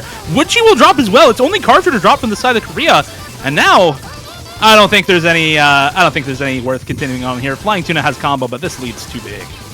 Yeah, but going into the Guitar Solo section, the question now is whether Window Life and Rectigon and Karma on these recoveries can hit this section in absolute style. The hardest part of the map, biggest stamina requirement come through, and it won't be the case. In fact, all three of them are to go down. Unfortunately, the United States, they might not clean this in style, but keep an eye on Flying Tuna here. He's had that entire section and is looking to lead the charge of Italia to potentially build something, but no, that will not be the case. Any kind of hope for South Korea on this map has been shut down. The United States, through insane early game performances from all four members of their team, they're going to excel on this just like last round. No crazy surprise with this one. Unlike the double time 4, United States are going to be the ones to take Super Nuka World once again, tying the playing field 1-1. Yeah, the door was open just ever so slightly with that combo from Flying Tuna, but with that miss, it is shut just as quickly, and South Korea not going to be too worried about this one. This was not a pick they expected to win, so they're going to shrug this one off, go right into their second pick, and they're not going to feel too bad about dropping this one. It is tied up 1-1 this time around, so South Korea don't have that same pressure to get a break point later on in the match, and they're going to be able to breathe a little bit easier with that in mind. Now, they have quite a few pick options. There were quite a few maps that went well for them. But I think for the next pick, you're going to want to go for one of those maps that they won by quite a bit on. And to me, that's either going to be one of the Hard Rocks that Alegrissimo looked fantastic on, or potentially the Hard Rock one. Now, that was a break point. I think South Korea could leave that up, expecting USA to potentially pick it later on in the match. But so many good options here, right? Hard Rock 3, Hard Rock 2 if Alegrissimo is feeling good. Otherwise, just go back to the Hidden 3. Yeah, I mean, I think that we're probably going to see a lot of the first picks for both of these teams be relatively similar. Aside from that DT4, that was such a surprise pick for South Korea. I really expected either the Hidden 2 or Hidden 3 as a first pick, so would not be surprised at all to see them pick into that here for their second pick. We didn't see the Hidden 1 touched. We did not see the Nomad 1 touched in the previous match. So maybe we see those at some point, but no, it's just going to be the Hidden 3. Same second pick for South Korea here, and one that worked out for them very well, but notably off the back of a fantastic score for worst HR player, 850k nearly for a worst HR player on this map. The next best score on the side of South Korea was Karcher at 450k. And Flying Tuna having to step in for that one and dropping 240k meant that the relatively high top 3 scores from the USA in 500k, 500k, and 475k are really, really scary when you look at overall team consistency on a pick like this. This is really dependent on worst HR player continuing to pop off, and in the second half of Grand Finals, during that first bout, we really saw a lot of the rest of South Korea stepping up in his place. We saw worst HR player start to take a bit of a backseat in the match the later it went on, and so I think the question is, can worst HR player replicate that score, or can the rest of South Korea continue to step up? Can they continue to perform to that level that is needed to beat out a team with the kind of consistently high scores that USA has on this map? Yep, very well said. And I think we are going to see worst HR player step up on this map. Whether or not he can match the score from last time around remains to be seen, but the reason we saw worst HR doing so well early on is because South Korea picks early on as much as they can for worst HR player. Then, as they run out of worst HR player maps later on into the match, we don't see those massive carry performances quite as much, but for the time being, when you still have picks like the Hidden 3, the Hard Rock 3 open, that's where you're going to see worst HR player shine. And what is so nice for South Korea this time is they have Amamiya Kokoro. Flying Tuna, it looks like we're getting Flying Tuna in the lobby over... Okay. I mean, I'm not sure who else would play it, but did bottom score last time, and so this is the 4. Kokoro, Karcher, worst HR player, and Tuna up against Kama, Takedo, Vaxei, Rectigon. I think keep your eyes on Taquito. Keep your eyes on Worst HR Player. These are going to be the two big carries. These are going to be the two players to pull out the big combos. Requiem for the Aura. Here we go. What are we going to see from this one? Will history repeat itself, or are we going to see a contrast? USA have shown prominent potential to perform a breakpoint on this, despite this being quite significantly on paper being in South Korea's favor. The potential from all four of these United States players are very, very threatening. Could we see an overperformance here from Worst HR Player once again, setting a fantastic precedent for this team? Or will the United States be able to claw something back and bring the first breakpoint of this bracket reset? Here we go. Early stream build-up section here, looking good on the side of both teams, really. An early drop from both Karma and Worst HR Player. Karcher with a super duper early break, literally the first few patterns of the map leading to a drop there. But there's another almost there from South Korea. Karcher and Flying Tuna go down, go into this next guy section. This is where we're going to see the first ramp up here, where breaks are very, very prominent. Early stage drops here from Tuna and Karcher aren't going to be too big of a deal when we're already so early into this big section. That double from the United States is going to be really big from back into Taquito. Amamiya Kokoro, though, he's going to go down, and the United States are going to start building this advantage further and further. Worst HR Player once again being the last man standing here for South Korea. You've still got Rectagon and Karma looking great in this combo. Flying Tuna goes down once again, approaching this halfway mark. Amamiya Kokoro, another drop here. South Korea as a team are just not looking good. It seems to be reminiscent once again of the Worst HR Player effect. The Karma goes down, though, and it's Rectagon up against Worst HR Player in this final third. This could get really, really dicey. If Rectagon or Worst HR Player are to drop very, very soon and the other holds, this could flip immediately in each team's favor. Yeah, Rectagon holding the full combo, though, for the United States, and a 300,000 score lead in their favor. It's that overall team consistency coming back to bite South Korea once again. Look at the supporting combos on everyone else. Taquito and Kama finally drop, but those were big supporting combos. Flying Tuna is going to trade it as well, so it's not that big of a combo advantage for South Korea. There goes Vaxei, there goes Flying Tuna, and Amamiya Kokoro. Rectagon also dropping now. It's Karcher and Worst HR Player to hold on to the combos. Can they continue to go? It's 250k plus in the 222 BPM stream section. Can they continue to hold? But Worst HR Player misses at the end of the map, and even then, I'm not sure if there would have been enough time. It's going to be the USA winning it regardless. Karcher, to his credit, hits the slider stream at the end. Same for Amamiya Kokoro. And with only 66k in the United States' favor, I think that would have been enough had Worst HR Player held, but it's just not enough. He finds the slider break near the end of the map, and disaster once again early on for South Korea as they drop the breakpoint on their second pick in that hidden 3. A map where we saw one of the biggest carries from Worst HR Player in the first bout of Grand Finals, unable to replicate that kind of performance despite his best efforts. 660k, but outdone by Rectagon with a 700k pop-off, 200k score higher than he was able to get in the first round of Grands.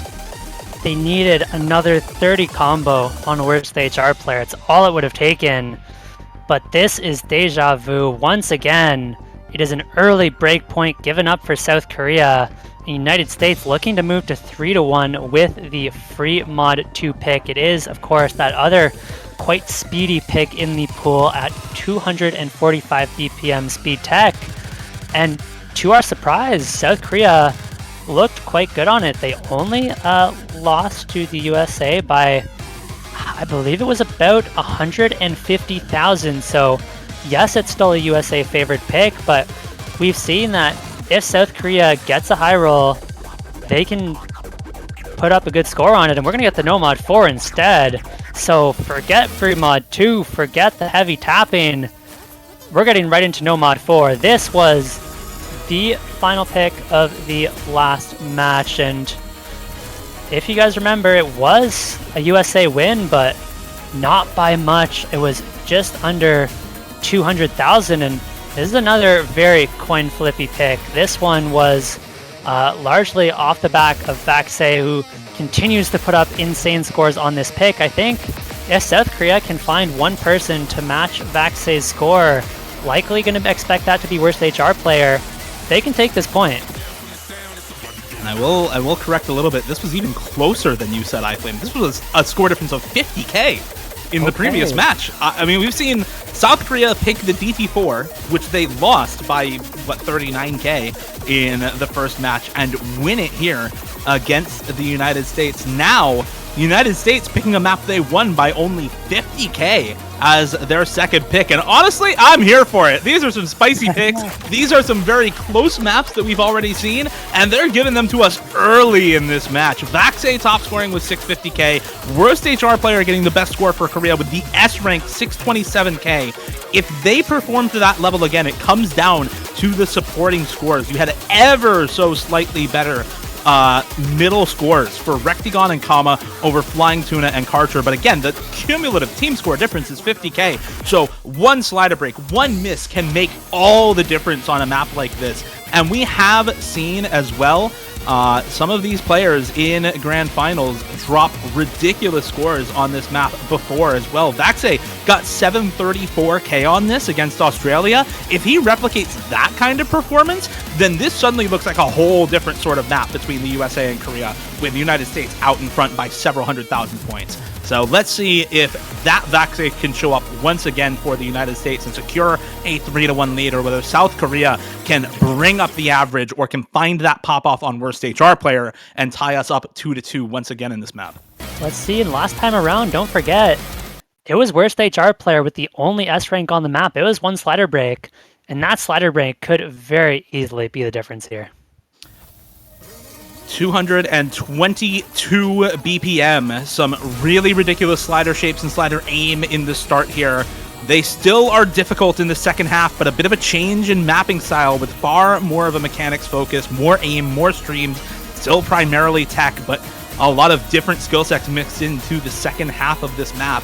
How well you handle that change in playstyle, that change in what the map is testing, can become the difference maker on this sort of pick. Kama, and just Kama actually, with the early break on one of those slider jumps. There's a Bancho miss on the side of Karcher. Takedo finding an early drop as well now, so early combo lead over to the side of South Korea. That intro section, 300 combo. That's a bit of a significant combo lead for South Korea right now. Accuracy lead not doing them many favors for the USA, but the combo lead with South Korea giving them this early score lead. Now Rectigon's gone as well. It's just Vaxei. Worst HR player and Karcher will drop as well. It's Alagrisimo and Flying Tuna with the combos in the first third of this map, matching the FC out of Vaxei and the supporting score out of Takedo. It's a lead for South Korea, but it's only by 50k about a third of the way through now. Flying Tuna goes down as soon as that sentence is finished here, Dio. Vaxei still holds on. You can never let this guy go. He's terrifying on maps like these. Alagrisimo's doing everything he can to keep it suppressed, and so far, he's doing a phenomenal job. Multiple combos from both teams are falling apart here. These recoveries from South Korea, though, are going to lean in their favor. 70,000 score. Alagrisimo has got to suppress Vaxei, the star player for this team, one of the greatest tournament players of all time. He's building and building, going in to the next hardest part of this map.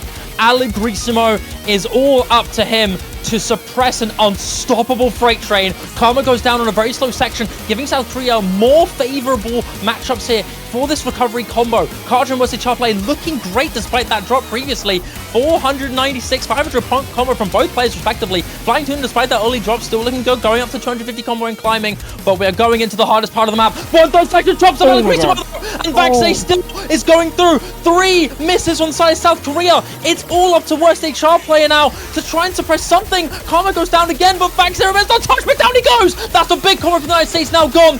Rectigon, the last man standing. Kama and Takedo both go down, but worst HR player still holds strong.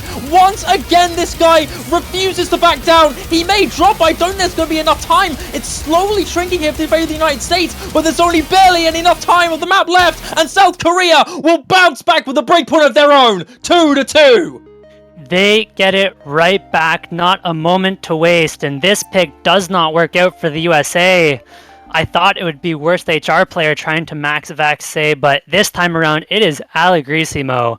Starting from the second half of the last match, Alagrisimo has been on an absolute tear, really stepping up for South Korea, keeping them in this one. That is just a massive performance, showing up when it matters, and now South Korea not going down 3-1 this time. It is all tied up, and they can hold on to their lead with their next pick. They have quite a few good options left. You look to the Hidden 2, you look to the Hard Rock 3. Those are looking like good picks, and USA, they wish they could have that pick back. They really wish they could, and if you're familiar with the tourney scene and the memes that abound within it, you're familiar with the one of the guy on the cell phone and the white background black text at the top that says, "Put Alagrisimo back in." South Korea put him in for the Nomad 4, and he delivers. The entirety of the Snapchat is just spamming that GIF right now, and it could not be more accurate. This is one hell of a grand finals already. I am so psyched to see what the rest of this match brings us, as it has been a back and forth between these teams, a heated battle in this Grands, and I think it's going to stay that way with how well these teams keep playing. You know, one of the things that we talk about when we talk about Grand Finals bracket resets is fatigue. I don't know exactly which team has an advantage there, but when you warm up to play a Grand Finals, when you warm up to play a tournament match, you're warming up for maybe an hour or two before the match, and now you've got a potentially 3-hour-long match, so you have to be able to play for a very long time. And maybe that fatigue starts to settle in, especially for a team like the United States, who are playing late at night. It is 1 a.m. on the East Coast right now, 10 p.m. on the West Coast of the United States. So these picks for South Korea, as it gets into a more comfortable time for them and a more uncomfortable time for the United States, maybe we start to see that play into the match a little bit. But for now, early on into the bracket reset, third pick for South Korea, we get the Hidden 2. We saw this in the first round. It was the worst HR player show for sure. And this one was a solo carry pop-off of over 600k for worst HR player and a nearly 300,000 score difference in the favor of South Korea. Very, very good scores from Amamiya Kokoro and Flying Tuna as well. I would not be surprised to see Restia sub out for somebody, maybe a player like Karcher, but I think with the history of this roster on low approach rate hidden, it's probably going to still be Restia on this map. Yeah, Restia is not quite comfortable on this map, was 88% accuracy, 150,000, but they trust worst HR player. You can tell how much trust they have. They say, you got 650k last time, we believe in you to do it again. We don't need the fourth player on this map, and they're looking to be in a pretty good spot. They won it by about 300,000 last time, and what makes this match so exciting, Dio, is that every map is so close, and all these players are so good that any one of them could put up an extra 200-300 combo on any given map compared to the last one, and all of a sudden, the map turns on its head, expectations are flipped, and the points are not what you expect. We are going to see Boshiman, Fire Rage, Taquito, and Vaxei once again. It was a solid team performance all around, but the team scores range from 270k to 350, and it's just not enough to match worst HR player. And I think it really has to be Taquito who tries to match, but as great as Taquito is as hidden, definitely isn't known so much for the low AR hidden as much as a lot of the dedicated hidden mains are. And so that's going to hurt the US a little bit, not having that very, very clear carry player that's ready to pop off. Here we go, though, into Replica. Will this be the worst HR player show, or will we get a third breakpoint? Once again, South Korea going into a staple pick of theirs, the Hidden 2. Again, we mentioned this like the last match before bracket reset. USA do still have a very threatening team like this on paper. Boshiman and Fiery Rage were made for maps like these. Really, really strong on this kind of gimmick, but it is worst HR player to be the man to look out for here, being the star outstanding player in this. 600,000 score, nearly double the next highest score in the entire lobby. You are looking at this guy to once again do miracles here for South Korea. He may drop down towards this early stage along with Amamiya Kokoro and Restia for South Korea. Flying Tuna, though, does still hold on to his full combo. On the side of the United States, though, it is looking a much better for them. Fire Rage and Boshiman doing their job and holding on to some good combo, contesting Flying Tuna. And on the side of the rest of the United States, you've got Taquito with 200 combo. Vaxei may drop, but it's still decently close. You've got Flying Tuna still holding on with that drop from Fire Rage and from Bocchi. Double miss from the United States towards this early start. Flying Tuna may trade it, but these recoveries are starting to lean slightly towards the favor of South Korea. But the longer this build is going to go back for the United States over time. Whereas a Char player is now the leading combo here for South Korea, and we're about to get into the Ki where stuff could get really, really tough, and that's where you're relying on these recoveries Amamiya Kokoro goes down. No other trades, it does seem, until Takedo and Fire Rage go down. South Korea now leading, holding on to this advantage. Resta may go down. It's going back and forth quite a bit. Another drop from Fire Rage, another drop from Wesley Char player. It's so back and forth here. No established advantage is being secured. We're not seeing that superstar score here from Wesley Char player. It's the collective teamwork making the dream work for both of these teams. Vaxei holding on to great combo here for the United States. 400 combo and climbing now. Flying Tuna's doing what he can to contest, and these recoveries in the United States are going to start building in their favor as long as there's no fall apart. There's a little bit of fall apart for South Korea, though. Amamiya Kokoro and Flying Tuna both dropping there. You cannot have those big combos drop over and over again for South Korea.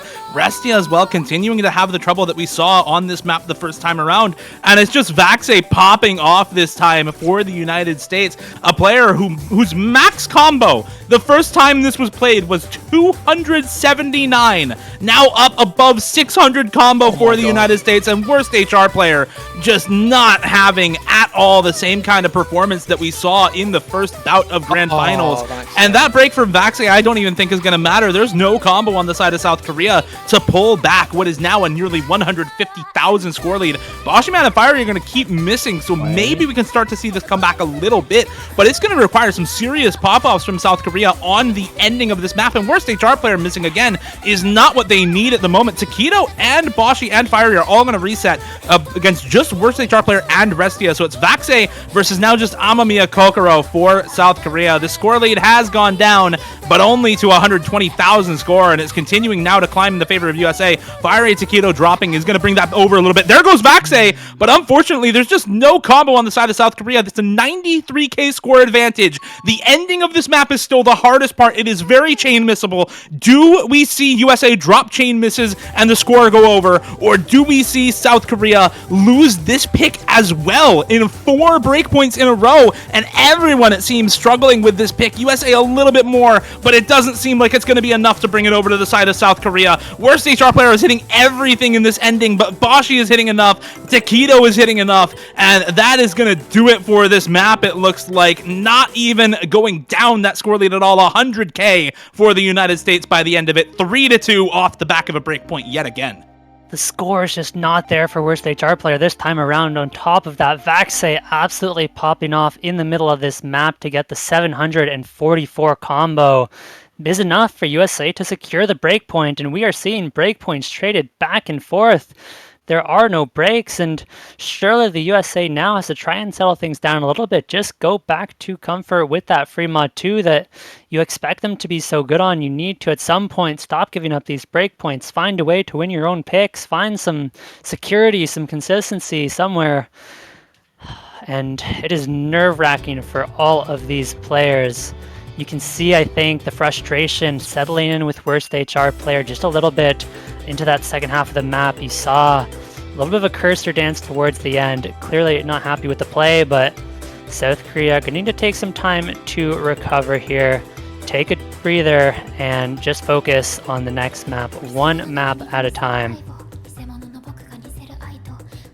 Yeah, it's a rough part of the bracket reset now for South Korea, and I think one of the big things that I want to talk about right here is the change in how these teams played from the first set to the second, because in the first half of the Grand Finals that we saw between South Korea and the United States, that first matchup in Grand Finals, worst HR player was an absolute demon. I mean, we made jokes comparing him to Faker. He was top scoring every map he was in for South Korea. Now it seems like it's the opposite. Worst HR player, yeah, did top score the DT4, but has been having trouble since, has not been able to replicate the types of performances that we saw from him on some of the maps where he needed to, like the Hidden 3 and this Hidden 2 now.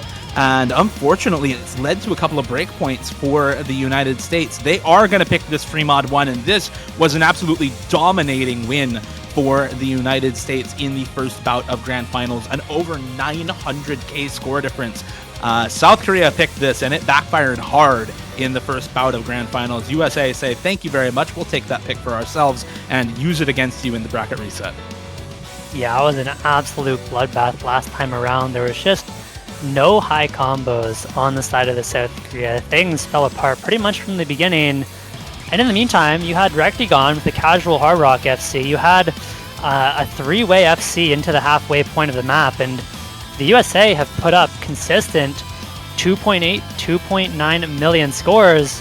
South Korea's score was nowhere close, and they're going to need a monumental improvement into this map if they want any chance of beating the USA here. And this is USA trying to finally consolidate the breakpoint, trying to finally take a stranglehold of some kind of advantage in this match and break the trend of these traded breakpoints. We do see all the same players in the lobby. Of course, as usual, we're going to see Rectigon, Hard Rock, Taquito hidden, and on the side of South Korea, we're just going to be going back to Karcher on the Hard Rock, and I think we are likely to see Kokoro on the hidden again, try and once again let worst HR player have an easier time on the map, put up that big combo, and we haven't necessarily seen it in the past couple maps, but I think the pressure is definitely on worst HR player this time around. Really interesting that we see Window Life in as well this time around on the Nomad once again. Yeah, narratives have been shattered several times now in this bracket reset match. Breakpoint after breakpoint after breakpoint, man. I mean, this was the most one-sided map of the previous match here for the United States. So assuming things stayed to plan here for the USA, this is going to once again be a victory for them. They're going to be 2 points up against South Korea, hugely advantageous for them. But there's still quite a big, tough ask to go here. This is the free mod 1, very consistent, 4 minutes long. You've got a lot of combo to build up if you want to make a valuable impact on this. And so far, so good for both teams. First blood goes to Window Life. But outside of that, the rest of these teams, all 7 players, looking very, very good. This combo advantage leaning in favor of South Korea going into this first Ki. Here's where we could see the first few set of drops here. Only drop remains to be Window Life here for the United States. South Korea still building good. Karcher on that Hard Rock looking good, but he's going to go down as soon as I speak. Down Karcher goes, but it is traded by a subsequent Hard Rock combo here in Rectigon. You've still got advantage South Korea. Karcher goes down once again, but that's not the one you want. Still 3 full combos here for South Korea. And Vaxei joins the drops here. Worst HR player does trade it though. 2 versus 1. Window Life goes down again, but Taquito still holds with that hidden combo. Amamiya Kokoro and Flying Tuna suppressing the singular combo that is Taquito past this next Ki. Shiba, Amamiya Kokoro was the top scorer for South Korea when they played this map against the United States in the previous bout of Grand Finals. Flying Tuna dropped about 500k on the Nomad, but it was Amamiya Kokoro with the only score for them above 600k. And with these breaks in the first half from both Rectigon and Vaxei, they're not going to be able to put up the same kinds of ridiculous combos that we saw from them in that first match when this was played earlier. It's up to Taquito now for the United States. The score lead for South Korea is very, very small. It is all dependent on these big combos for Amamiya Kokoro and Flying Tuna right now. But there goes Taquito. That's the 1 full combo down now for the United States against the 2-way FC intact for South Korea. This felt like the safest pick available for the United States. 903,139 points was the score difference, with a 2 miss on Hard Rock, over 1 mil for Rectigon when they played this the first time around. He's gonna break. Amamiya Kokoro and Flying Tuna will drop. Vaxei and Window Life are holding the combo, but it's matched by Karcher and Worst HR player. And even if this turns out to be a close map, with how well Karcher and Worst HR player are holding these combos, it's still going to be score advantage and potential combo advantage to South Korea. But there goes Karcher! It's Vaxei and Window Life now, the double Nomad for the United States, holding these big combos against just Worst HR player for South Korea. And this score lead that seemed all but secured is now extremely tenuous for the Koreans. This is getting really, really tight. Vaxei and Window Life have got an opportunity of a lifetime to pull an insane comeback to what looked like a surefire victory for South Korea past the next half of the map. It's all up to Worst HR player to keep his team anchored going into this next Ki. You've got some good recoveries here, respectively from Taquito and Rectigon, to help support Vaxei and Window Life into the next endeavor. But they've got to hold on. Here's where the difficulty starts to ramp up to its max. Karcher and Rectigon both go down. Both the Hard Rock combos not too ideal for South Korea. It's going to slowly start inching, but Window Life goes down. Traded by Amamiya Kokoro. Taquito and Flying Tuna duking it out. Taquito with a tiny advantage. Slowly edging towards the United States here. Taquito goes down low, and that's big. South Korea finally have leeway take this lead. Worst HR player once again leading the charge, holding on to 1,000 combo and climbing towards the late stage when he matters the most. He is the one to pull the miraculous clutch with the spike dropping towards the start. He doesn't care. He's hitting the most important parts of the map, and the script writers are Michelin star chefs in this one. The most one-sided match previously by 900,000 for the United States will go to the way of South Korea. Expectations be damned. The script has been flipped on its head as Worst HR Player is back. Worst HR Player puts up the 650k, matching Vaxei, and it is yet another breakpoint. Forget the expectations. They do not matter any longer. Every pick could go to any team. Nothing makes sense anymore. As South Korea, after losing the free mod 1 by 900,000, win it this time around. I don't know what to expect from this match. Maybe South Korea just has to pick the free mod 2 this time around. Every pick is backwards, Dio. It's 4 breaks. It's 4 breakpoints in a row, gentlemen. These teams won their first picks and then proceeded to breakpoint each other 4 times in a row. Oh my God.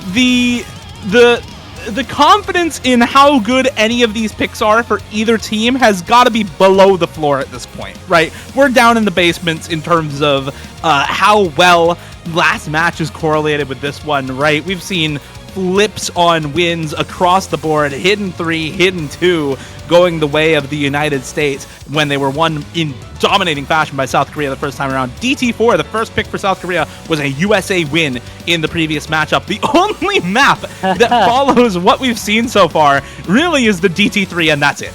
So, if that's any indication, it means maybe USA should pick the free mod 2 finally, and maybe South Korea does have the leg up on that free mod 2 that they lost the first time around, but it's going to be the Hard Rock 3, and this one I think maybe we can expect to follow what happened in the previous matchup with this one. This is, as we discussed previously, probably the highest skill cap map in the pool.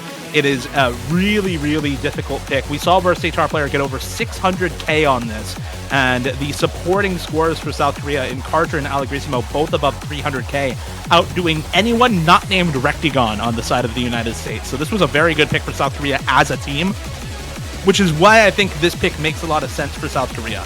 Worst HR Player has been still top scoring maps that he's in for, but not by the kinds of margins we saw in the first bout of Grand Finals, right? In the first bout, he was Faker 2013. This time around, he's more like Faker 2023, right? He's still got the ridiculous skill required to put up good scores, but the team is there to support him this time around, and that's what's been winning South Korea their picks in this bracket reset. Let's see if they can continue doing that on what is effectively 175 BPM Gengao Zofun, mapped by KTGster. This is another OS original in the pool by level 4, Burning Star.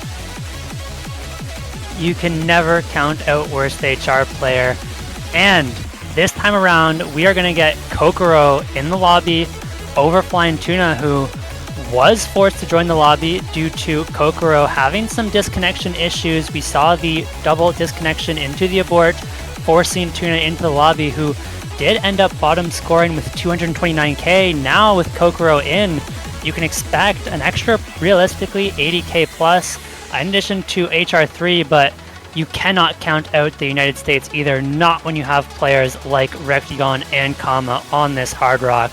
Rectigon especially has been an absolute beast, putting up big combos time and time again on the Hard Rock. And here we go, Burning Star. I'll say it again. Hopefully the star burns bright for Worst HR Player. We'll see if he can put up another big combo. We'll see if Kokoro can put up a better score than Tuna to make the difference here. Can South Korea finally take a point? I'd like to say they can, but clearly we don't know anything. Here we go into the Hard Rock 3.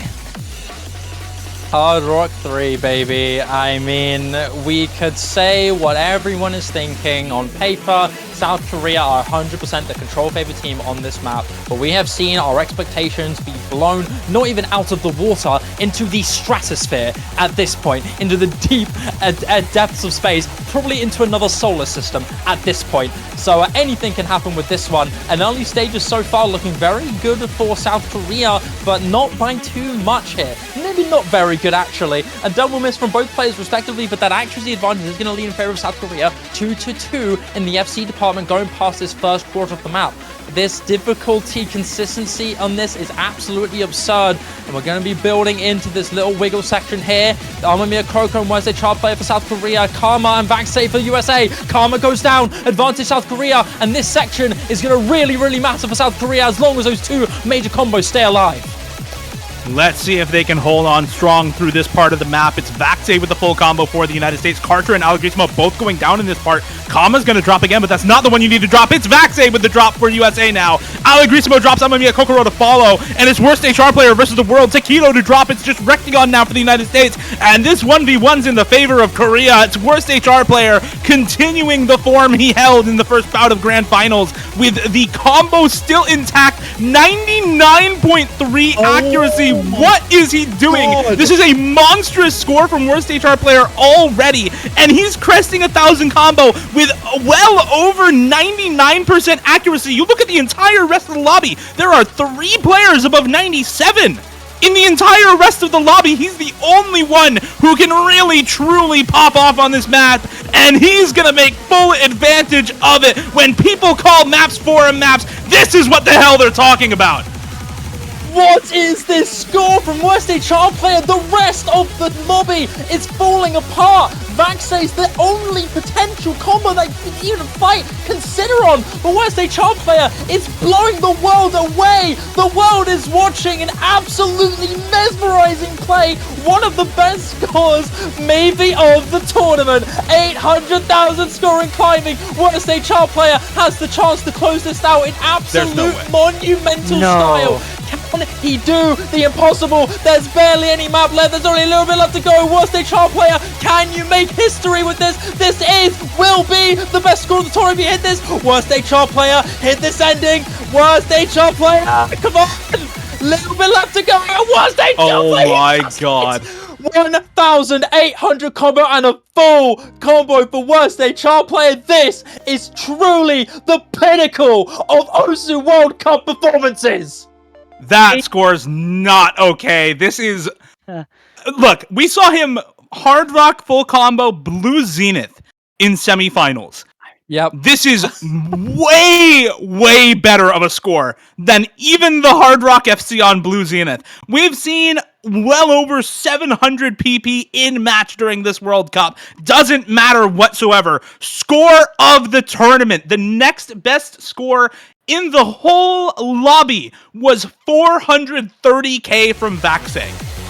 I mean, forget score of the tournament, Dio. I genuinely think this might be the best score in Osu World Cup history. That is just absurd. The accuracy is insane. The combo is insane. Forget Faker 2023. Subtract 10 years. Worst HR player is back, and worst HR player restores some sanity to this match as South Korea finally take their own point. Can worst HR player be stopped? United States are going to look to put a stop to that with their next pick. Are we finally going to see the Fremont 2, or are they going to hold off on that one? They do still have the Hard Rock 2 as well. They have some options, but we did see Amamiya Kokoro popping off on the Hard Rock 2 along with Karcher last time it was picked, so would certainly be a risky one. And it feels like at this point, with how close every map has been, there are no safe picks left in the pool. Any pick could go either way. All it takes is one player to pop off to make the difference. All that's left that feels somewhat safe is that Fremont 2 for the USA. There it is, finally, the pick we've all been waiting for, and we're going to see the same rosters as previously, but I think this is the best pick remaining for the Fremont 2. After this Fremont 2 pick, everything's up in the air. Anything can happen, and there are no clear picks left for either team. We are, of course, going to be seeing Recti Takedo, as always, on the Hard Rock Hidden. These are the two players that make the United States Fremont roster so terrifying. They are the best of the best. And, of course, Kokoro coming in along with Karcher and worst HR player. We'll see if they can pull it off this time around. Korea very nearly won this breakpoint last time around. I think it was 200,000 points, much closer than anybody expected. And all it takes, as I've said, one combo from any player on South Korea could be enough to take this one. it was not even 200k iFlame. It was 142,000 score, the difference between these two teams on this map last time around. This is, and we call this kind of a gimme pick for the United States, but with how close this was, I don't really think that's the case. They need to be on their toes for this sort of map. You saw what happened on the Free Mod 1. This can easily go the other way. The USA underperformed on that Free Mod 1 by about 700,000 score, and that is how South Korea, with about a 200k improvement, was able to take the point. And then, of course, we saw the best score in World Cup history, only 600 PP, by the way, like 693 PP on that Hard Rock 3 play, despite it being, by and large, considered the hardest map in the pool, and not even close. So, just a ridiculous performance on that Hard Rock 3. And now, let's see how well South Korea has prepared their speed roster. Parisia coming back in, Karcher coming back in, Flying Tuna coming back in, who was holding pretty big combo on this last time around, and finally Restia coming back in for this one for South Korea. Restia going to be taking the Hidden. In fact, top scored with Hidden for South Korea last time around. Dropped about 550k with 99 AC on this. It's really on the rest of the South Korean roster to bring up those scores to the next level if they want to win this pick against the United States. Window Life on that Nomad dropping 600k. Rectigon on that hard drop dropping 500k. This is what you need to compete against for South Korea if you want to take this breakpoint and secure a 5-3 advantage in bracket reset. This United States roster is absolutely devastating. This is the second map we've seen Wadchi make an appearance. Last time he played was on that Double Time 3, and he performed very, very well, matching the rest of his team and setting a great precedent on this mechanics. Him coming back around for this is going to be very, very valuable on the Nomad. Rectagon and Takedo, of course, being the staple free mod players for this team. This map is really brutal, extremely unforgiving in this stamina. One of the more brutal ones of the pool here, and it's going to lead to an early drop here from Parisia, alongside some very, very early drops from Restia and Flying Tuna towards the start of the map. Outside of that, USA all marching ahead with a full combo past that first difficulty section, and SS from Window Life. Incredible consistency and control on this one, man. Great start here for the USA. South Korea unfortunately faltering there with a drop from Flying Tuna on the Hidden Hard Rock, might I add. The hardest double set of mods to do. Flying Tuna seeming to have taken a bold choice here. Unfortunately not working out so far, but there's still 2/3 of the map to go. But USA are going to start flying ahead with this next difficulty ramp up section. And this is the type of mod strategy you used to see back in the day, is I think Flying Tuna tanking the Hard Rock for Karcher so that Karcher can just play this Nomad, not have to deal with that increased circle size, and maybe get a more consistent, higher score on this map. Lower OD with Nomad, but the same approach rate. Can they hold on through this streamy section? It's Flying Tuna and Rectigon to drop. That drop from Rectigon and Takedo now as well for the United States. Massive in this stream section. Flying Tuna is going to keep dropping, yeah, but now there goes Parisia. That's finally a big drop for South Korea, but Karcher matching Window Life. Restia more than matching the combo from Wadchi. This is a big combo advantage for South Korea. If we can see Parisia start to be a little bit more consistent on that Nomad, the tank mod player in Flying Tuna is just not going to matter when you have these other big combos on the side of South Korea. And Restia is just popping off on this still with that super high combo. 98 AC on the Hidden. Can South Korea bring this back with just a quarter of the map left? There's only a little bit of time left here. Window Life, last man standing here for the United States, the lone soldier. You've got Rectagon giving a little bit of backup left. This strategy from South Korea might just work. Flying Tuna holding on to the Hidden Hard Rock, tanking as much as he can to give his teammates the boost that they need. Restia, Karcher, can you hold this on to the end? It's slowly flipping towards the end, but it's flickering just barely. Window Life goes down. Giant break. That has to be decided now for South Korea. Karcher and Restia refuse to let this go. They will not back down. And Karcher ends this off with an FC. South Korea alongside Restia and Karcher with the two fantastic scores take the strategy that worked so incredibly perfect, exactly as planned. Textbook stuff. South Korea get the biggest breakpoint of the match by far. That is a strategic masterclass from South Korea on the free mod. Tank the Hidden Hard Rock. Put Karcher on the Nomad, and look what he does. Pulls out the FC, secures the point for South Korea, and all of a sudden, they are 2 maps away from ending the streak of dominance from the United States. the 2 points away from becoming the 2023 OSU World Champion, but it is far from over yet. There are still maps to be played, and the USA still has a lot of wiggle room back into this one. South Korea needs to keep up their performance, but after a play like that, they have got to be feeling confident. It only goes up from here. They have the next pick, and if they pick properly, they could very, very easily put themselves on match point. We're early enough into this match that South Korea has picks left. They won the Hard Rock 2. I believe they won the Hard Rock 1 as well. Amamiya Kokoro was absolutely absurd on the Hard Rocks, and if Amamiya Kokoro can put up a similar performance, the USA might just be out of luck. The USA can only afford to lose one more pick throughout the rest of this match. Hard Rock 1 and Hard Rock 2, they have to find one of those wins this time around. They need to step up. Their back's against the wall, but if anyone could do it, it is the USA. They are full of tournament veterans. Vaxei, Rectigon, even Taquito are so good under pressure. They have been here many times before. They have won the tiebreakers. You look back to the tiebreaker match against UK where they ended up winning. You look back to even Poland where they unfortunately did not win, but I believe that one went to tiebreaker as well. They've been here before, and it is going to be Cookie Bouquet's Hard Rock 2.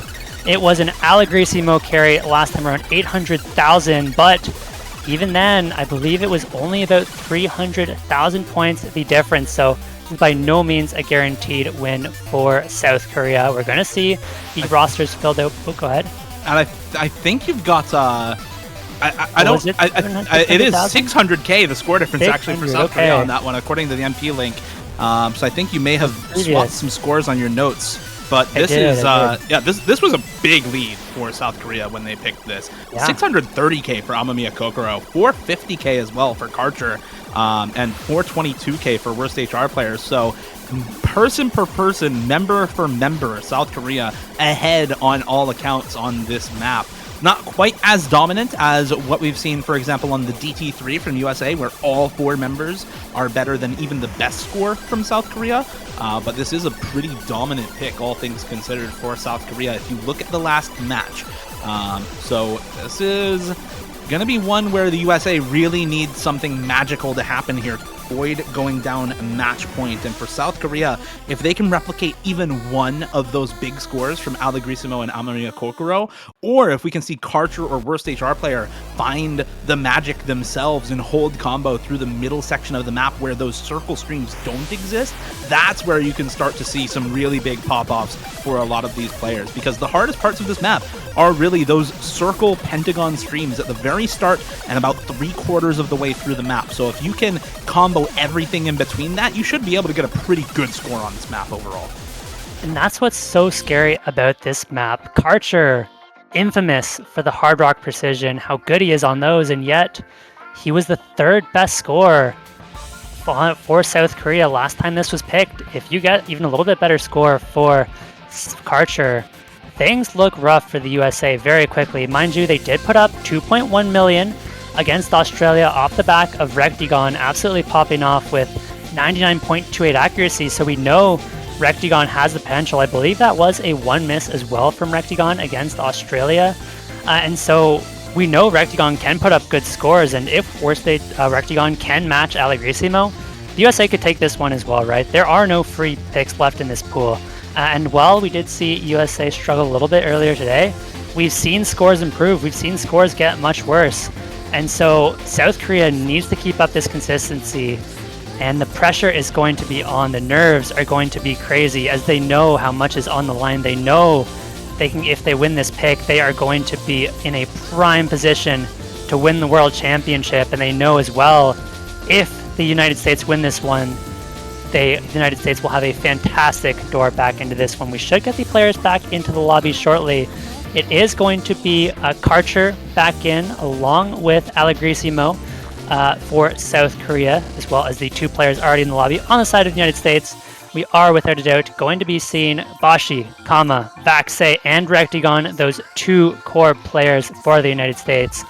And as we get settled in, this map, I will remind you, is not necessarily your standard Hard Rock 2 map. There are 0 objects in the middle of the playfield, and the middle of the playfield tends to be much more comfortable of a position for mouse players as well as tablet players. It is just so much easier than having to aim towards the outsides, and so this map being all objects surrounding the outside of the map makes it quite uncomfortable to play through the whole map. Here we go into Cookie Bouquet.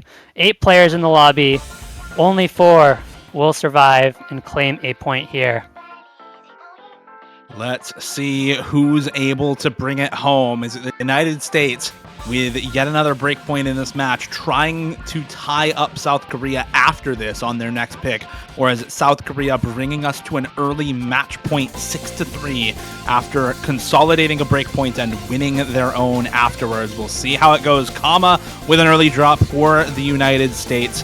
Rectigon dropping early as well. Only 1 player from South Korea missing on that first circle stream, but it's Allegrisimo. Worst to try play, actually a 4-way reset for South Korea afterwards, and big accuracy lead now for the United States as Boshiman holding the full combo on the double S out of the intro. No troubles whatsoever for the precision gimmick specialist on the side of the United States. You think of precision players from the US and you think of Boshiman. He is pulling it off here. This map over CS7, that is higher circle size than you usually see, but he does find the slider break midway through the map. It is worst HR player with the recovery for South Korea, but look at the combos on the side of the United States. Kama, Vaxei, and Rectigon all holding big combos here, and now it's just Vaxei, Rectigon, but there's not much combo on the side of South Korea. There goes Vaxei, and now maybe we can see some kind of combo consistency from South Korea start to bring back what is already a 250,000 score lead halfway through this map. This is slowly creeping in favor of South Korea, but after that double miss from Worst HR player and Allegrisimo, it's going to start going back in favor of the United States. But a triple miss, I believe that was from the United States. I believe that was a drop from Kama. I believe it's just up to Rectigon now to hold on to these combos. The break is shown. Information is shared. The USA know what they have to close out. Rectigon looks fantastic with this accuracy on top of that great combo, completely outshining the rest of South Korea. These recoveries from South Korea are really valuable, but down goes Rectigon. And with me, Kokoro, last man standing, but down he goes as well. No major combos here for both respective teams, and this is brilliant if you're the United States. 200,000 score going to this ending section is way too far of a deficit for South Korea to build with, and the United States will once again get another breakpoint. These surprises do not stop in this bracket reset match. No, they do not. Down but not out. The USA find the breakpoint that they needed back. It is 5-4, and the United States, they have the pick to make this one 5-5. They can tie it up, and we could very quickly find ourselves in the exact same position as we did last match, 5-5 with 1 pick left for each team. The United States have to pick properly, though. We have seen so many breakpoints this match, and at this point, you cannot afford to give up any more. The US needs to win both of their picks because South Korea still have options. They still have that Hard Rock 1 that they won last map to look to, and so this is going to be the key point. This could decide everything right here. This is where I would expect to see the timeout for the USA if we were going to see it, but they might be confident in their pick. They might want to keep up their momentum after that last win on the Hard Rock 2. Yeah, that momentum from Hard Rock 2 is so big for the United States. I mean, the first time these teams played this map, it was only 1.7 million team score. The USA improving by 400k, largely off the back of that pop-off from Rectigon, but also just better supporting scores from Boshiman and Kama in particular. Boshiman going up by 100,000 score himself, so a huge overperformance from the United States on that pick. And South Korea, you know, if the United States had performed like they did last time around on this map, they would have won by 200k, but not the case this time around. And finally, we're going to see the Fremod 4 picked as well from the United States here. This is a pick they've won twice now across the weekend, both against Australia yesterday and against South Korea earlier tonight. Takedo pulling off almost a full combo with Hidden on this map when it was played versus South Korea. Vaxei pulling off the no-mod full combo against Australia. That kind of pop-off potential is huge on a map like this, but the win against South Korea was only by 100,000 points. It was Worst HR Player with 880k himself on the hidden, and a 600k score from Flying Tuna to keep it pretty close with what the United States was able to do on this sort of map. So if we can see South Korea pull off those kinds of scores again, this map as well could really go either way for either of these teams. We've said it already during this match, but it doesn't seem like any of these picks are safe for either team. We've seen both team picks go the other way from match to match, and with how evenly matched these teams have shown us they are throughout the night, it is just so difficult to pick correctly, and you see that with just the abundance of breakpoints in this match. Yeah, we've seen massive scores, as you mentioned, from both Vaxei and Taquito, but it has been in separate matches. It feels like the USA are rolling the dice a little bit, and I feel like that dice roll is in their favor. On one hand, you could very well have both Vaxei and Taquito pop off pullout FCs, and the United States is just hard winning. On the other hand, they could both miss, and all of a sudden, Worst HR Player takes over. And of course, the third option is that one of them pops off, matches Worst HR Player, assuming he can put up a similar combo, and things are going to look very close again. So I do think the odds are in the United States' favor this time around, but it is going to be very dependent on Worst HR Player, because if Worst HR Player cannot match that score from last time around, you don't really have anyone to be that backup carry for South Korea like you have on the USA. It is Worst HR Player or bust unless we see somebody else pop off here. The unwavering potential with this one, ladies and gentlemen. This was a very tight one last time. Just shy of 100,000. It was Taquito for the United States to be the true golden outlier, just outshining Worst HR Player on a control map like this. On paper, you would expect this to be a map for South Korea. This is the danger with this one, because despite seeing a victory here for the United States, this is a scary aspect, a little bit of a glitch, I believe, in the client, actually. Epics aside, Karma doesn't seem to have any hit circles, and it's still hitting everything. Oh well, it's fine, we can still see his combo, so we'll just maybe hit a little panic button and hit that little refresh here. But yeah, this is a shoddy one, a scary one. It's a little bit on the gambly aspect, because both of these teams have performed really well on this. USA have had multiple players who have performed absolutely exceptionally on this. Big linear aim section to come through here. Double miss on the side of South Korea.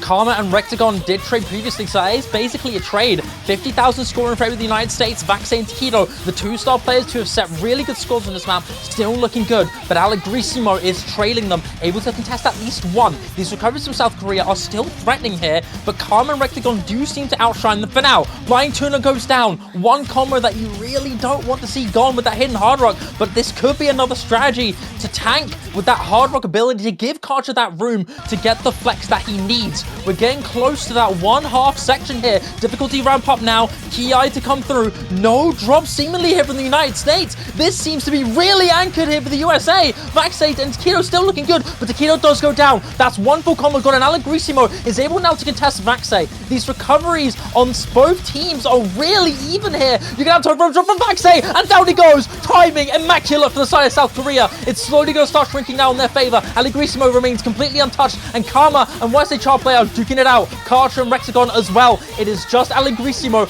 to hold a differential lead here for South Korea as long as he can hold past this final quarter of the map. Here we go, into the last third of the map. 93,000 score lead for the United States, but combo advantage for South Korea. Allegrisimo is going to see this combo lead is all on his shoulders. Flying Tuna is going to miss in the slow part. Not going to matter too much. The combo for Worst HR Player and Karcher is matching the combos from Kama and Rectagon here. Rectagon on that Hard Rock, once again, a top performer, even in spite of taking this mod, which makes this map so much more space. The aim on this so difficult in Hard Rock, but not phasing one of the veteran players for the United States and somebody who is known as potentially the best Hard Rock player in North America, full stop. Can the United States bring this back? Yeah, there goes Karcher. That's one of the big supporting scores for South Korea down. It's still Allegrisimo to hold the full combo, but the combo lead now back on the side of the United States. Kama and Rectagon still going strong here with Takedo as backup. And there goes Allegrisimo. He drops as well right before the slow slider. You can see the shakes, but Rectagon will trade the drop. It's all worst HR player. Kama and Takedo matching the combo going into the ending. Vaxe on a good supporting combo for the United States as well. This ending the hardest part of the map. The speed up to 330 BPM. Can worst HR player hold and potentially bring this back? And does everyone on the USA miss? Because that's what it's going to take for this map to go Korea's way. Takedo will drop the chain miss. Kama will drop as well, but there goes worst HR player. And that is going to decide it. Vaxe continuing to hold for the United States. He'll full combo the ending and secure the point for the USA. 5-5, tied up once again in the bracket reset. You could not write a better script for this match as we get 5-5 in back-to-back grand finals best of 13s. Oh my god, you cannot get better than this, can you, iFlame? You certainly cannot, and we find ourselves back here once again with one pick left for each team. The United States have one pick, South Korea have the next pick, and both of these teams 2 maps away from the World Championship. There is no more bracket reset. This is it. This is all there is. The winner of this match takes it all, and there is so much pressure on both of these teams. South Korea, I think we're going to have to see the Hard Rock 1 this time around, and they're going to need Allegrisimo to pop off yet again. This is the time to take your picks very seriously. This is the time to take things slowly, really put a lot of thought into your picks, and it actually looks like they don't need to pick before their timeout, so we're going to get the timeout first. And because it is South Korea's pick, they're going to have the whole timeout to discuss their pick, although I really do expect that that is just going to be the Hard Rock 1 Lunate Elf. We'll see if it's the Hard Rock 1. They did win that pick against the USA in the first bout, but with how much those results have changed from match to match, I don't even know if a 400k win in the first bout of Grand Finals is actually good for South Korea here. The Hidden one is still up. I do think that they have good players for something like that. Hidden streams, especially at this BPM, is something that they are pretty good on. And there it is. It's going to be the Hidden one. I think the one map you're not going to pick into USA is that Fremod 3. They've had such success on the Fremod pool throughout Grand Finals weekend, both against Australia and South Korea. So I think that's the one map they're going to avoid alongside the Nomad 1, the DT 1, which are probably last pick considerations for the United States. I expect them to pick either into like the DT 1 or the Fremod 3. And here we go, Hidden 1 for South Korea. The first time we're going to see it, Akai Yuwaku by Ling Toste Sigure. This is a really stream-focused awkward aim map. I think a lot of the difficulty in this map, rather than coming from that awkward aim, comes from the flow aim, comes from the streams in this map. Luckily for South Korea, the BPM on this is low enough. It is variable BPM, but it's low enough generally that we don't need to see a lot of stamina-focused players come in for South Korea. The aim control on the streams is the primary difficulty in this one. Yep. And this is a terrifying map to pick this late into the match. This is 4 minutes long. It is a real consistency test, especially on those streams that you mentioned. Those are about halfway into the map, so this is where we're going to see the most misses, and that is the absolute worst place to miss. So if a single player from either team can hold on through the stream section and that combo is not matched, the map is probably over right then and there. Because that's going to be the big test. That is going to be the big breakpoint in the map one way or another, and I expect that will be the big decider unless we see multiple players holding on through it. And we're going to have to see some new lineups here. Without a doubt, we're going to see Takedo, Vaxe, and Rectagon in for the United States. I do expect that that last player is likely to be, I'd have to say, Kama here. Is just so good at that aim and has been solid on the hiddens so far this tournament. On the side of South Korea, of course, we're going to have the core of Karcher, worst HR player. I do expect we're going to have Amamiya Kokoro back in for the hiddens, and likely to be either Flying Tuna or Restia. I think more likely Flying Tuna this time around. Can't say I disagree with that. It's definitely going to be Amamiya Kokoro as the third member for South Korea here. Restia, Flying Tuna have been the ones taking that hidden for them on some of the free mods, and it is going to be Flying Tuna, it looks like, coming in as the 4th member for South Korea. And apparently the USA having some roster troubles for this one. Not sure where Taquito is at the moment. And that is not going to be good for United States. They do not have a timeout themselves. That is South Korea's timeout that they were going to use on this one. So I'm not sure if that's going to be how it gets applied, but it looks like it. Apparently his internet did go out, but there he is in the lobby, ready to go. So South Korea and United States with rosters ready for the last pick from South Korea. Parisia actually coming into the lobby for South Korea here, but it looks like is stepping out at the moment. I think South Korea just kind of waiting for roster lock to be confirmed from the referee before putting in their full roster, and it looks like the same for the United States right now. At this point, the timer you see there in the lobby chat has already been started for 2 minutes. So unfortunately for the United States, because they wanted to wait for Taquito as they should, their timeout has been used up. And even though Taquito did show up about 10 seconds after that timeout got started, they do have the rest of the timeout to be waited out if they want to use it. And so both teams are going to have their players use the duration of this timeout to just take a look at the map and editor, maybe get a tiny bit of quick practice in before we go into one of the most important maps in this whole tournament. We do see Vaxei back in now. We just wait on Amamiya Kokoro, who should be getting back into the lobby before we go into this 4-minute long hidden aim fest with a real tough stream test right in the middle. We'll see how both players handle it. Looking for one more player to come in for South Korea. It is going to be Restia, in fact. Amamiya Kokoro not coming in for this one, it seems.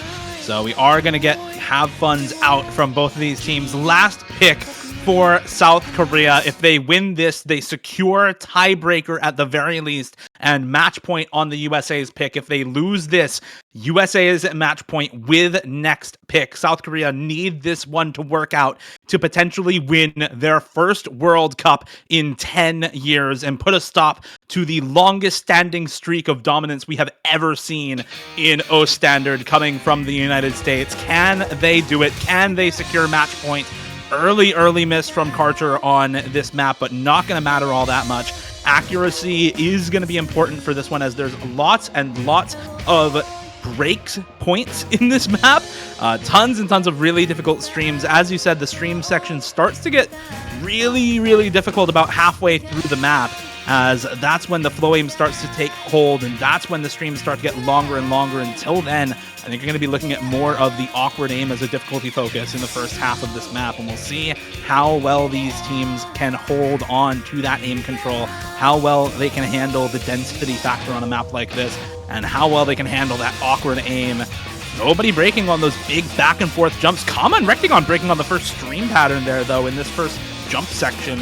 It's Flying Tuna, Restia, Worst Star player all on FCs. Taquito dropping now as well. It's only Vaxei for the United States. Early days still. But this is looking good for Korea out of the gate. A 40k score lead and climbing with 3 full combos to 1 just on Vaxei, and big supporting combo for Karcher. There go Flying Tuna and Worst HR player. Can they continue with this advantage they hold? Karcher and Restia, it's all on their shoulders, but there's a big chain miss for Restia. And now Taquito drops in time, but that's not the combo you need to lose on the side of USA if you're Korea. Vaxei right now holding the only full combo in the lobby with that reverse choke from Karcher nearly matching him, but the supporting scores from Rectagon and Kamba are just ridiculous for USA in comparison to the supporting scores from South Korea. That chain miss from Restia completely secured the flip there for United States. Several misses on that one chain section there. Going to lead to not only a huge drop in score, but a giant drop in accuracy there for Restia. Disaster for that guy, unfortunately. You do still have Karcher to keep Vaxei in contest here, but Kama and Rectagon building some great recoveries to suppress the rest of South Korea. This map gets progressively more and more challenging. It does not get easier during these key eyes. Sure, you do have a little bit of a slowdown section here, but the important sections, just like these ones, do not stop getting difficult. A double miss from the United States in Rectagon and Karma, Karcher and Flying Tuna and Restia all trade that as well. I believe that was a drop from Vaxa. Yes, it was. Taquitos the last man standing here for the United States. Worst HR player has a tiny lead over him, and that's going to give the South Koreans a very, very tiny combo advantage. Giving a little bit of second decline to low, but it's looking good. Tiny advantage here for South Korea. A slowdown sector to come through. All of these recoveries are dead even. Here's a big ramp up. This is where it matters. Taquitos down. Worst HR player is the last man standing with the most important combo of the game. Can he keep this going? Can he secure South Korea tiebreaker? We're going into the final third. 30,000 score and climbing. South Korea have got to keep this alive. The recoveries are so valuable here. The jumps are getting massive. Flying Tuna goes down. It's going to slow down the push a little bit, but that's not going to matter. Worst HR player still looks good. South Korea seems to be in control of their own destiny. Worst HR player does it again. He is holding strong. Karcher is supporting. Even if worst HR player misses, Karcher is there to back him up against that combo that is up and coming from Vaxe. There goes Karcher though. Now it's all on worst HR player. A 60k score lead is still tenuous for South Korea at best. But there goes Vaxe. All the combos on USA are down. South Korea, they may have just done it. Worst HR player is still holding, and he is the combo lead. He is the score lead. He finally finds the chain miss, but it's 100,000 for South Korea. Taquito, the only semblance of combo in the whole lobby right now, and even then, he's only 300 combo against a 100,000 plus score lead for South Korea. I dare say it, this is gonna be the point for South Korea. Can they hold on just a little bit longer? Taquito might just be able to bring this back at the end of the map. Flying Tuna is missing as well. It's 50k for the United States now to bring back. Taquito is still going. Can he hold? No, he cannot. He finds the chain miss. They've done it. Worst they have to have done it. Worst HR player is an absolute demon. Puts up the score when it matters, and with that miss from Taquito, that is going to be a point for South Korea, and they are 1 point away from being the world champions for the first time in 10 years. 1 point is all that stands between them and victory. And all that's left in this map is the slow outro as South Korea. Let it sink in. You guys are so close. They can feel victory on their fingertips. The United States have the next pick, but there are no easy picks for the US. South Korea, they don't need to let it go to tiebreaker. They can take this on the United States next pick if they play well. Dio, what is this pick from the United States? What do they look to at least get themselves a tiebreaker? There's only so many maps left right now, iFlame. That was a super close one near the end there, but pop-off score from worst HR player barely did enough to hold them strong through the rest of the map. We've got DT1 still available. We've got Fremod 3 still available. Hard Rock 1 is up, but USA lost that last time around. I don't think they are going to want to pick into that. It's Nomad 1, DT1, Fremod 3 left up for the United States to pick here. My money's on DT1, but I can see them wanting to pick into that Fremod 3. They have had massive success on the Fremod pool all weekend, both against South Korea and against Australia. So if you're going with consistency, that Fremod pool is in their favor. They've won that map twice out of the 2 times it has been played so far. But if you're going by the BPM theory, if you're trying to speed cap South Korea, then DT1 calls your name. 280 plus BPM on that DT1, and it does have some bursts in it. This is not a map where you can just ult all of the jumps and be comfortable, so you need a little bit of that speed to hold on to the combo in that map. It's, I think, between those 2 maps, and it is going to be that Fremod pick. Fremod 3, R176 by Cranky. It's the anti-mod Fremod pick as the last shout for the United States. They win this one, they tie us up, and we go to Vanitas. They lose this, and they lose their first World Cup since 2017. CS5, AR8, this is so heavy on the rhythmic patterns. The aim control, there are some really brutal linear patterns, the zigzags that you have to watch out for. This map is no joke. It is going to claim a lot of combos, and last time around, It was a 250,000 point win for the United States off the back of Rectigon and Takedo, the hidden and Hard Rock players for the United States.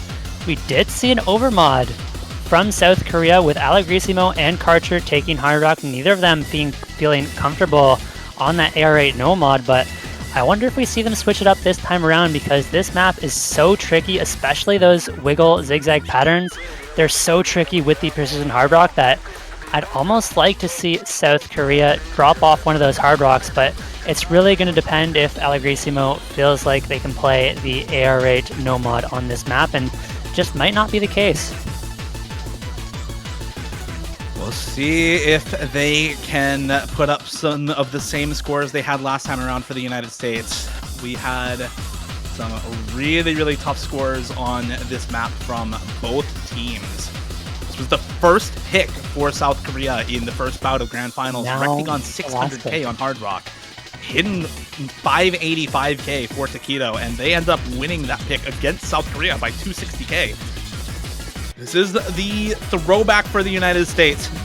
It'll be both the first pick and the last pick in Grand Finals for this map. What a way to end off the match the same way it started. But this time around, it's for the United States.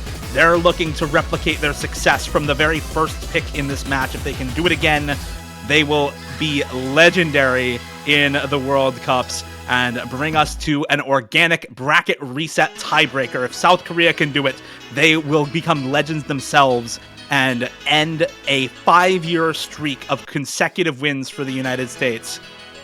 It's time. Boshiman, Takedo, Vaxei, Rectigon for the United States. Karcher, Flying Tuna, Allegrissimo, and worst HR player for South Korea. Double Hard Rock this time around for the US. Vaxei on that Hard Rock for the United States. Coming in for Fire Rage, who took no mod last time around for them. Same roster, same mods for South Korea.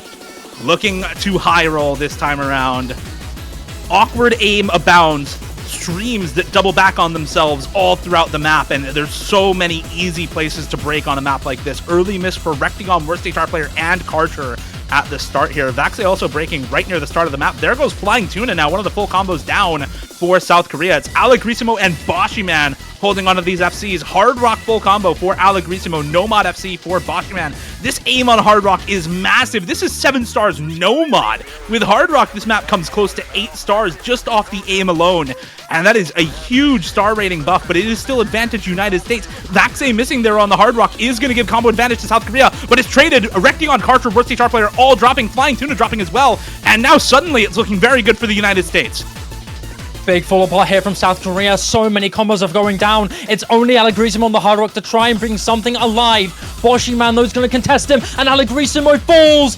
The rest of the United States are going to be able to build and build equally to the rest of South Korea. Boshiman is the last outlying combo for the USA. And as the break is shown, Boshi knows what he has to do. He's the last combo alive, last combo standing to give the US the established lead that they need. Karcher and Allegrissimo go down alongside Flying Tuna. Rectigon and Takedo also go down. Boshiman will finally drop. But towards the end of this map, ladies and gentlemen, this could be it for the South Korea on this pick for the USA. It could be the final map to decide it all. Ladies and gentlemen, it is time for Vanitas. Tiebreaker is happening. Boshiman will not let it end that easily. The gimmick specialist shows up big time for the United States of America. And now we get Vanitas. This map is something special. It is 5 minutes and 53 seconds of absolutely brutal aim patterns, stream patterns, you name it. We saw this showcased in the United States Australia mats, and there were some rough scores all around. This map is incredibly, incredibly difficult, and you're going to look towards those key players for both teams. It's going to be Rectigon, Vaxei for United States. It's going to be worst HR player along with Karcher for South Korea. Any one of these players could put up a big score, and if you do well enough, you could solo carry this map. Dio, talk to me about this tiebreaker. What are we watching out for? What are the expectations going into this one for both teams here? This is one of the most unique tiebreakers that the World Cup has seen in grand finals in recent years, with the rise of OS original songs for tiebreakers. We've seen lots of different quote-unquote rhythm game songs with tons of different skill sets represented through the song. Tech, stream, speed, alt, you name it, it's in the tiebreaker, right? This one is far more mechanics focused. 220 BPM pretty much all throughout. Aim and streams the primary difficulty focus of this map. And we do have some alt sections, some aim sections in the middle as well, where you can have big combo breaks. If you've been comboing to that point, you're starting to shake. You are going to break on some of the gigantic half-screen triples in the middle of the map. Some of the ridiculous 1/3 that make their way about 2/3 of the way into this pick as well. It is so hard to get a high score on this because max combo is nearly 3,500 on this pick. You can get 2,000 combo and still score below 500k on a pick like this. And that, for me, screams team consistency. If you can get a team together who are all really solid on this type of thing, they're going to perform pretty well. You're going to see lots of 300-400k scores. That is the type of score and type of team score that can win you a map like this. So I think this is a really good test of overall team consistency. It's not about the solo carries on this map for the most part. It's about how good you are as a team, what kind of 4-person roster you can put together for a map like this. 2 minutes remaining until we get into this tiebreaker, folks. Go get your popcorn. This is such a good song and yet another Osu original, and it is such a banger. We could not have asked for a better match to end off the World Cup, and we'll soon find out whether South Korea can finally topple the Titans, the Giants in the United States, or if South Korea can make a great return after 10 years to that first place podium spot in the Osu World Cup. Let's talk about rosters here. Without a doubt, we are going to be seeing Rekti, Vaxei, along with Karcher and Worst HR player, but who are the fill players for both teams? For South Korea, I have to imagine we're going to see Flying Tuna in for this, and in my opinion, I think the best bet here is Allegrisimo. Allegrisimo has looked incredible, has shown that potential and those big pop-off moments earlier on, especially on the Hard Rock, and that's what you need this time around. You need the consistency as well as the ability to pop off, put up big combo. And we'll see. Spectre, Restia, they're going to get their time in the spotlight. I don't think either of them will be playing. Parisha as well. Everybody's getting into the lobby for South Korea, saying hello to the stream. On the side of the United States, I think we are waiting on, of course, Rectigon into the lobby. Is this so speedy that we don't see Taquito? I do expect one of Window Life or Woodshi to sub out in favor of Taquito. I don't know if I can see a world where Taquito doesn't play this map. What do you think, Dio? I think this is going to be the roster for both teams. Taquito is not a stream stamina player. This is not the type of map that you would usually see him in for. And I think this roster for the United States is locked. Window Life Woodshi, 2 rookies for the United States in on the tiebreaker in bracket reset. This is a best of 1. It's for all the marbles. Release Hallucination said it best. Great match. Good luck to both teams. Let's see the grand finals tiebreaker bracket reset. Whoever wins here wins the OS World Cup and are crowned Osu champions. 16 players, 2 teams, and 1 world champion. 6 minutes and 43 seconds to the decider. I'll let you take it away, Shiba. Here we go into Vanitas. Ladies and gentlemen, emerging through countless battles all over the world, witnessing magnificent upsets, shattering records, one final chapter in the history books, one last map. It all comes down to Vanitas. Ridiculous levels of mechanics and consistency, custom song by Release Hallucination, one of a breakaway tiebreaker in this World Cup. It all comes down to this. On the side of the United States, Window Life, Woodshi, Vaxei, and Rexagon. On the side of South Korea, Restia, Karcher, Parisia, and Flying Tuna. Early starts past this intro section is hit by the majority, but Woodshi and Parisia alongside Restia are the ones to go down past this intro section. So far, so good on the side of the United States, 3 FCs to 2. Parisia goes down once again past that stream section, but it's looking good on the side of the United States. This map has plenty of sections here that could go in favor of both players. These streams can get really tested here, can get really tough. First down in the stream section come through, no drops from either player. Karcher is going to go down afterwards, and it's joined by Flying Tuna. Full combos dropped here from South Korea. A fall apart through this build-up section. Rectagon is going to drop as well. Vaxei and Window Life, the only one to drop by this next Ki.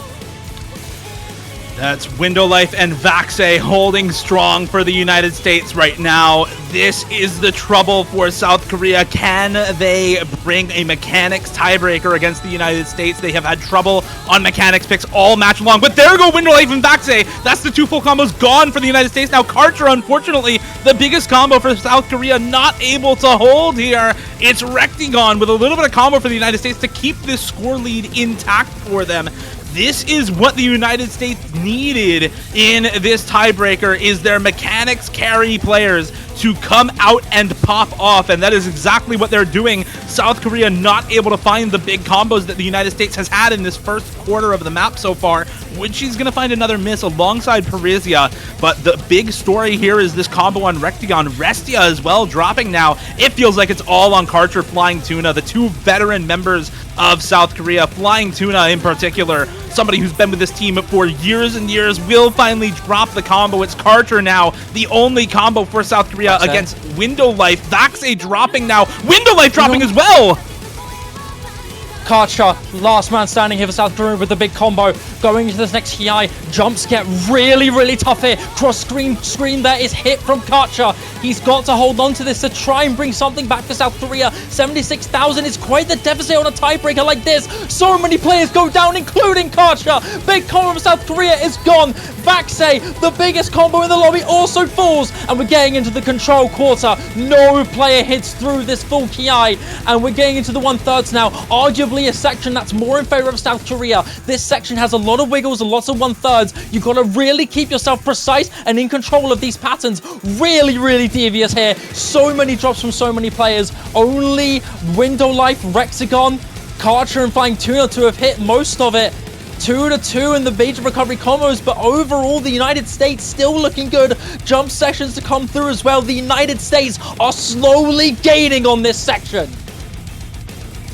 This is where it all comes down to the aim. Parisia is going to drop. It's still the United States with that advantage now, supporting scores in their favor. There goes Karcher, Restia, Woodshe, Window Life, all dropping in short order. It's Flying Tuna and Rectagon with big combos for either team. Rectagon drops as well now. It's Vaxei and Flying Tuna with combos. Vaxei dropping now as well. It's Flying Tuna alone right now, but there he goes as well. And this is what I was saying about this tiebreaker before we started off. This map so difficult. The mechanics test so consistent on this kind of map that the pop-off scores just matter so little on a pick like this. It's all about the team consistency, and triple 200k 2/3 of the way through right now for the United States versus just one score above that margin in Karcher for South Korea. If anyone can do it, it is this man, the first full combo on Dokito's Yomiuri, a legendary tournament player from last year. Karcher, can he find a big combo? Can he find it in him to pop off and carry Korea to their first win in 10 years? It's not looking super likely at the moment. You have big combos on Woodshe, Window Life, and Vaxei right now. Rectagon as well on a pretty big combo there, and there goes Karcher. The one big combo for Korea is down, and all of USA is hitting this stream section. All of USA is hitting the 1/3. All of USA is hitting the jumps, and the United States will not be held back. The United States cannot be beaten. The juggernaut of the World Cups for 8 years, 7 of the last 8 World Cups in their favor have gone to the United States, and this one as well. Despite it all, despite quarterfinals losers bracket, it seems like you cannot stop the best team in Ostandard history. We're approaching the final Ki of this tiebreaker. Vaxei one of the greatest tournament players to ever live, holding on to nearly 1,000 combo, going towards the final end of this. It is the beginning of the end for the South Korean gifted story. The beauty of this storyline will soon come to an end. The final scratches of ink are starting to come through, and the United States are pushing their lead to a degree of impossibility. Finally, the United States get the security that they need. No matter what doubts you put through for the US, no matter the roster changes, no matter the doubts, the USA will prove that they are inevitable. Doubters, be silenced. Believers, be vindicated. The United States are your 2023 OSU World Cup champions. And the more things change, the more they stay the same for the 6th time in a row. Back to back to back. 3 times over, the USA have done it again. This is the United States people expect to see in the grand finals. A story we have repeated throughout the World Cup is that the United States is one of 2 or 3 teams that builds their entire roster around the expectation of getting to grand finals, and in their case, the expectation of winning the tournament. That is what this roster is built around, and this is the reason why the United States is inevitable. This is the reason why they are your 6-time back-to-back-to-back-to-back-to-back world champions. The United States, 5 roster swaps from last year, multiple rookies on the roster this year in Kama, Window Life, and Woodchi. All the expectations around this roster was that this was the weakest USA roster we've seen in recent memory, and it still does not matter. The United States are your champions. They defeat South Korea in tiebreaker, in bracket reset, and they cement themselves once again in history as the team to beat, as the single best country in Ostandard. The USA dynasty continues for a 6th year. So many doubts with this roster at the start of the year, from falling to Canada 6-1 in the quarterfinals to prevailing against all odds.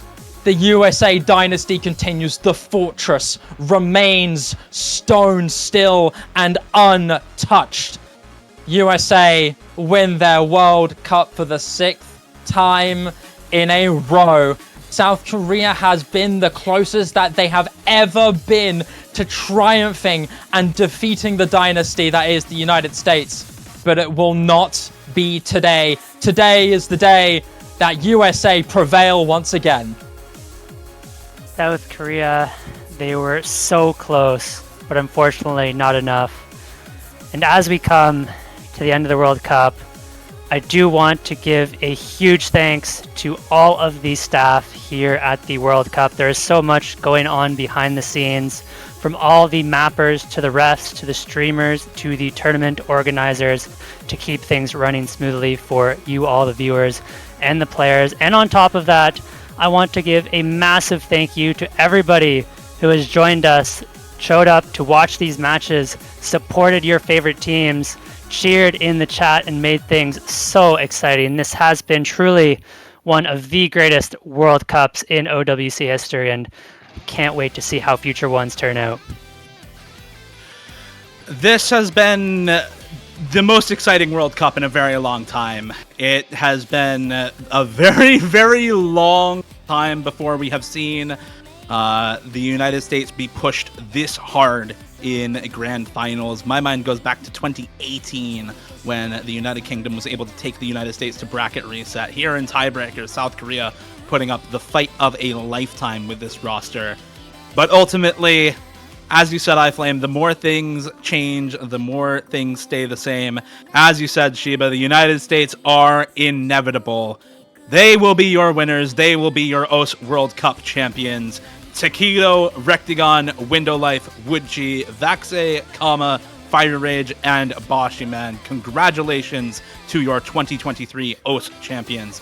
And of course, massive congratulations as well are in order for the second and third place teams joining them on the podium.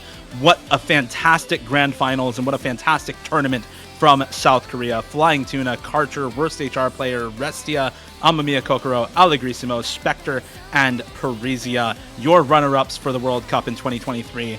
And in third place with their first ever podium finish, it is Australia. Dumi, Emrek, A Secret Box, AKNZX or CS2, Sayo, JGLF, O/, and Zintex. Congratulations on a historic World Cup for Australia and a historic World Cup for us all. What a fantastic tournament we've had this year. This is one for the history books. The 2023 OSU World Cup will 100% be written in the stones of history as one of the most thrilling, exciting, incredible World Cups we have ever seen. What a time to be alive, to be an OS World Cup player, an OS World Cup viewer. What a time to be alive in this moment, truly. It's absolutely phenomenal. Congratulations once again, USA, your champions, South Korea, your runners-up, and Australia for making a fantastic Cinderella story and getting their first podium spot ever. Congratulations indeed to all of the teams in the OS World Cup this year, and particularly to our podium placers. Before we exit this final stream of the OS World Cup this year, we need to give some special shout outs to all of the staff and organizers who make this tournament possible. So I want to give massive shout outs, of course, to everyone behind the scenes. We had a huge staff team this year. Of course, the managers of the OS World Cup, Azer, Chili Repair, Liu FLT, and Mango Miser behind the scenes with all of the work on OS Originals for the map pooling team. Congratulations and thank you to them for their efforts. Thank you as well to the efforts of the map pool selectors this year, Azer, Shiv, Dada, Nissan, Librarian, Miles, and Megumik, as well as the map pool quality assurance team in Mordred, Petal, Shinonorico, and Zelk.